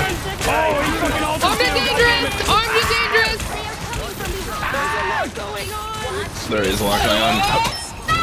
Toast, I'm with you for heals. Oh my god, I hate this fucking ult. It's so goddamn annoying. No heals, no heal. Or the only Jeff, Just one, Nice just shot dead. down. Oh, what the fuck? Penny's alive? Okay. She ulted. Yeah, Magic up behind us on this foot. She's the only one. She's the only one. She's the only one. Oh, but never mind. I got you, Sid. I got you. She's one. Oh, she's alive. Yeah. My bad. I stepped on a mine? What? Yeah, the Penny Parker mines. Huge hole. Yeah, truly. I'm actually gonna intentionally pop some of these. Oh, you going in? Okay, Toast. Okay, Toast. Oh, man. Oh, fuck. Yeah, That was Bucky bad dead, idea. Bucky dead. Wait. Oh, Bad idea for me. At I'm least. here, They're shark. probably chasing me, and I need heals. No, I see you. Okay, thank you. He's on you. He's on you. Yeah. I'm 15 from an ult here. Oh, she's ulting. Oh, Magic behind. Dang, Magic is so good at jumping the back line. Oh my god. On us. Oh my god, they're spawn camping me. I can't get out of base. I'm gonna die. I'm praying that they don't. No, they know. I got ult in 4%. No, why did I do this? Okay. This is a terrible foul of mine. Oh, he out. Back up. Oh, did the wall close on your ult? My bad. We got the Penny. Spider bots, watch your step. Enemy We're going? Right, looking for healers. Healing to save Fuck you. my door. One DPS down. I'm going skinny girl. Jeff ult. No heal or one He's heal. low. I killed him. Oh, that? Oh shit, I'm up here. Alright. Very nice. Wait, are we stuck here? What is this? Where are we supposed to go? We just have to Here's where hold. the ult type. Mission area. Keep going.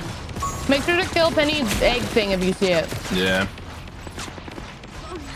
I need heals. I got 1 HP. Sour Imp, whatever his I'm name breaking is. the egg. Never mind, no, he's not. I have ult for this push. Oh, she's ulting. Nice.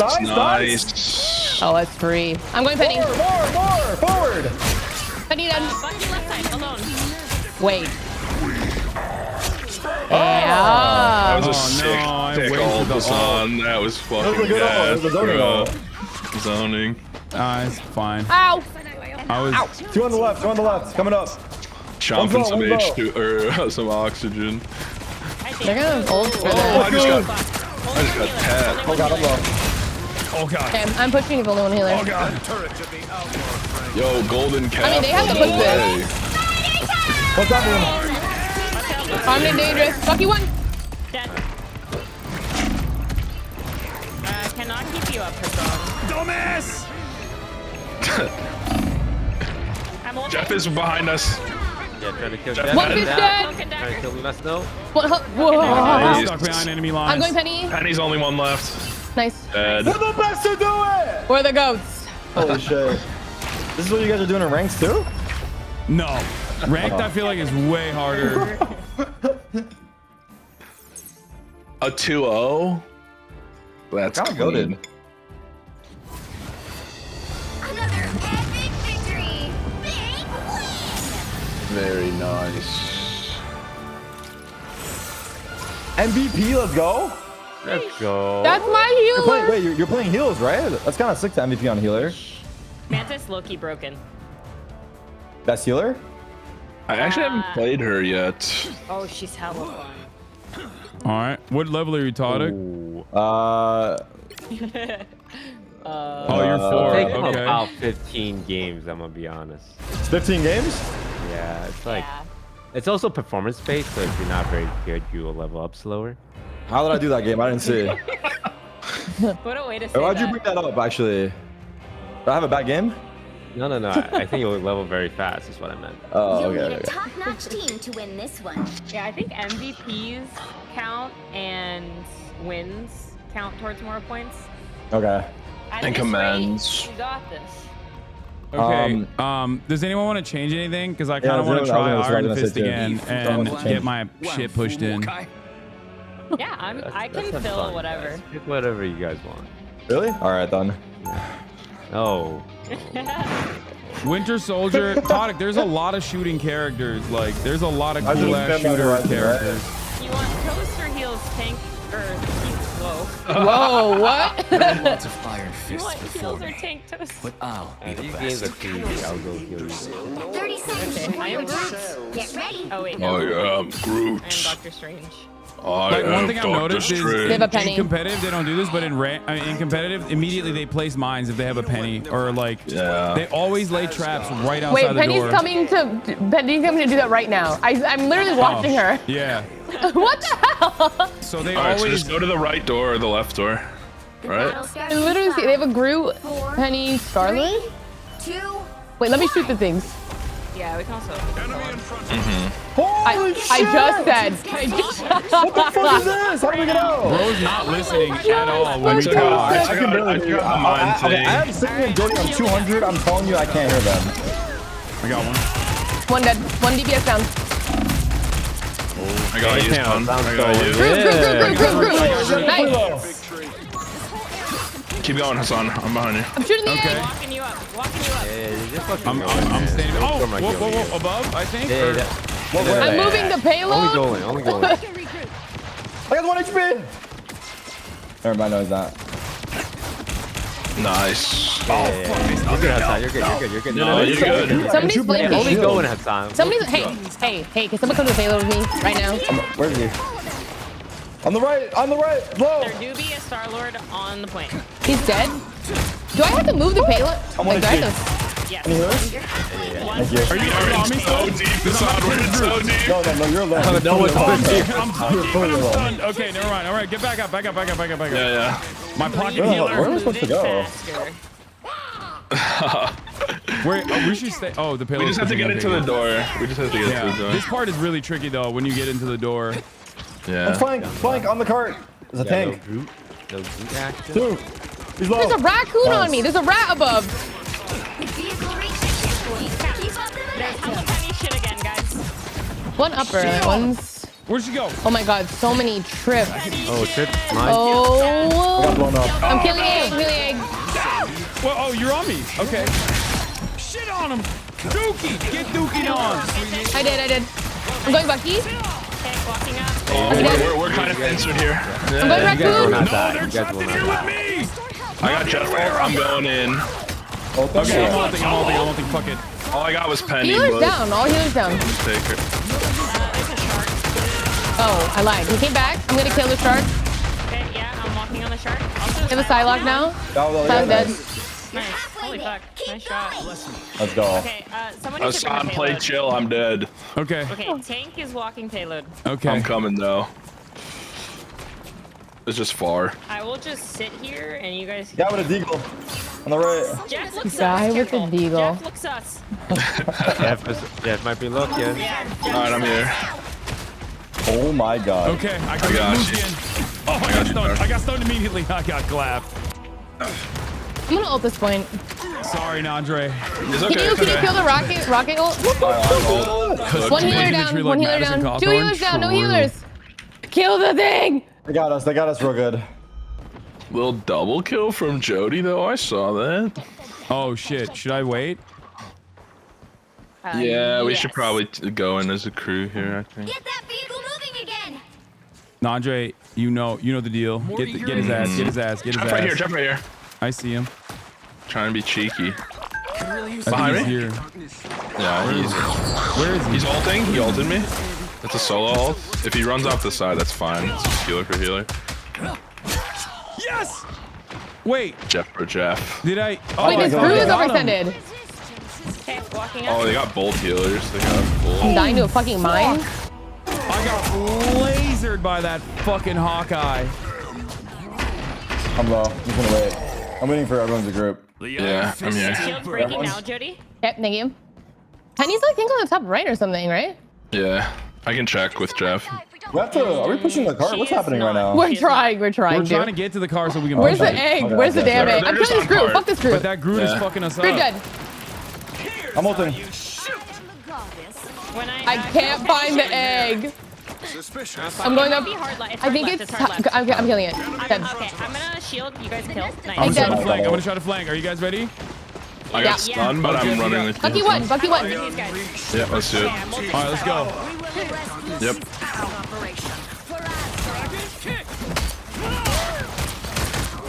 Luna dead. Behind the Drew wall, behind One the to Drew the wall. left. I swear. Wait, I just saw Groot dead. something. Watch out this Penny. Suspicious. Nice. Nice. Penny's I'm right going top there. left. Place deserves some attention. Psylocke, I think. Whatever the fuck that thing is Psylocke called. has ult for sure. They're all on the other side of the wall. They gave up contest. Any heals? Yeah, I'm In with the- you. Thank you. Shield going down now. 1 DPS down. I have ult in a second here. Solo has blessed me again. I got you, Sid. Thank you. Don't Shield push back alone. up. That's for I'm going in with cowards, ult. chat. Luna literally won. Actually, I'm gonna kill Jeff first. I'm gonna left. I'm off. Okay. Psylocke has ult. I'm low. Oh my god. I'm dead. I got Luna and Penny. They're on me. They're on me in the back. I threw them way behind us. They're gonna come from behind though, so just be ready. She ulted on my ass. How do I get out of that? I You guess I honestly, skipped you away. don't. Who are you? I'm Iron Penny, Fist. Penny, Penny, Penny. Psylocke down. What's happening? Yeah, I am on Wait, the where the Groot's fuck is ass. Penny? I'm going for Penny. Okay. Dead. Was that Penny we just killed? Yeah. Jeff low. Jeff super low. Nice. Oh, Jeff. What is this guy doing? What is this guy doing? Drew down. Hassan. We're really up in this shit right now. You're good, We're you're really good. Psylocke. You're good. You're good. You're good. I'm about to pop my ult. Whenever it's a good time, I don't know. Wow, we were really up there. Oh, fucking Shoot the. Yeah, there you go. Bombs are Psylocke top down. left. Wait, hold on. Yeah.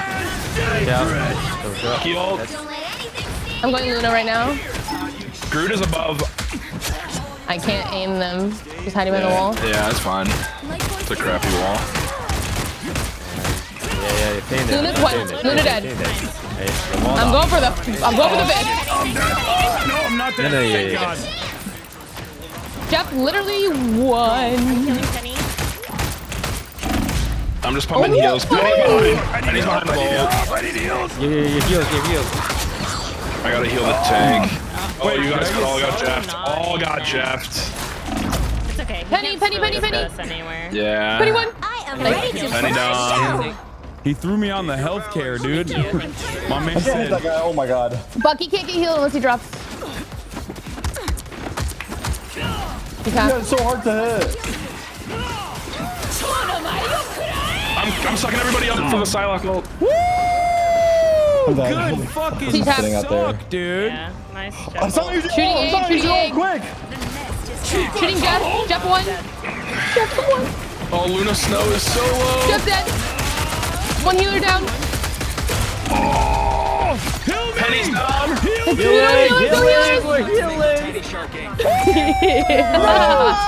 That was crazy. That last push was so clean. We came out of that fucking Jeff suck with Good holds, vengeance. Hassan. Good holds. Good holds. That was We sick. came out of that Jeff suck like we had a real problem with what was going on in this game. That last push is kind of hard. I'm covered in lint right now from being in Hassan's pocket. So. Yeah. Covered in lint. 8? Okay, okay. Dude, you gotta play her. Light. I think you will love her. Hella. I think I just put you. I don't know what I was doing differently. You were frying them though. I think Hella's easier than Hawkeye. Yeah, Hawkeye's just fun because it's so satisfying. When you like hit the 13. I had a pocket healer and I only got 13 kills. I am a disastrous Iron Fist. You actually popped off right there. Don't sell yourself short. I'm what level am I? 4? Oh my god. Oh, my game is slowing down right now. What is happening? Oh fuck! Oh, there we go. Fuck! I spilled. Oh god.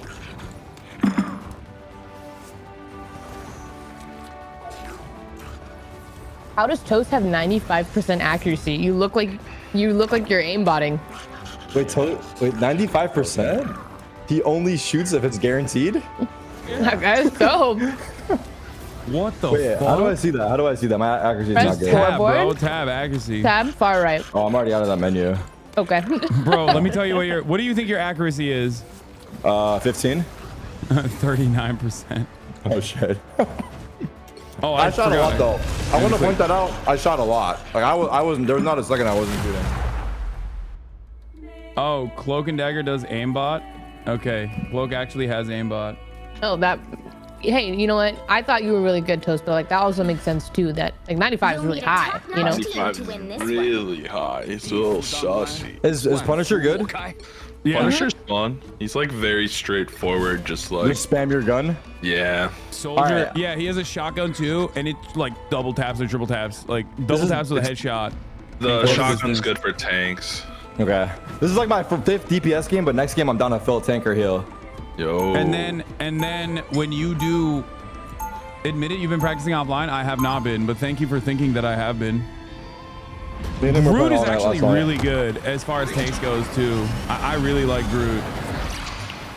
Groot has a cool kit. My power is Hawkeye and Hela have 20% more damage for the 30 seconds season. before you attack. Get ready. I love when I get to play with a Luna because then I can do the extra damage clicks. Alright, everyone, come to this right door. We're gonna portal behind them. Because I'm a Hell yeah. The little 6-man portal.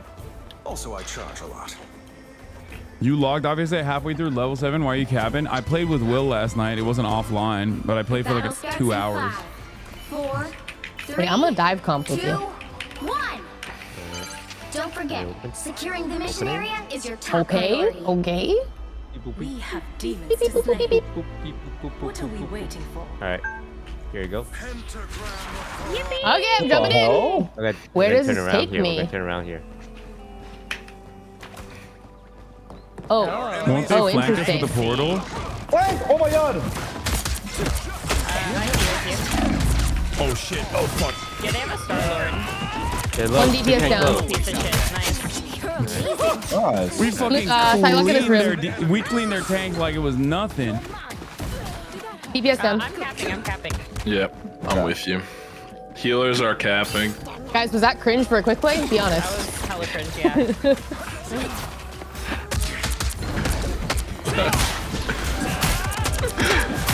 You can follow their ghost. Cringe for a quick play these would be ghosts a are kinda good red. username. Agreed. What is he doing? Adam Warlock can res them. Yeah. They turn to ghosts. The way I got turned around and started walking back to our base. Yeah, that thing. Here it is. There's one here. I'm gonna flank. Oh, Thor is so low. Oh my god, he I got you, one Toss, I got you, I got you. I forget, without my pocket healer, I'm nothing. One healer down. I'm going for the next. He has no idea. That was crazy, chat. What the fuck? He triple beamed me in one shot. Hey, Warlock behind. fine. Kill this fuck. What the heck? He's frozen. Fuck you. Healer down.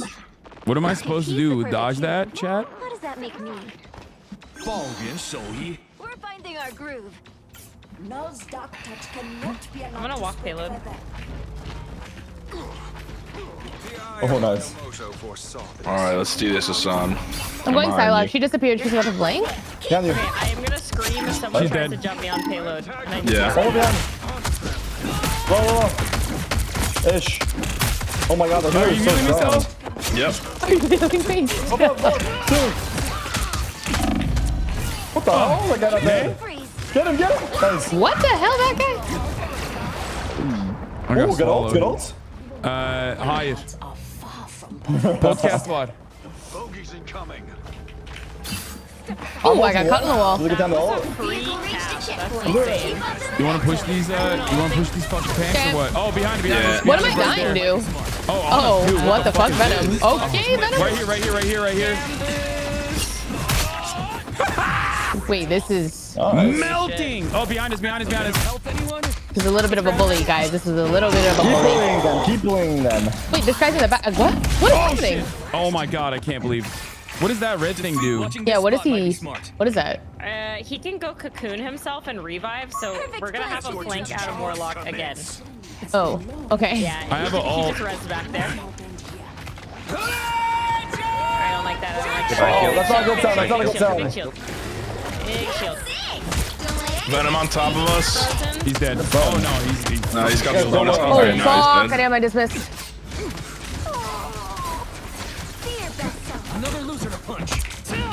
Nice. Oh shit, I'm behind. I can't- fucked I up. can't get I should there. have ulted there. Like that. Thor ult. Okay, kill this out of Warlock. Okay. Nice. I got a cloak and dagger in the back. Nice. Starlord dead. I'm going Venom. I got you, Toast. Oh, Thor is so dead. This guy has. Never mind. She definitely has all. Shit, these guys are getting cooked. On there. Wow. Okay. Yeah. Bullying, no? That was a little bullying. Wow. Oh. I'm thinking we're back. Oh yeah. Oh yeah. It's fine. It's Oh fine. shit, was good. Oh my god, the hair. Damn. Yo. Why- that's like, so I'm just like mouse one. Just it's awesome. Honestly, I love it. Yeah. Did you get to ult? Did you ever use your Yeah, ult? my ult was insane. Yeah, the ult is insane. We died 3 times that round as a team. That's nuts. Yeah, we fucking stomped them. That was awesome. It feels so good. I can fill this game. I've done like Shitting on DPS kids. every time, so I'm down to change it up. And you if guys somebody can- wants to play I Jeff, do. just let me Baba çıkarsan know. da dışarıya. Hayır ya kapıyı aç çıksın işesin. Ondan sonra geri gelir o. Who's like the easiest healer that I can play? Try Jeff. Jeff? I'll play a tank. I'll play Jeff Venom. You can heal. Wait, where the Yeah. hell is Jeff? I can't find shit. Oh my He's god. He's the all the way shark at in the the bottom of the bottom. wheel. Oh, I found him. He's the shark in the bottom of the I'm wheel. a healer? Yeah, so your right click is like your damage. Okay. Left click is a big stream of healing, and then Not to like look at you, that's it. Austin left and I don't know where the fuck he shoots is. a healing orb, and then you Healing orb, use okay. shift to go under the ground, and you hold spacebar to go up walls. How does the healing orb work? I just drop it near you? Mom says it's time to get off Yeah. the video game. You have homework to do. Wait, we're playing with like a bunch of people right now. This is my last game, guys. This is my LG. Okay. I've always preferred the cold. Yeah, they all heard you. Was that was Mauricio? The battle starts in 5. Dude, I asked Marsh to play with me yesterday, and he little bro'd me. Wait, March little bro'd you?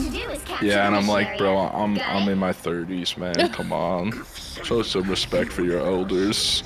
He's also in his 30s. Yeah. March, how old are you? What's my axe doing? X?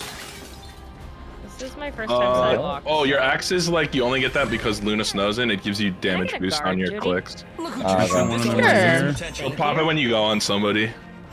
Spider-Man, they're coming in from here. I'm going in. Oh, man, son, calm down. I can't heal you over there. I heal you. Come.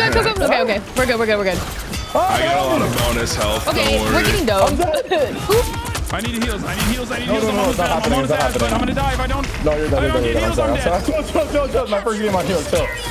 Yeah, I'm also not a healer. Wait, I'm not a healer either. We're learning. I'm being chased. Okay, I need to group with somebody. I need a partner. Bro, Hassan just flew into them. Hassan, come on. Yeah, what do you mean, bro? That's like what we're supposed to do. Are you talking about? Wait, are you talking about Najee? He's the Venom. One of the Hassans ran at them, bro. Yeah, hey that's guys, Najee. first time cloak and dagger. Real sorry. I ran into them too, though. Hassan, please, you're going out of control. Oh, he's right here. They're all here. Hey guys, I'm not there. I can't heal. We're fucking clean. We're good. Get active. Okay, bro. Don't talk shit. Don't talk shit. We just started. Hello. I'm gonna die. You're dead. We're all dead. Guys, wait, what's happening right now? Are we falling apart? We're not playing rank because Tog's not 10. Yeah, we're first time in DPS. I'm first time in healing. Sydney, switch with me. I've never played an assassin. No, I wanna. Okay. Wait, are me and Jody the healers right now? Okay, let me learn this. Okay, Is left everybody shift to behind me? change. Oh yeah, you guys are all behind me. They're all here. Hassan pinging need healing is so toxic right now. Okay, left shift is my switch. Left shift. Okay. All right, Tog, Hey, you ready? Yeah, let's do this. Yeah, let's do this. I cannot heal Hassan through this. There is actually no chance. There's no way. You're talking to Hassan, you're going in too hard, bro. You gotta chill. Okay, we're gonna chill. Other Hassan is trolling too. Both Hassans are trolling. Okay, guys. I'm dead again. I'm gonna help coach. They have a lot of projectile damage. Your tank should switch to Doctor Strange or Magneto, and then your ADC should switch to Hawkeye or Punisher. Billy, Nosh. Okay, no one switched. Cool. We're just testing new characters. I have 5 heroes running. Yeah. I'm my ult. Okay. Reset. We lost, and I just wasted my ult. Alright, okay. Let's talk. Who's healing with me? Is it just me? No, it's me and you, but we're both DPS players, so it's cooked. No, it's fine. We got this. Who's our tank? I switched. Hassan, which is okay. me. No, I'll be tank again because I can't play fucking. Both Hassans are tanking. Yo. Toast, you gotta carry. You gotta go DPS. All right, if you're gonna go Venom, I'll go Groot. I'll switch. I'll play. You can play Venom. You sure? Yeah, I'll play Groot. I'm happy. We can do this. Okay, my left shift. I just spam it on you? The orb you want to use that's the secondary heal. The stream is better. This is where I need your coaching, Will. The orb is what you want to pop on people right before they die. You can just spam it on them. Tell me where to lay down. You can also stand on Hassan like that and run around with him. His bomb does so much damage. And right click twice. Yeah. Hassan, I'm biting your shoulders. Don't get too crazy. So remember, your big wall E amplifies damage. Your small walls amplify healing. So you want to put the small walls close to you and the big walls close to the opponent. Okay. There you go. E is the big wall. Yeah, there you go. Spider-Man up top. And Venom. You almost never want to rotate it. All right, so go ahead and put your small walls on the side. There you go. There you go. Now use that. We are undefeatable. There you go. Now go to work. Blow them off because you're doing too much damage. I got swallowed. I got eaten. Oh, that's our homie. I'm in deep. You're good. I'm gonna die. You guys are right? You guys are I'm going to die. I'm so okay. Wait. Did I just fuck up? I'm sorry. Oh my god. Yeah. So that no one can heal the people that are up front. Okay. And that's the big wall, not the small wall. The big wall. There you go. Did I just take you guys back with me? Yeah. I thought that was like I thought it'd be like a healing thing. All your homies. Okay, that's crazy. My bad. The ult with Jeff, the cheese strat is you get as many people on their team as possible and you run off their the side. team, but I can also get my team if I mess up. Okay. Yes. Okay, Spider-Man's down. Let's win now. We got an advantage here. Where the fuck is everybody? On site. 2 healers on the side. You always want to be up front. C-bomb. Oh, big damage. Luna Snow down. Healers on the right. I'm healing. I'm reloading. So your abilities do not interrupt your auto attack. You can use your abilities in between your auto. No, Spider-Man on site. Spider-Man on site. Spider-Man on site. I need helpers. Helpers. There you go. Yeah, I see it. I'm dying. Oh god. I'm trying to heal you. I'm trying to heal you. Don't worry. Thank you. Healing wall. Healing wall. Both of them. Both of them. Both of them. Right now. Both healing walls. He's dead. He's dead. He's dead. Hold on. I can't heal you. You're across the wall. Oh, I thought it was E. I was like, I thought the E was the healing wall. I almost have Venom. Hold together. It's okay. It's okay. You're learning. You're learning. Okay, I'm panicking because you're yelling too many commands. I can't get you, Don. Come back. I can't heal you. Come back. Come back. Okay, that's you. You got to go down. You got to go down. I'm getting. Oh! Don't worry. I'm here with you. Don't worry. Venom's trying to ult. You guys are controlling the point. That's good. You're pushing them back. I'm trying to free you. I can't. Fucking bitch. He missed his ult. I'm dead. He's getting healing. Wall off. I'm getting busted in my head right now. Why can't he die? There's not much I can do there. Fuck this ult. You might be a Doctor Strange.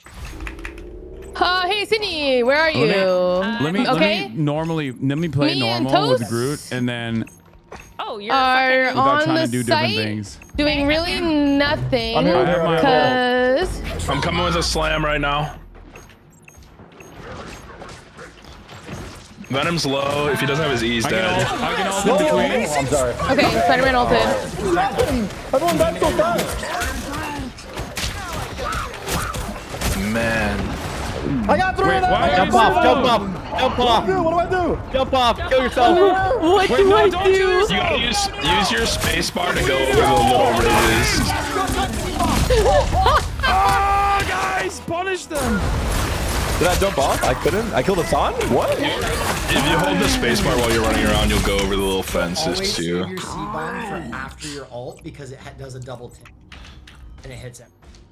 But Venom's on the wall. It's a close game, guys. That's good. I cannot. Oh my god. Oh no. Good. That was your own team. I know. I know. Venom Oh my god, slam. I jumped. Where are you? Where are you?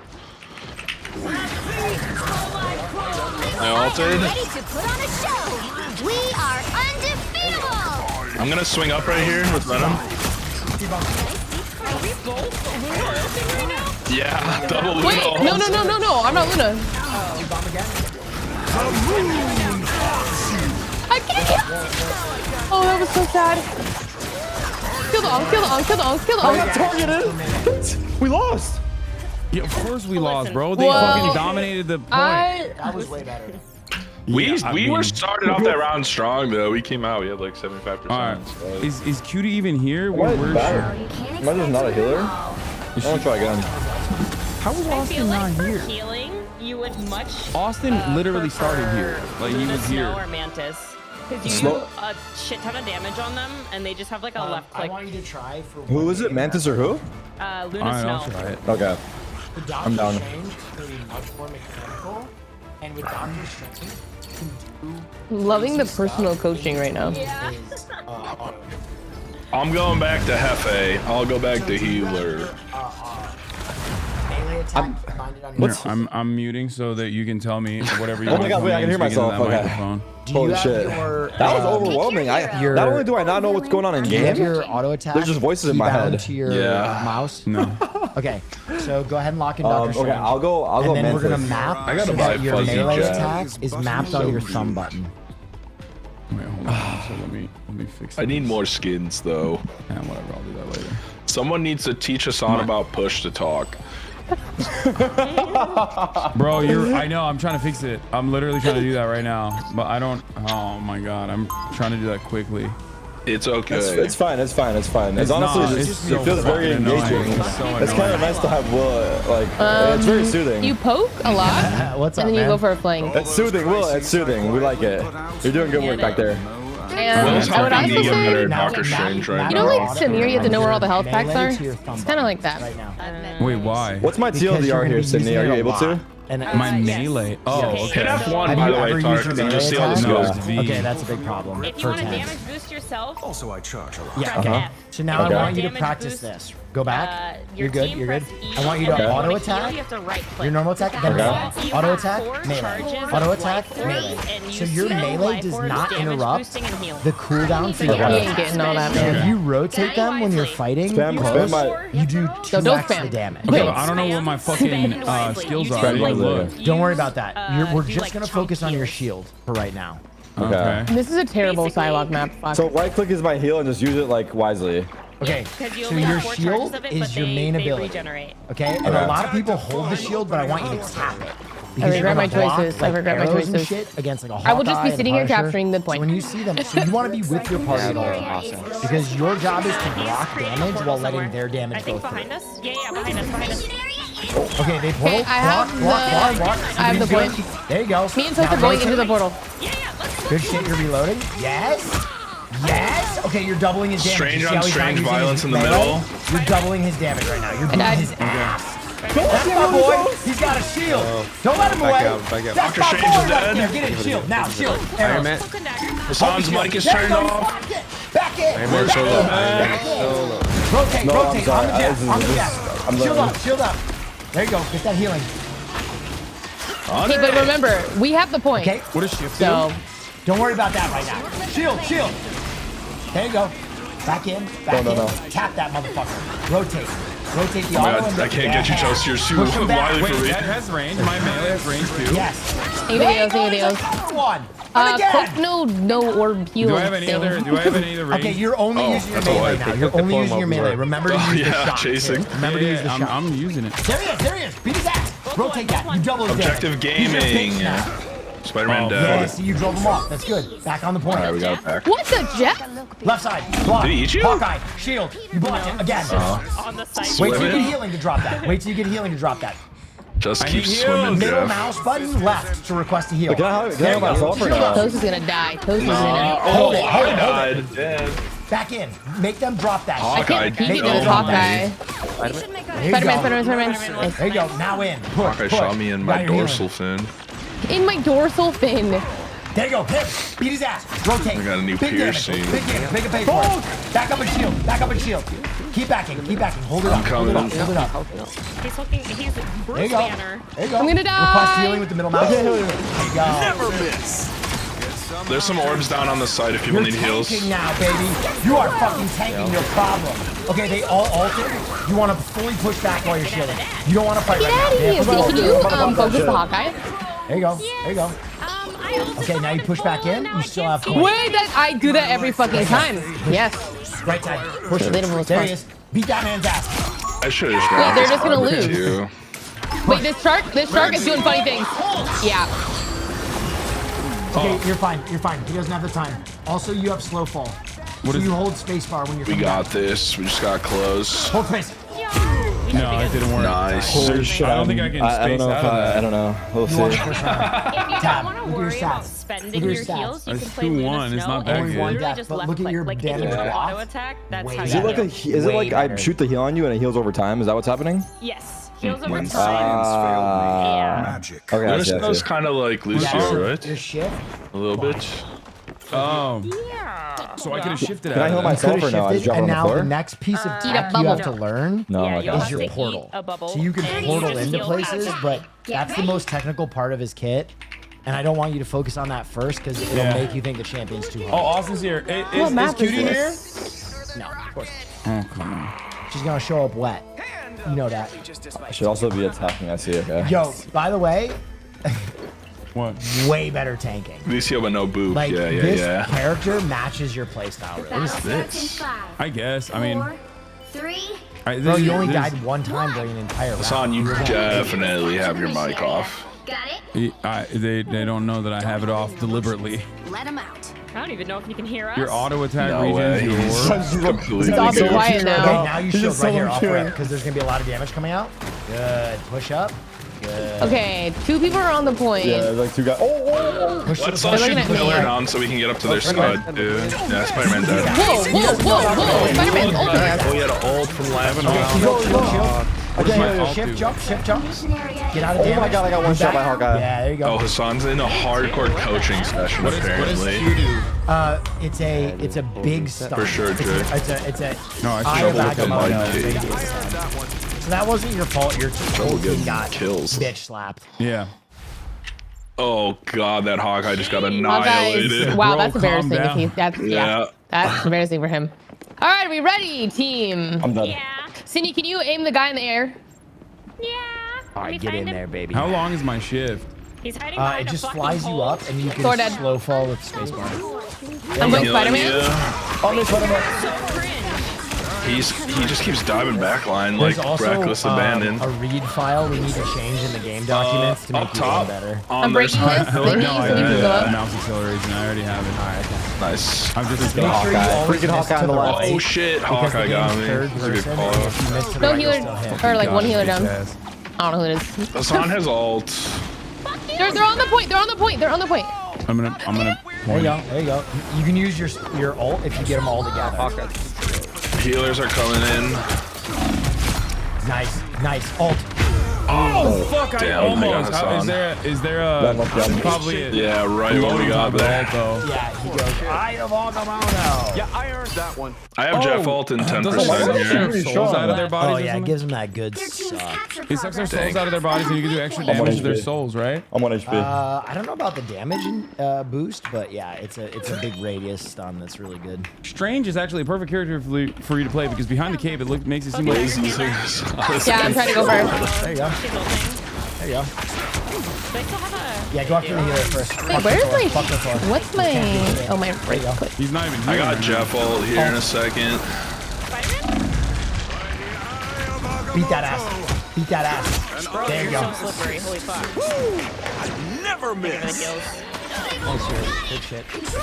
Yep. I got 1 HP, holy Those shit. arrows, those Yeah. arrows are one hit. Jeff on the right. Wait, there you go. Thank you. If you're able to tell me that clearly, where? Good. I'm walking. I'll see you. Back off. I'm ulting. I don't know what does, but I'm doing it. There. You only want to We're fight all- on the kill now.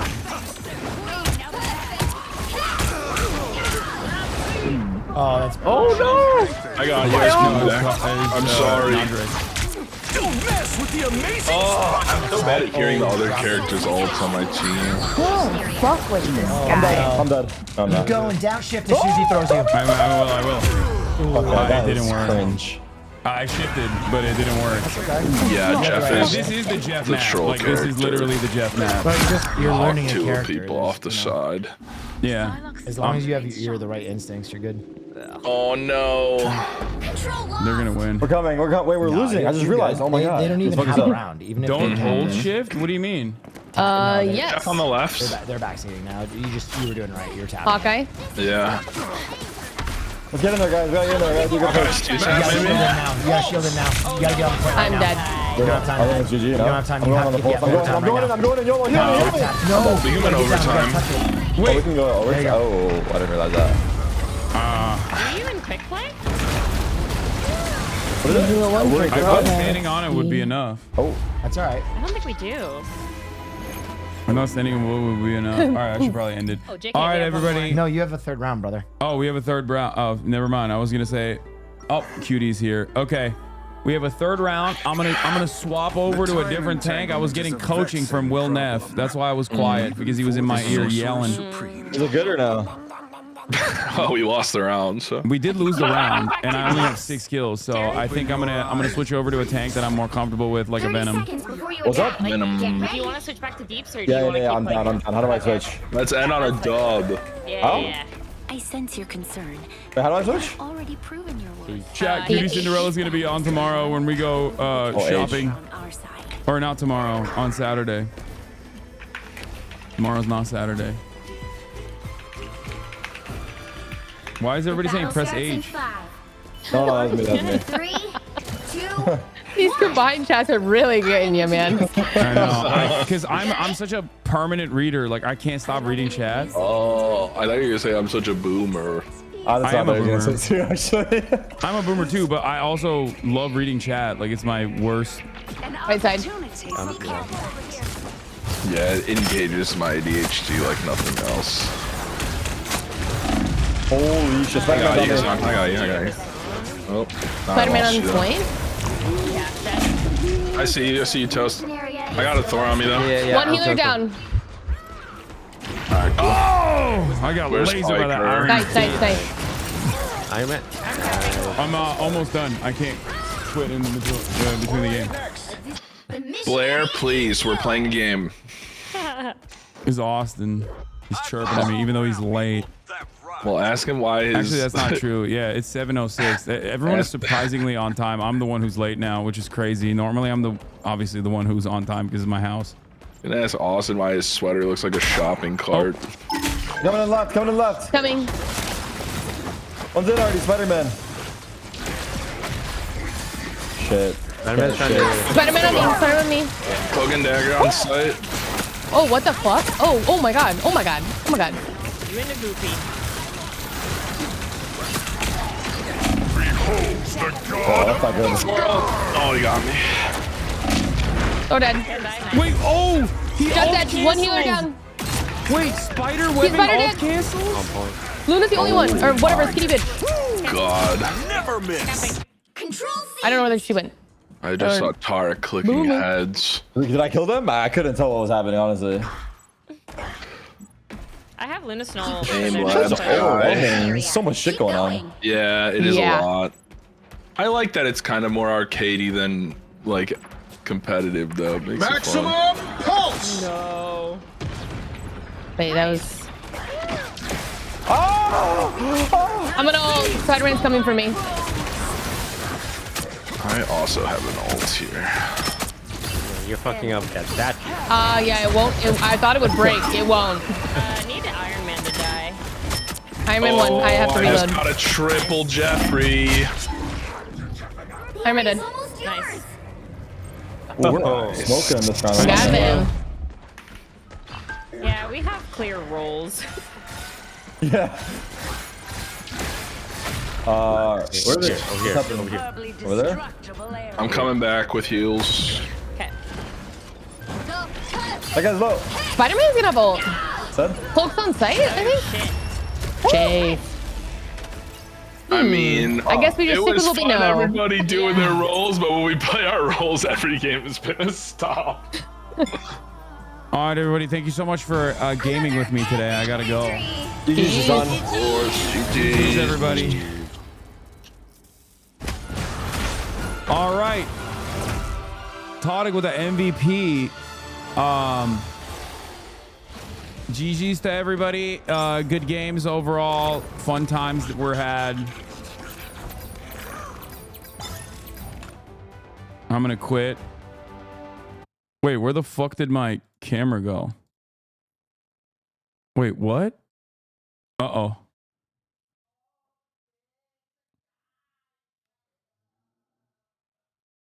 There it is. Okay, I had to find it. I had to bring it back. It alt tabbed into the game automatically, so I fucked it up. All right, I gotta go. No bye-byes at all. Peace, everybody. I gotta go do the Fear Empire.